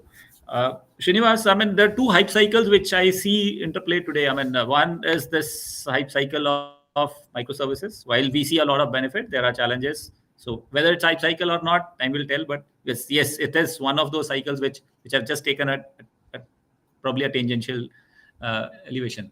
The other one is the ZTA, zero trust, right?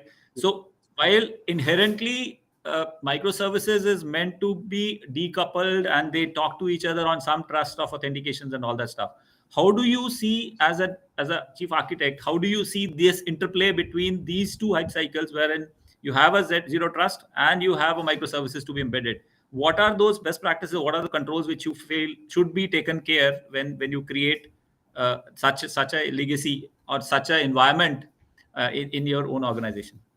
Yeah. So if you look at what zero trust basically architecture says, right? You're looking at applying security, both on the client and the server side, right? So by default, the API security becomes what I call the essential part of the cybersecurity program.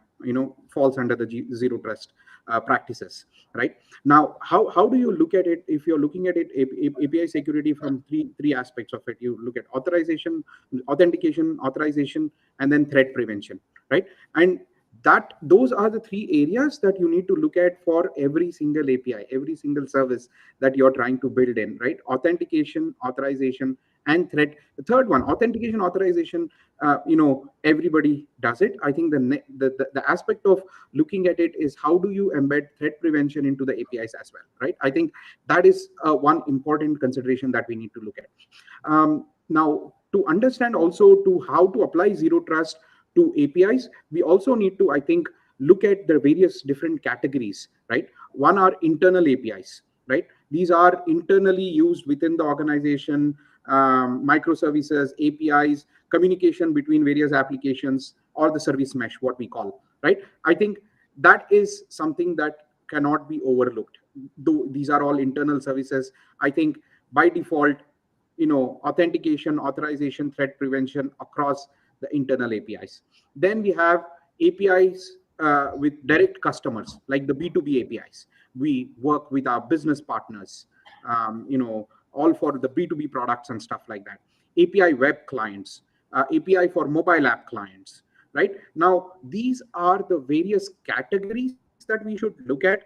And then how do we apply our authentication, authorization, and threat prevention across all of these categories, right? I think those are the guardrails or the guidelines that we need to follow, right?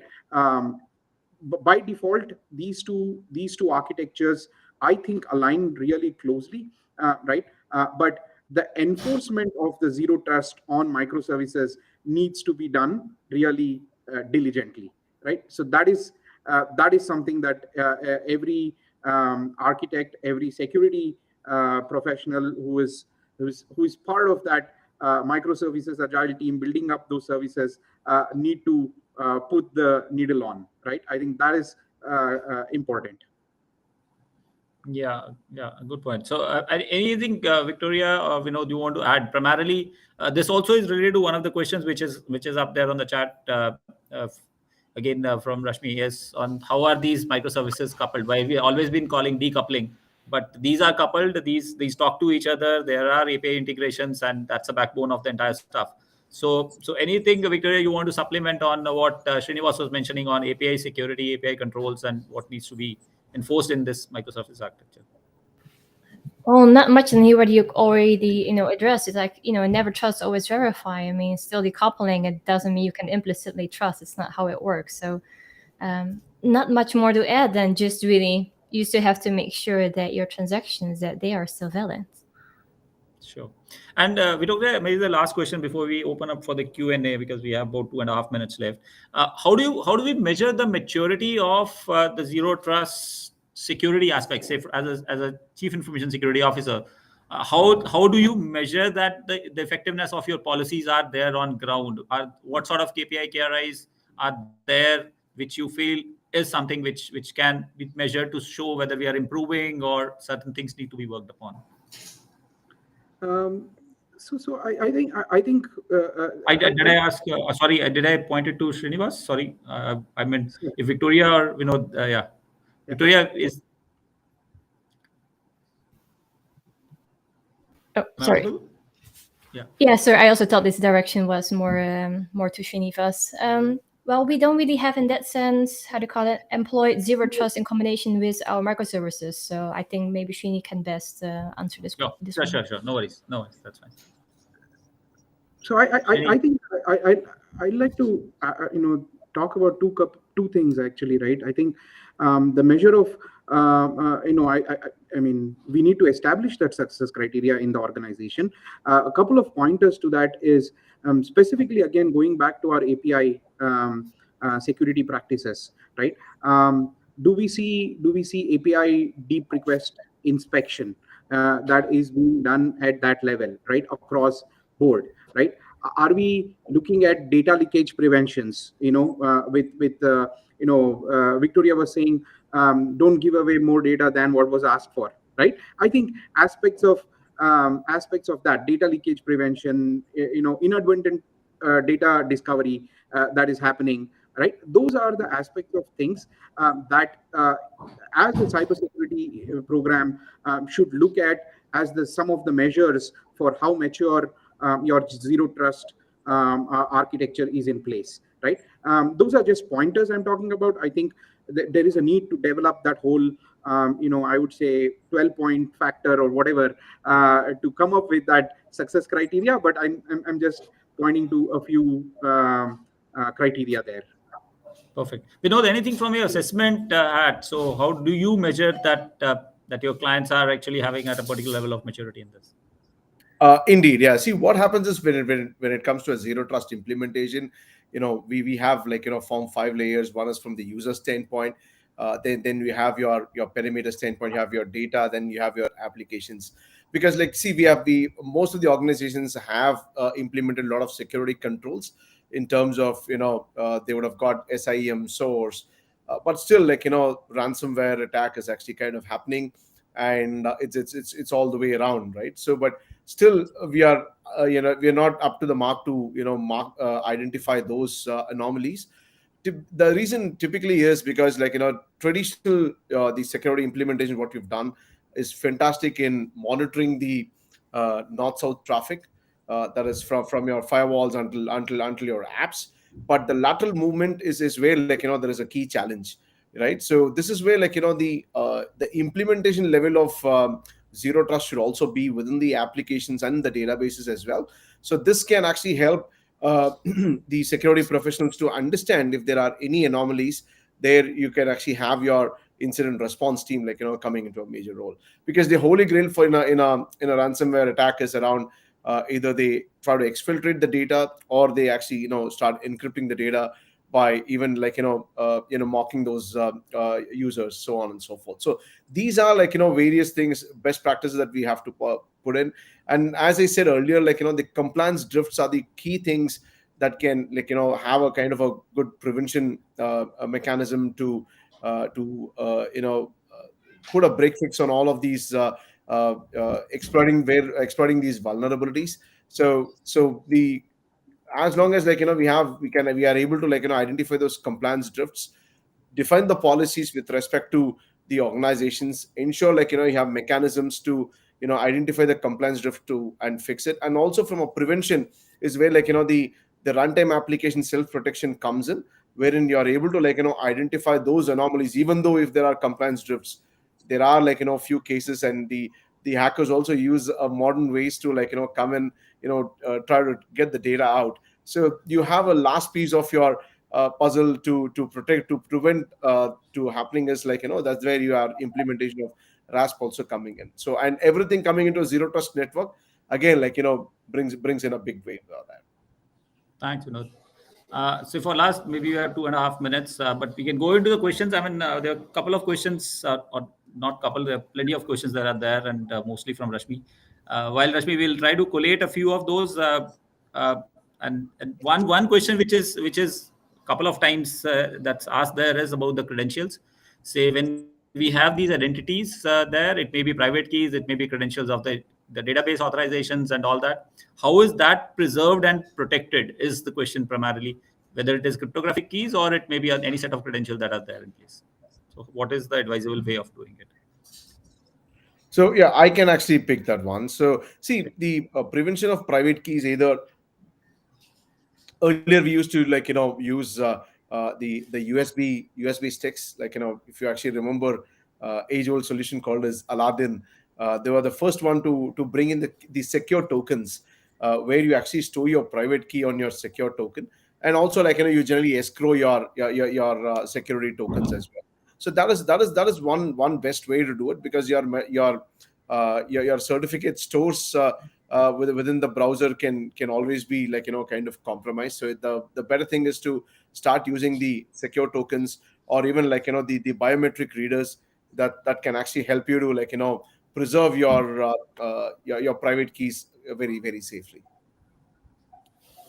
Okay. The other question which I see up there again repeated out is the data isolation. I mean, while one or the other way that's cropped up. So how is the data isolation kept while it was touched upon by Victoria as well? So when the information is exchanged between, so how is that protected within the application or services boundaries? And how do we know if that data is getting exfiltrated and all that stuff? So what are the data isolation controls which typically are recommended in a microservices architecture? So that's the question. I mean, maybe Victoria or Srinivas, either of you can.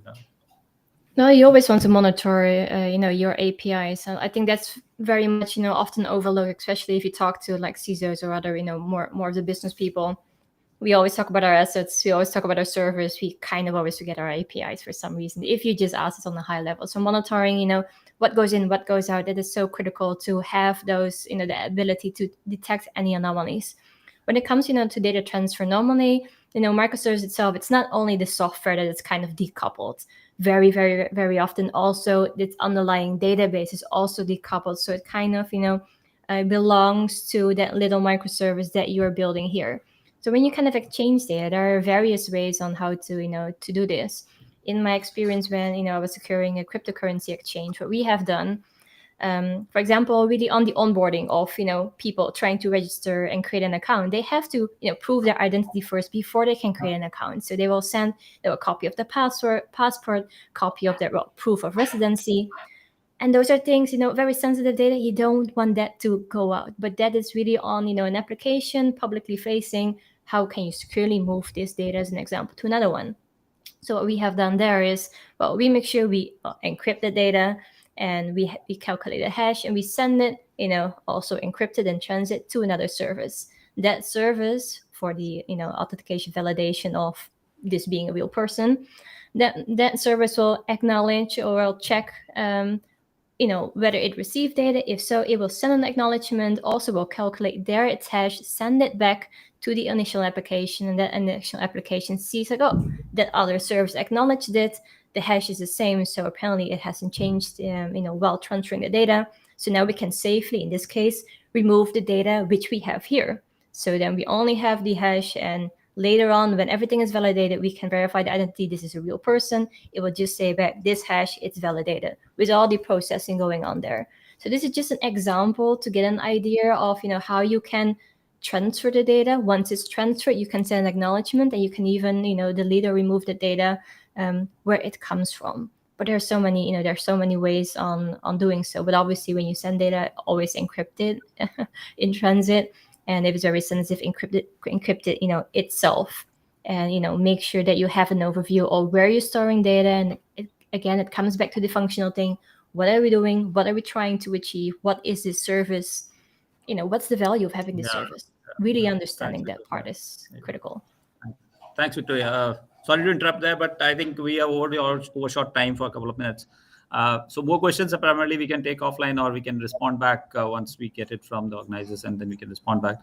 Thank you, everyone. I think it was an enlightening session for everyone here, and I believe that the guys on the other part of on the screen, the guys who are participating or listening to us, did make some meaningful sense of what microservices, how it is to be deployed, what security aspects are to be there.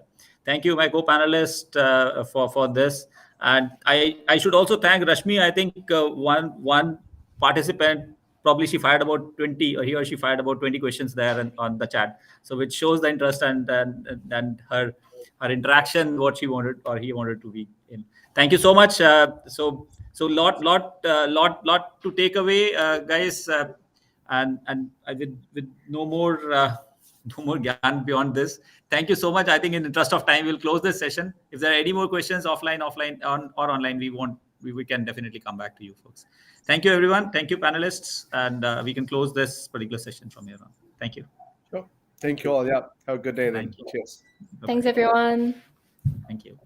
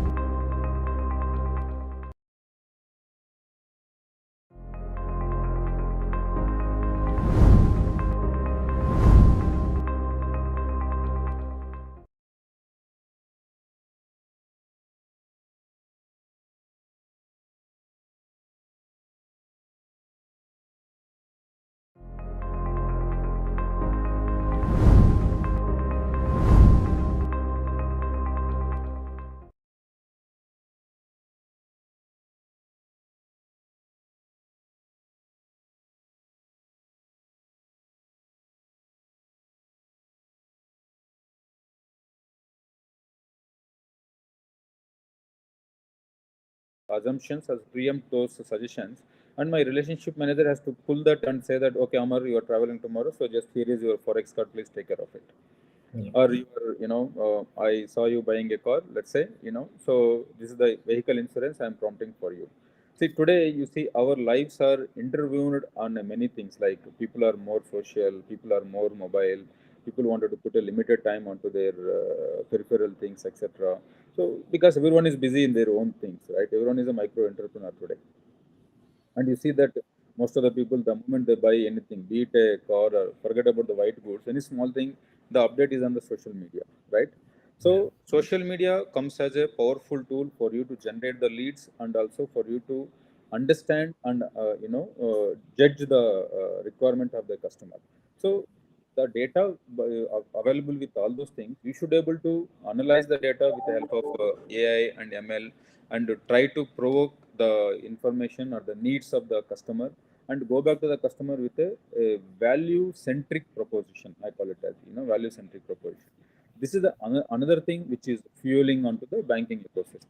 And the third one which is fueling onto the banking ecosystem, and again that is something to do with the security, I would say, is automation and other things, again powered by the AI and ML. You see, security is an ongoing concern. It is not a one-time concern, as you know it. So DSCA, be a better person. So you are the better people to judge those things, and you know it better. See, and most of the banks today, whether they disclose, they don't disclose, security is an ongoing concern and daily matter. And no matter how foolproof our systems are, we always remember one thing, that hackers are one step ahead of us. Today we ensure that our systems are foolproof, and we'll go to the bed, and tomorrow we'll realize that hackers found a way to maneuver that security protocols what we put into the place, which is very common, right? Because that is the bread and butter for hackers. So they have to continuously be an innovation for them as well.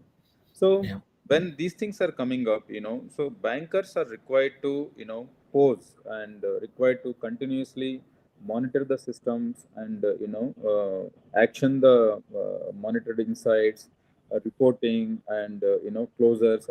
We call it as a march protocol. So monitoring, action, closures, reporting and handshaking. So bankers has to get into this march protocol, and you see, not all the time humans are required to monitor this thing. There is a kind of automation we can do it. For example, today you can put a automation into the place which can detect a fraud, and once the fraud has been detected, then you don't need a human to come and say that to just stop that requirement or just stop that transaction for a moment until it's resolved. The automation can go to one step further and say that, okay, this transaction has to be stopped immediately because of these following rules. So those things are also coming up. So these are the another area where the innovation is happening into the banking sector. So this is what broadly I would say apart from And the the story of a key driver for innovation is certainly the experience, right? But in many countries like India and even the countries that you serve in Africa as well, the inclusion is also key driver, right? So you would yes. like to take the services to the remote parts of the geographies basically, and get those people who are unbankable, not really connected to digital economy, make them a formal part of the economy is also one of the key driver, right? Very true, very true. I'm sorry I could not touch base that point, but that is one of the key requirements. And Yeah. I'm very glad to notice that apart from India, many other countries has progressed very well on the financial inclusion and bringing the unbanked into the banking system. Yeah. And Yeah. thanks to the regulators also, who has kind of has relaxed the regulations and allowed the fintech companies and the ecosystem, I call it, as to play their own role in bringing them into the banking system. Yeah. So that is also one of the key driver for inclusion. And on the same note, Mr. Vinayak, if you allow me to touch base, Yeah. we should thank the regulators also, because nowadays regulators are allowing banks to onboard the customers digitally. So that is Right. again part of the experience, but again part of the digital onboarding as well. So Yeah. in India we have a sophisticated systems like e-Aadhaar and e-KYC, etc. So it's the job is much easier.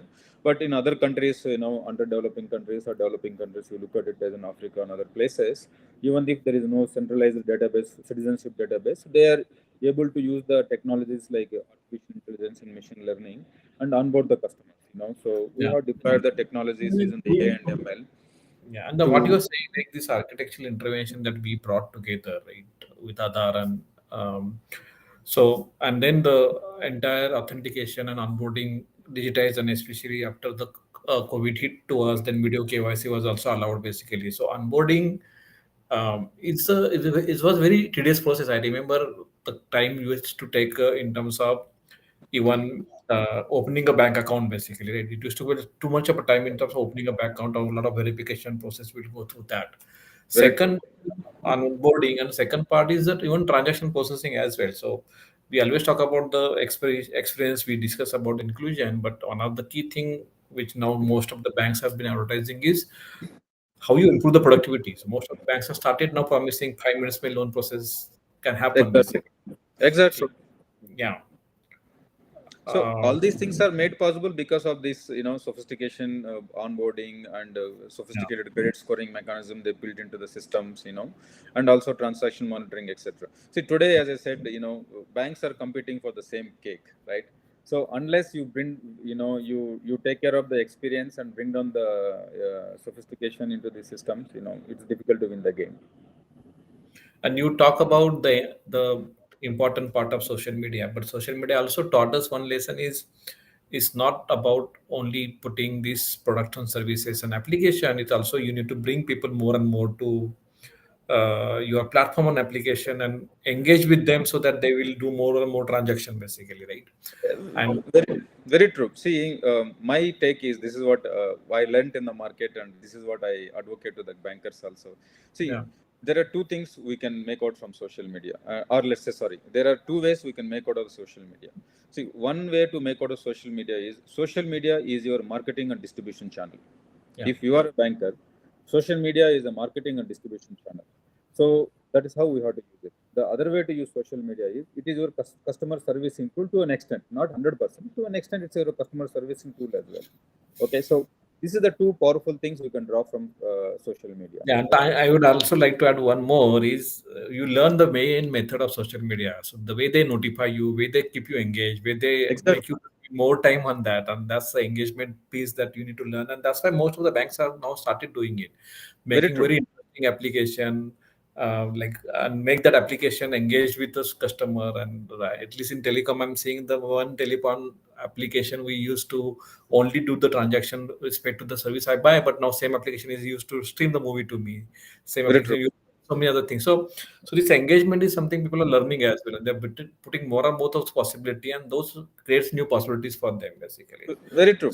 Very true. Yeah. And that is the good lesson also, I would say. Yes.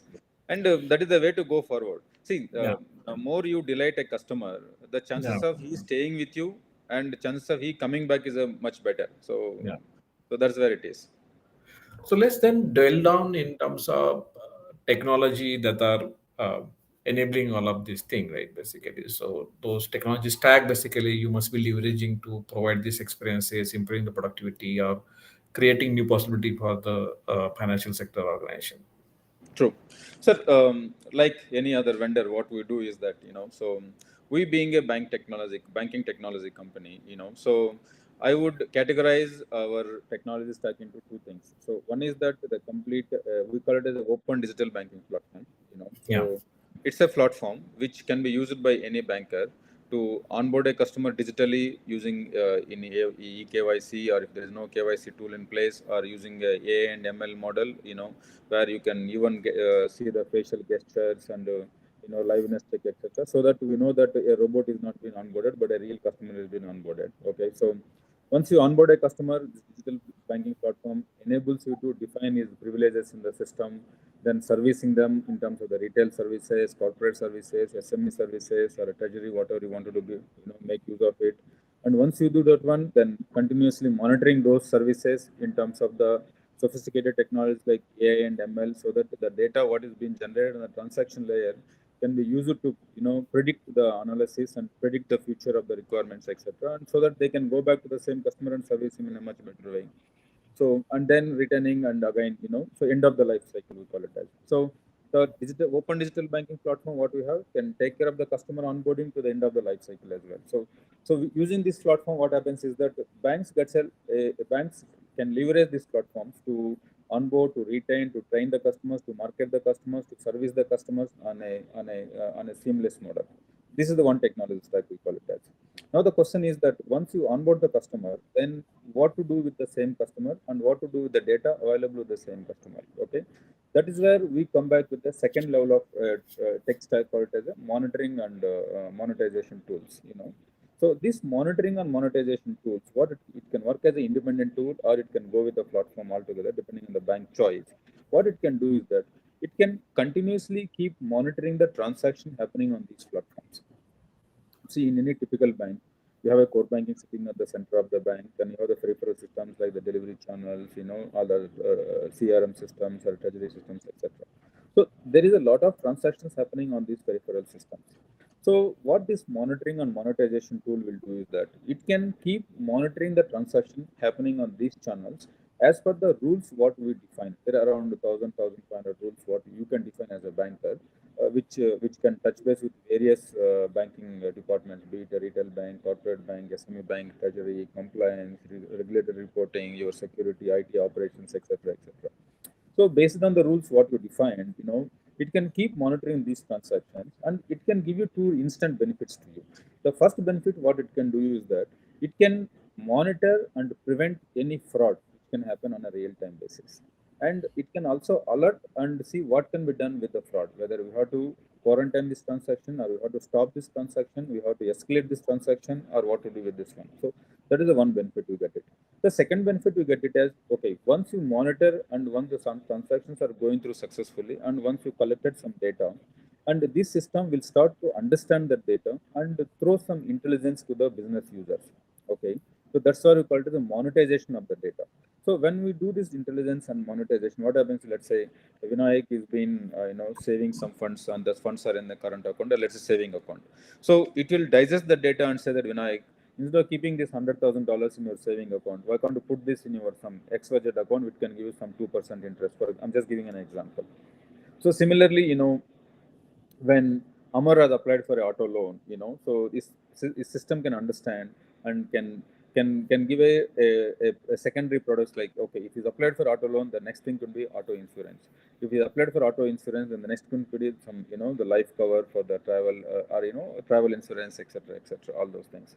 See, today what is happening in the absence of this monitoring and monetization systems, what is happening is that the relationship managers or the sales guys in the banking industry are under pressure to generate these kind of leads or businesses, so they have to call and ask them. It's a nuisance, I would say it is. Rather with this kind of a insightful information, so it's very easy saying that Vinayak sir, you are spending this much money, so let me move it to this account, you get a 2% interest.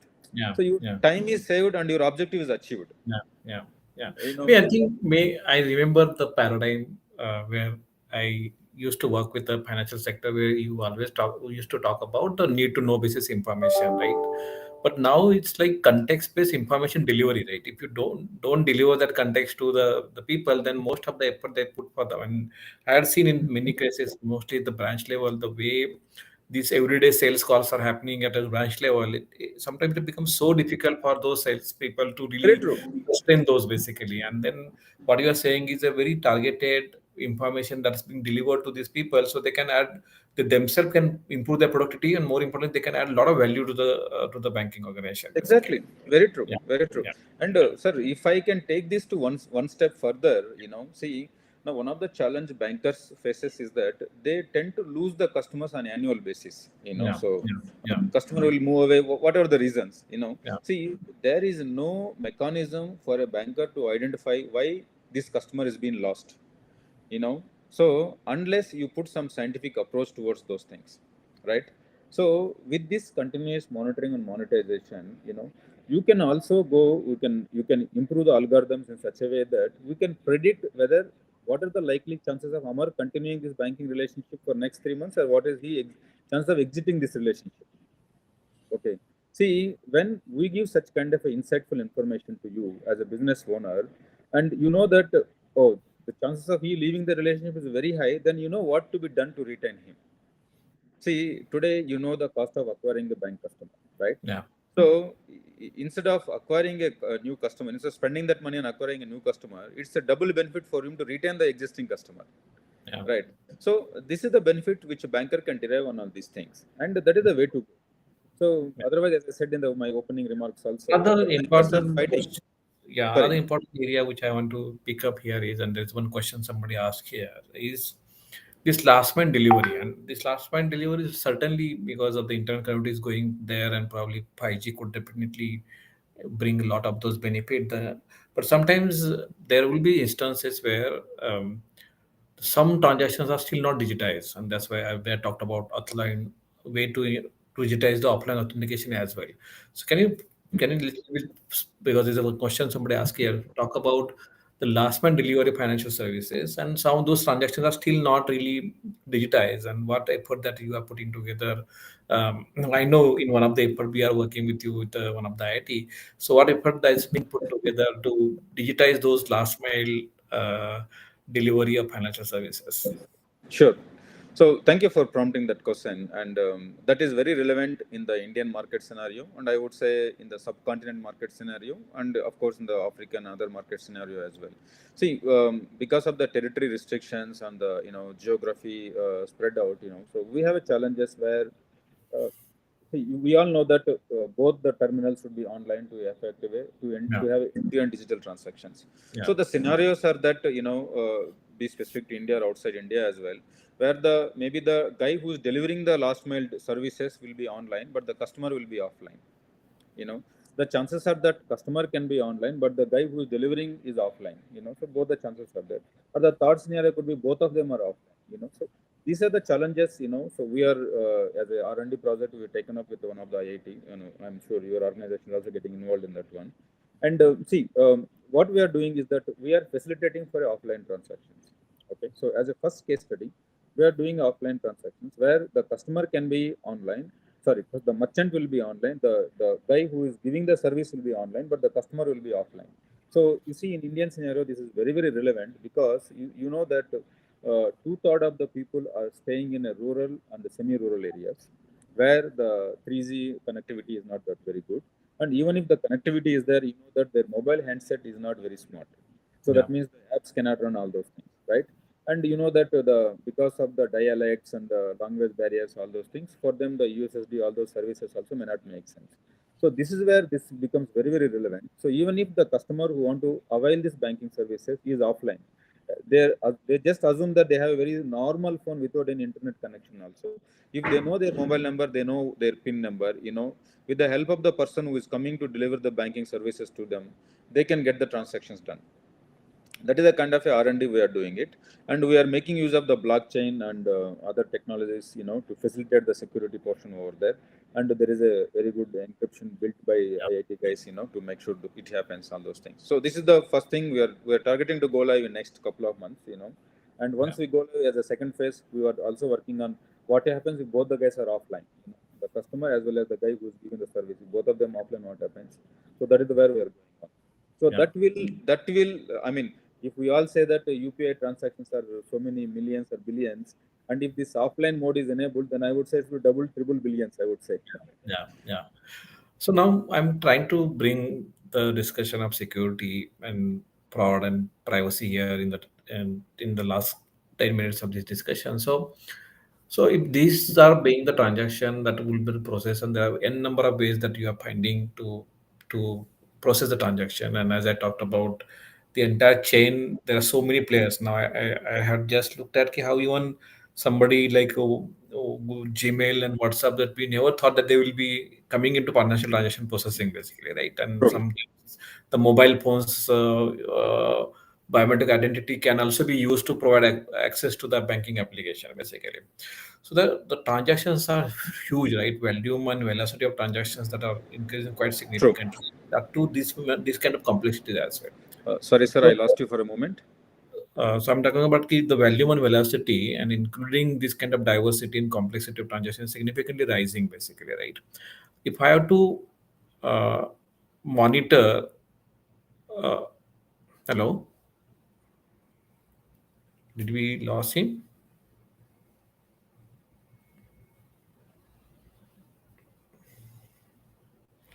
Vibor, can you check? Vibor or Jatin?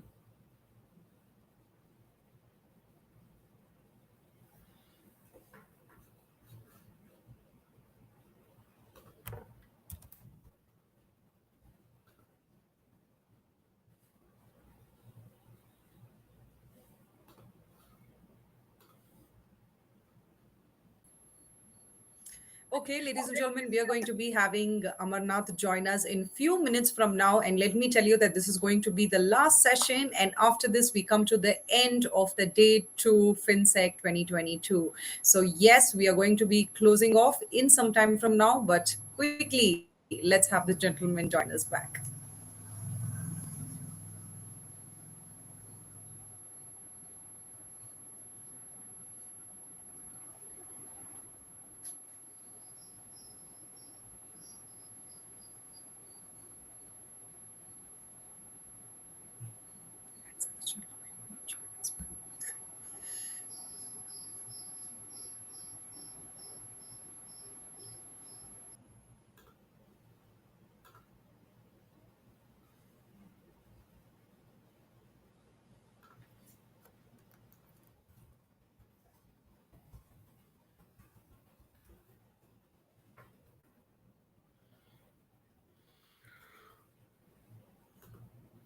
Hello.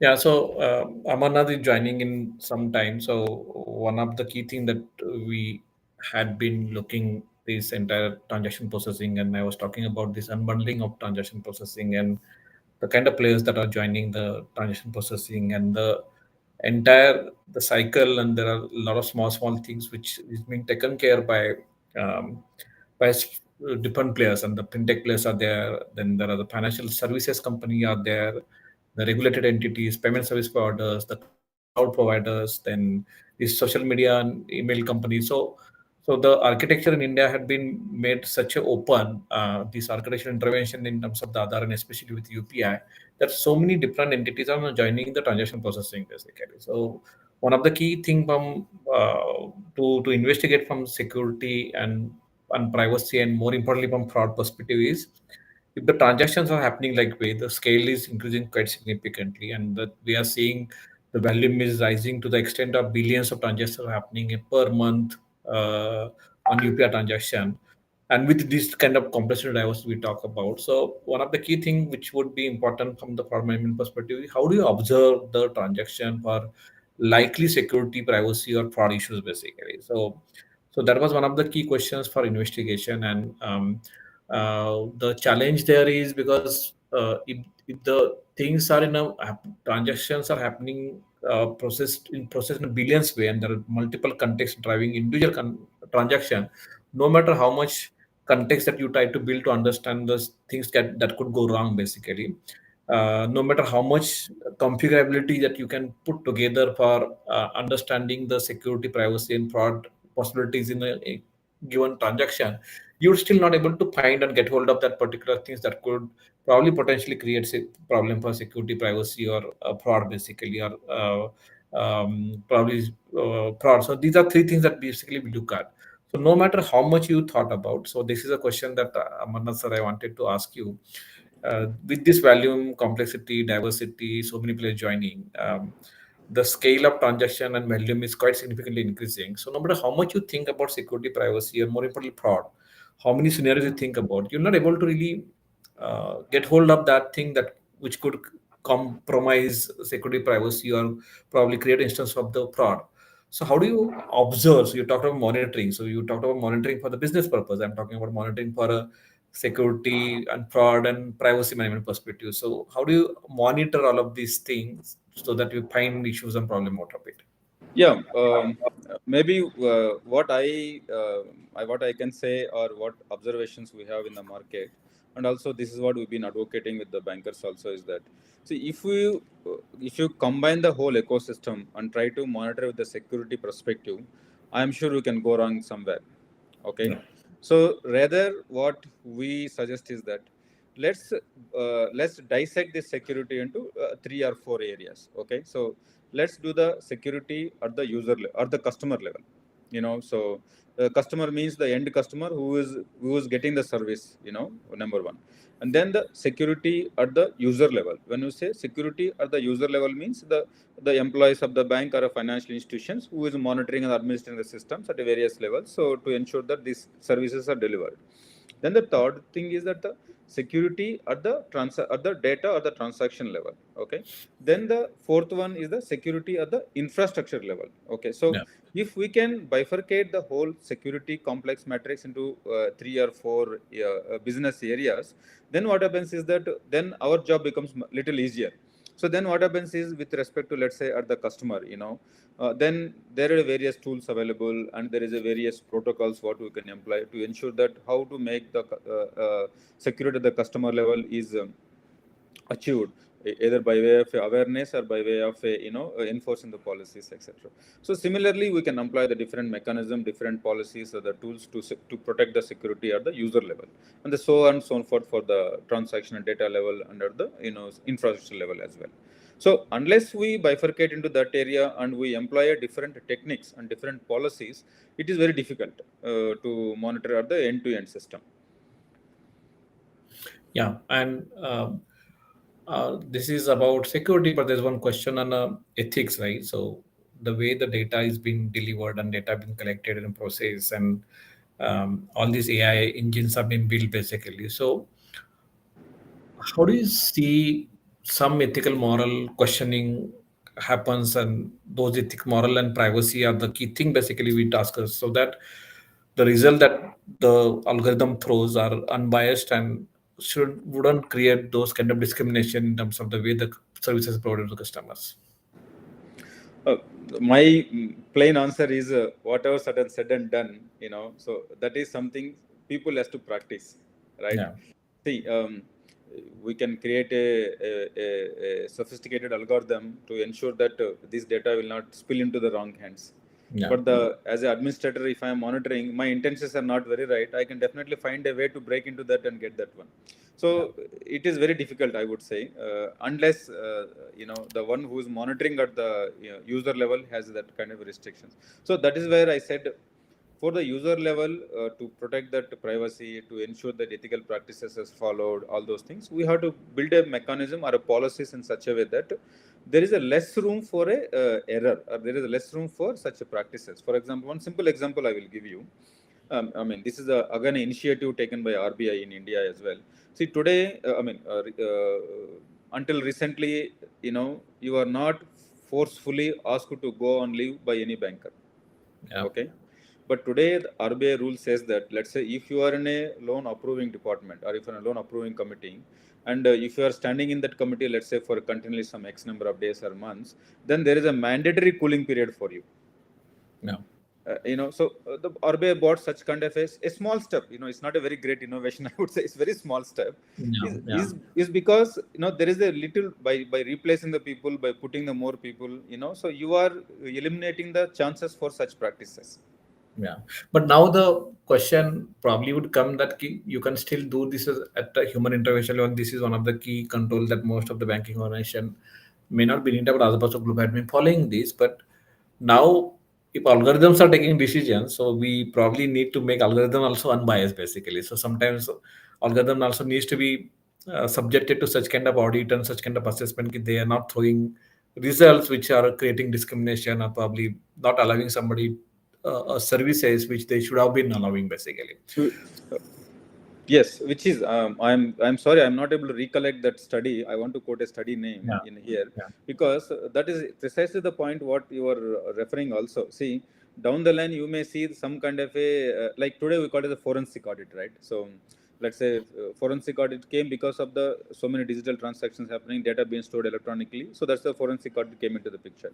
So down the line, similarly for AI and ML kind of activities, some new kind of audit might come into the picture with some own things in place or practices in place, and regulators will play a greater role in controlling those things, and in defining what kind of checks and balances has to be taken care in those areas. And there was a very good study which came by one of the university as well. So unfortunately, I'm not able to recollect that study here. Yeah. So we always talk about security, especially privacy, as a something to be taken care of. Something to be taken care of. But sometimes security also enables some new possibility, right? So for example, this case study that you talk about, the offline authentication, right? It is only possible because the cryptography would be helping you to do that transaction, basically, right? Right. So I'm happy to see that sometimes some security capabilities now aiding to the innovation as well, right? So can you just comment on this, how security is really helping you to digitize more or innovate more, actually? Sure. So I always quote one jargon that every challenge brings an opportunity. Yeah. Okay. So the security, if you look at it as a challenge, it also brings an opportunity, and which is what we are talking about. So offline transaction security in a challenge, right? So if you turn that challenge, what opportunity can bring? If you use that cryptography and digital enablement and blockchain, all those things, and set a proper limits, for let's say a limit of 500 per transaction, 1,000 per transaction, etc., etc. It's a enormous opportunity which can open the unbanked people to come onto the banking system and do the transactions. So we have to look in that direction only. So challenges are there, but every challenge will bring an opportunity also. So we have to decide whether shall we stick at the challenge and let go the challenge, or shall we look at underlying opportunity which can which can unlock this challenge? So we looked at that underlying opportunity, what can unlock the challenge, and that's where we commenced the innovation on the offline transactions, and we're trying to take that into the market as well. So that is the way to go. And I must thank to the universities who are helping us in that offline transaction research and cryptography, all those things. It's because of the a collaboration. This is again a successful case study for a collaboration between a academia and to the business. So where both the people can collaborate and launch the products as well. So, and we are really looking forward for such collaborations in the future as well. So now to just conclude, because we probably cover quite a good ground here. To conclude now, what is going to happen in coming 2-3 years of time, right? And we know there is certainly a paradigm of digitization that we have seen, and now we had one discussion on the how the entire financial ecosystem in DeFi is now, although because of the crypto crash, definitely it had been going to a little bit challenges, but probably technologically it will definitely emerge out of it. So one is that, other is the meta, which, because you talk about experience, and metaverse is a great innovation in the meta basically, which is going to happen basically. The data which is coming in now, I did one interaction today morning on the quantum computing, and somebody is working with some of the banking organization to take this entire data processing or transaction processing to entire different level. So it's a multifold way of multiple increase in a way the transaction that you can process in a seconds basically, right? So these all capabilities are coming in, which will be determining the paradigm coming in the coming future. So how you as a the key technology provider have been preparing yourself? One is to leverage that, thrive on that, and other is also try to find issues and problems that could come from security, privacy perspective. Yeah, we always at Modfin, we always believe change is a constant thing, and with the times we have to adapt to the change, and we have to move and adapt to new changes coming in. So these experiences and meta and quantum computing, and so the let's say the ecosystem banking, people call it as, all those things are a new parlays into the business, and we have to adapt to accommodate those requirements, and we have to embrace also to adopt those changes. So that is where so today we call it as we call it as our product itself as a open digital banking. If you look at it, why we call open, there is a reason behind we calling it as open digital banking, is because see, we don't want it to be a typical licensing technology provider to say that it is a restricted usage and license all those things. Rather, it has to be so open that as a banker you can do any innovation on this product. And tomorrow, let's say, we kept this platform very open, so that any changes happening onto the delivery, like accommodating into the metaverse, or experiencing the new things onto this platform, all those things are easily accommodated on this, and you don't need to reinvent the wheel again. So that is the reason we calling it as open as well, number one. And number second, so we are already constantly in touch with the upcoming changes with the help of a collaboration between the academia and the business. So because you see, these new innovations, new things come from the academic levels first, right? So that's where we are in constant touch with the research institutions, organizations, people, to see how do we collaborate, what is coming in the future, and how do we ensure that our technology is transition readily onto this platform as well. So that is the reason we have these collaborations into the picture. And because of that, we see ourselves as one step ahead of the competition and one step ahead of the other products available in the market. And the third thing, what you asked is, how do we keep, ourselves with the privacy, security issues, all those things, right? And I would say partially it's an experience, and partially it's new learning. So experience, we discussed so many protocols or the policies or the mechanisms available already into the market to protect the security at the individual, whatever the levels.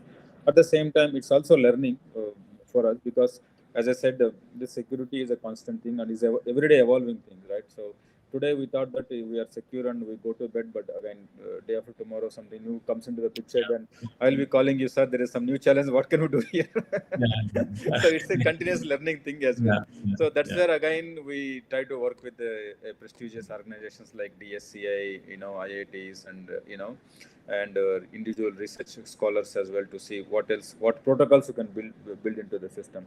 I mean, today people are talking about, apart from it started about OTP, then two-factor authentication, then multi-factor authentication. I'm just giving a small example. So Yeah. apart from multi-factor authentication, today they talk about the tokenization, and apart from tokenization, they talk it about the device-specific tokenizations where the serial numbers are encrypted and locked, etc. So it's a evolving thing as well. So as and when the new things comes into the market, so we become a students and we try to adopt those things and bring it Yeah, into and the then the system. cycle is removing, right? So It is we going. come with two-factor, multi-factor, and now we again talking about passwordless authentication as well now. So, Exactly. but thank you really very much. In a short notice, you really came and on this platform and really help us to really cover the significant ground. And in a way, there is no better way of concluding by talking to you, basically. So, thanks for really putting this thing together. Thanks for talking to us about innovation that are driving and also trying to reflect on the challenges that you have been facing and also underlying the need of partnership that is required with academia, with institutions like the Security Council of India, with government and individual researcher, and how you can amalgate all of those innovations coming in and also work with each other to solve these problems. At the same time, make yourself ready to enhance the experiences, improve the productivity, and probably create new possibilities for the people on other hand, and other hand, the organizations in financial sector as well. Thank you, sir, for coming in. Thanks, Modifin team as well to make it happen. Thank you very much, sir. Thank you very much for the opportunity. And once again, thank you for collaborations what we are having. And we are looking forward for a greater collaboration. Thank you all. Thank Good you. evening. Thank you. Thank Cheers. you.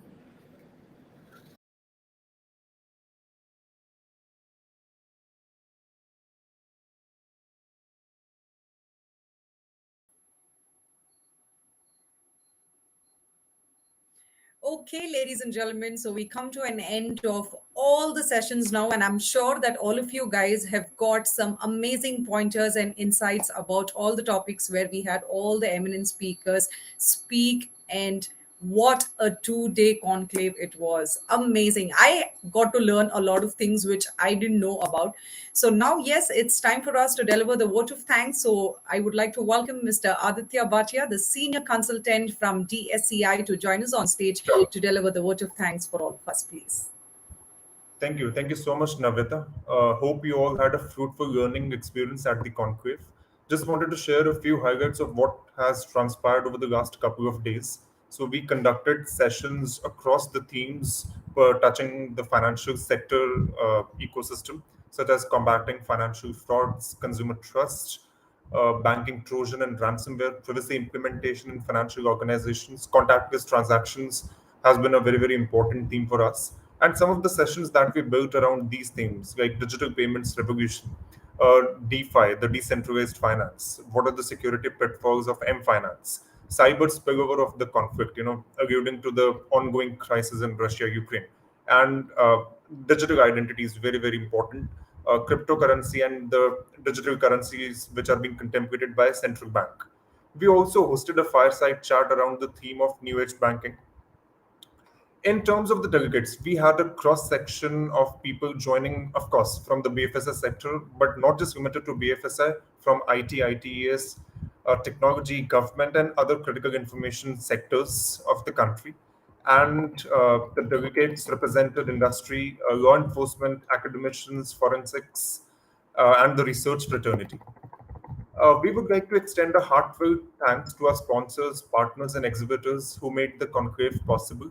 Our platinum sponsor Paytm, gold sponsors Microsoft and Tenable, the silver sponsors ACOPS, LastPass, and MySQL, Masterclass partner Fortinet, the exhibitors Cyber SRC, Data Resolve Eventus, and media partner Wire19. A huge thanks to all the dignitaries, subject matter experts, and speakers who joined us over the 2 days and facilitated discussions on myriad facets pertaining to the financial ecosystem. We would like to thank Lieutenant General Rajesh Pant, the National Cybersecurity Coordinator of India, for joining us at the inaugural session yesterday and sharing his invaluable remarks. We had senior representatives from industry, government, and academia who played an exceedingly important role in shaping the discourse. These 2 days of FinSec hosted more than 85 speakers, and we had more than 30 knowledge based sessions. And we are proud to say that more than 20% of the speakers were women. On behalf of the DSCI team, I would like to profusely thank all the delegates for being part of FinSec 2022, and we look forward to engaging with all of you in various capacities to take the cybersecurity and privacy agenda forward. With this, we would like to conclude the fourth edition of the DSA FinSec Conclave 2022. Thank you all and wishing you a very good weekend.